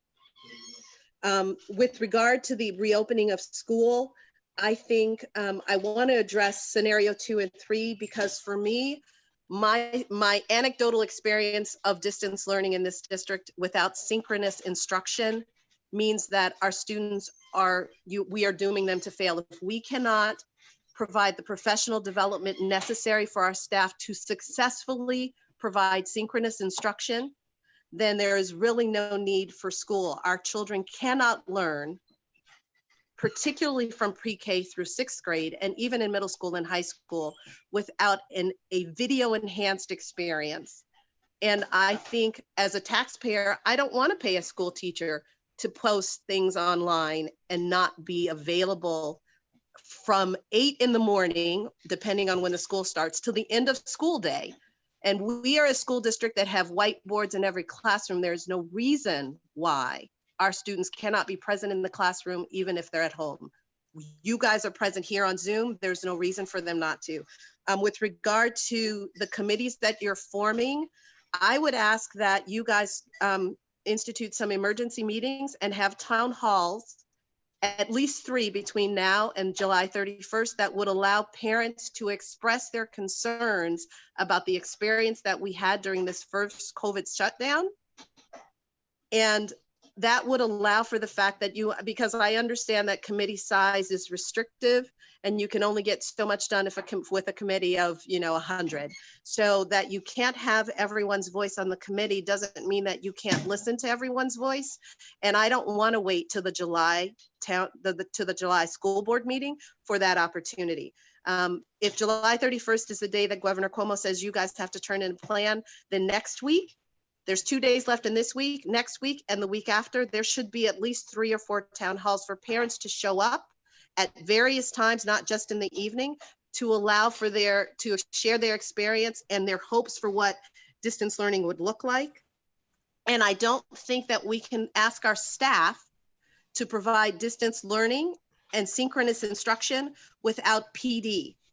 Professional development, it is not intuitive. It's not natural for our staff to be able to provide successful synchronous instruction without support. Thank you. Thank you for that. And we're going to have Dr. Sanchez respond, and thank you for your comments. And thank you for your suggestions. As I shared with the prior community member, that we're going to take that into account. And I do agree waiting till the 28th for our next board meeting, that we're going to be having a great deal of discussions around reopening in various forms, as Dr. Sanchez pointed out. And thanks for the suggestion in terms of even town halls, which we did one right before this guidance came out, to hear community members' concerns that weren't necessarily on committees, but just to hear those concerns and to have a discussion around it. And as you know, Dr. Sanchez is doing every Monday Facebook Live. So definitely more opportunities to have those discussions, whether you're on a committee or not, for students, parents, and community members and others. So, and Dr. Sanchez, I'll let you to respond about the synchronous. I appreciate, Myrna, the push to open it up for more dialogue. I slightly disagree in that, but I'll respect it if this is the will, obviously, of the board and the community. That I think we have a robust, whether it's in survey form or the open forums we've had with our families around, the displeasure in some cases, the things that went positively, and the areas obviously we can improve on, and that's guiding our work. What I would prefer, and I would suggest, I wouldn't say it's a preference, we come forward with you with the plans and how we have addressed it versus providing forums where we're just going to get more feedback of what we need to do going forward. I'd like to suggest that we come to you with sort of an outline of what that looks like, and then we can refine it from there, which is a different tactic. It's slightly different, but it's something to respond to versus, just an open dialogue about, the things that, we need to improve on moving forward, if that makes any sense. So that's really the tactic that we'd like to, use going forward. That's the strategy that we've taken to even bringing families on board. Is we've heard a lot, and the voice has been very, very important. The issues around dual language have been articulated. The points you just made are not new points. They're very, very clear in terms of, the delivery of instruction, office hours of staff, the availability. All those questions have surfaced, and we're trying to clean that up in terms of, what we need to do moving forward for September. The last piece under professional development, you're absolutely right. The staff need more time. They need to be professionally developed even further. And yet we have to open school in September. So we're trying to find out and be very creative. Again, this isn't a matter of making excuses. This is just the time we have of how do we support staff. And I think it speaks to what Justine Lackey mentioned before is, we need time. We need more time with our teachers to make sure that they're, adequately supported and that they can, meet our expectation and your expectations in terms of delivery of instruction. Otherwise, what we don't want is kids in front of screens and watching, I'm digressing slightly, but just, oversimplifying, but just watching a video. That's just not instruction, right? And there are good pedagogy and a blended learning that we need to lift and improve on. And that's our hope going forward. So I'll just pause there a little bit. I appreciate that. And I know that I have a time limit. And the only thing that I would say, Ray, is normally the system that you describe is fine, but we are up against, as you indicated, a deadline that says you have to provide a plan to the governor by July 31st. School has to open sometime in September. And so to come back to us with a plan for us to respond to works normally if there's a great deal of time, but we're talking, 2 weeks essentially. Yeah, so the only reason that I suggest at the town hall, not in a sense of complaint, but in a sense of offering a space, if it's not a town hall, if there's some other method to know that you are gathering our thoughts in addition to the committee members, because we all can't be on the committee. Yeah. Such that we are able to say, are you considering these other options? That is one thing. And then just as a closing, I really want to say that I feel, for me, it's a big social experiment with regard to putting all of our kids back into schools and coming up with a plan. But the safety of teachers and the safety of our children has to be paramount. And for me, that is the biggest fear, right? This is all really a big social experiment. We're putting all of these kids back into a space where they were not before. We're putting teachers into a space where they're not before. So I would ask that be taken under consideration, no matter no matter scenario 1, 2, or 3. And then I know that you guys are probably considering using library space and the rec center space to allow for social distancing, because those buildings which weren't open during COVID will be open in September as you go forward. And my last comment is that I'm really concerned about social distancing on the school buses. So thank you. Thank you. Thank you. Thank you for your comments. I just want to also address, and for some audience members who did not arrive on time or arrive later, I should say, not necessarily on time. We've been at this for a long time. There is a 3-minute rule, and we're trying to honor everybody having a chance to speak. And I will ask if anybody is on the Q&A to be respectful and not to be disrespectful. And I think you know who you are. So I'd appreciate that. And, we have a certain decorum that we expect of within these board meetings, and we expect it from our community members as well. And if you have an issue, please either you can come back on or you can email the board. But I would appreciate it if you have another comment, you can come back around. Can we please bring in Lindsay? Thank you. Hi, Lisa. It's Lindsay Malley. I won't put my video up. It's really late, but welcome. Thank you. I came in late, but I just wanted to say I've seen a lot of, I'm one of the parents that really wants it to be virtual learning. And I was just wondering, do the school staff especially the teachers, are they going to be given an option whether they want to do virtual or in class? Because their lives too, as someone else mentioned, because if one child is sick, I think the whole class is going to be sent home, or is it the whole school? And then if the teacher is sick, what happens to those children? So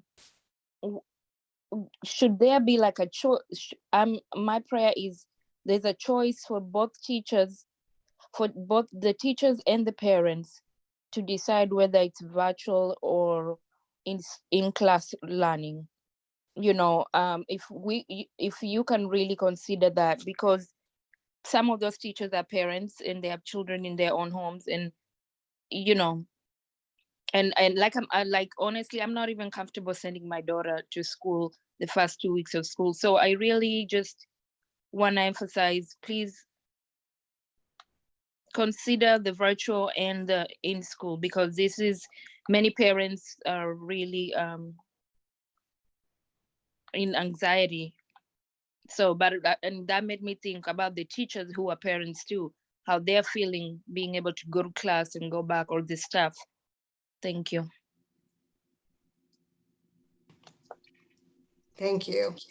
Thank you for your comments. And yeah, these are the questions that we are grappling with, and and having this as a flexibility for all stakeholders. Thank you. And do we have any more audience questions before we move in? We have one more. Okay.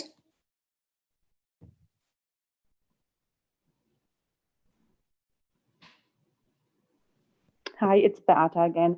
I just wanted to make sure that my previous statement was not taken out of context. When I referred to the follow-up on Trustee Lemon and Trustee Banda's statement on teachers' recruitment and retention.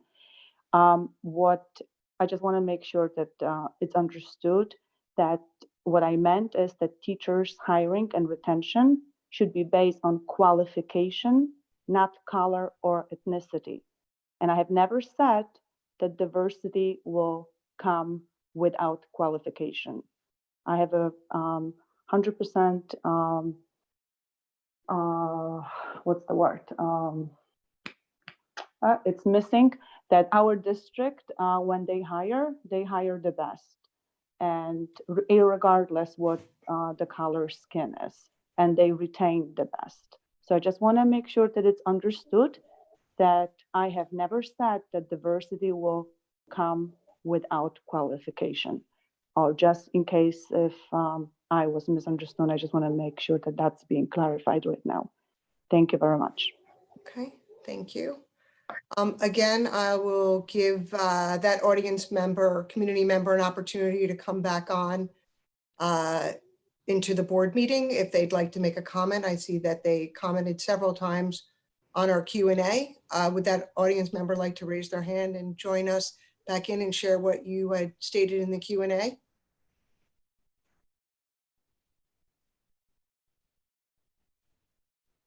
Okay. All right. Well, thank you. This is a long agenda, and we're going to move into the business of the board. Let's see. Okay. I'm actually going to take a motion to table resolution 5.1. Table it till next board meeting. So moved. Second, Diana. Okay.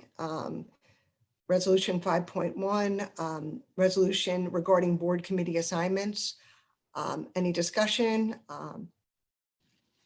Okay, all in favor? Aye. Aye. Aye. Aye.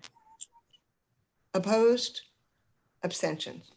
Okay, resolution 5.1 will be tabled until the next board agenda meeting, which will be July 28th. Okay, I take a motion to vote on resolutions 5.1 through 5.3. No, we So tabled moved. 5.1. I'm sorry, 5.2 and 5.3. So moved. We're tabling Second. 5. Sorry, clarification. Sorry, we are tabling 5.1 to the next board meeting, and I'm taking a motion to vote on 5.2 and 5.3. So moved. So, second. Okay. 5.2, resolution appointing additional consultants for the 2020-2021 school year, and 5.3, resolution regarding appointment of district compliance officers. Any questions, comments? All in favor? Aye. Aye. Opposed? Abstentions? Okay. Moving to business office matters, I'd like to take a motion to vote on resolution 6.1 through 6.7. So moved. A second. 6.1, resolution regarding acceptance of funds from the General Mills Box Tops for Education Program. 6.2, resolution regarding acceptance of funds from the Stop and Shop A+ Rewards Program. 6.3, resolution regarding acceptance of donations of 20 CPR kits from Active International. 6.4, resolution regarding renewal of transportation contract. 6.5, resolution regarding disposal of old chairs and storage carts. 6.6, resolution regarding award of interscholastic supplies bid for 2020 through 21. 6.7, resolution regarding acceptance of community donations during COVID-19. Any discussions? I want to, thank everybody for the donations, and I just want to quickly read the donations for 6.7 from Blaisdell Hospital. If you can't, because I could see that we can see where the 20 CPR kits came from, but for 6.7, for those who can't see it, in the audience, Blaisdell Hospital, 500 bouncy balls, 500 jump ropes, and 500 chalk bundles were received or were donated.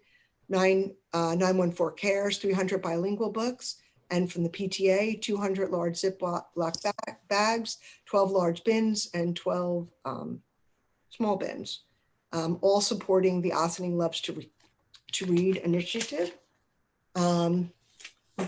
Anybody else have any comments or questions before we vote? Okay. All in favor? Aye. Aye. Aye. Opposed? Abstentions?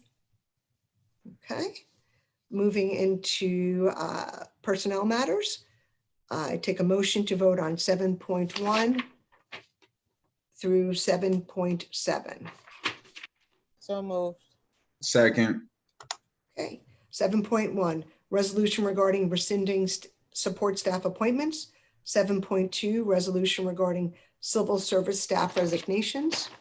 7.3, resolution regarding professional staff appointments. 7.4, new agenda item, resolution regarding professional staff appointments for summer school programs. 7.5, resolution regarding support staff appointments, summer school programs. 7.6, resolution regarding approval of school volunteers.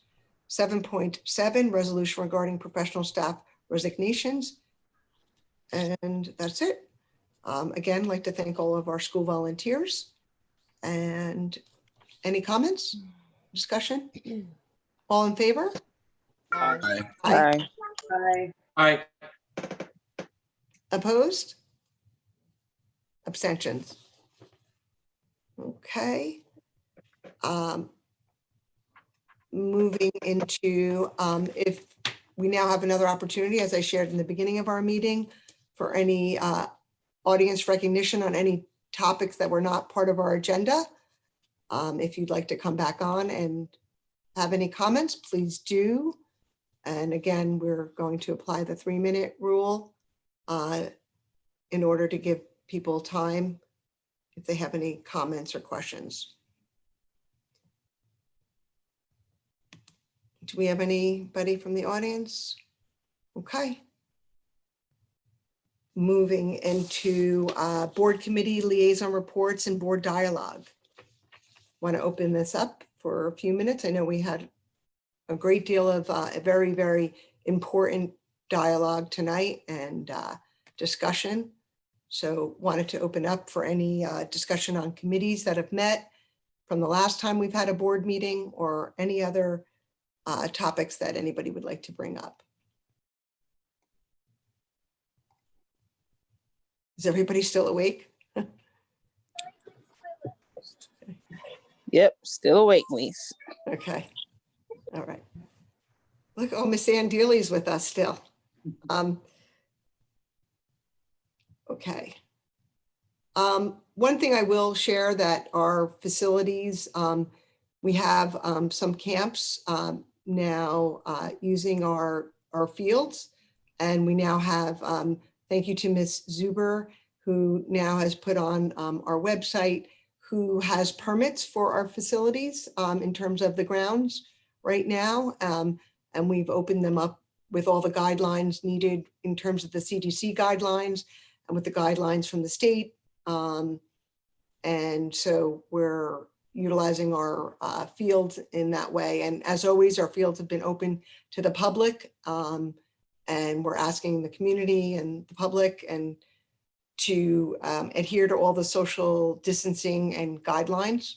And I think we've been very fortunate in our community because we have, you know, we've been able to keep our fields open when other school districts haven't.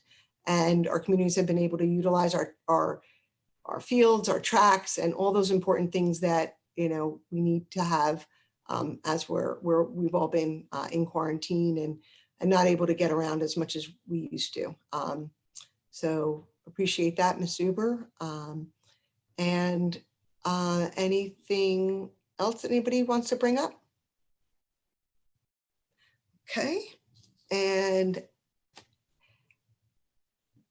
I would like to take a motion to adjourn our special meeting of July 15th, 2020. So moved. Second, Diana. Thank you. All in favor? Aye. Aye. Okay, opposed, abstention?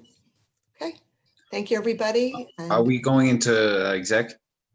There'll, no, Dr. Sanchez, do you need an executive tonight? Okay, no executive tonight. Okay. Okay, great, thank you. All right, good night, everybody. Night.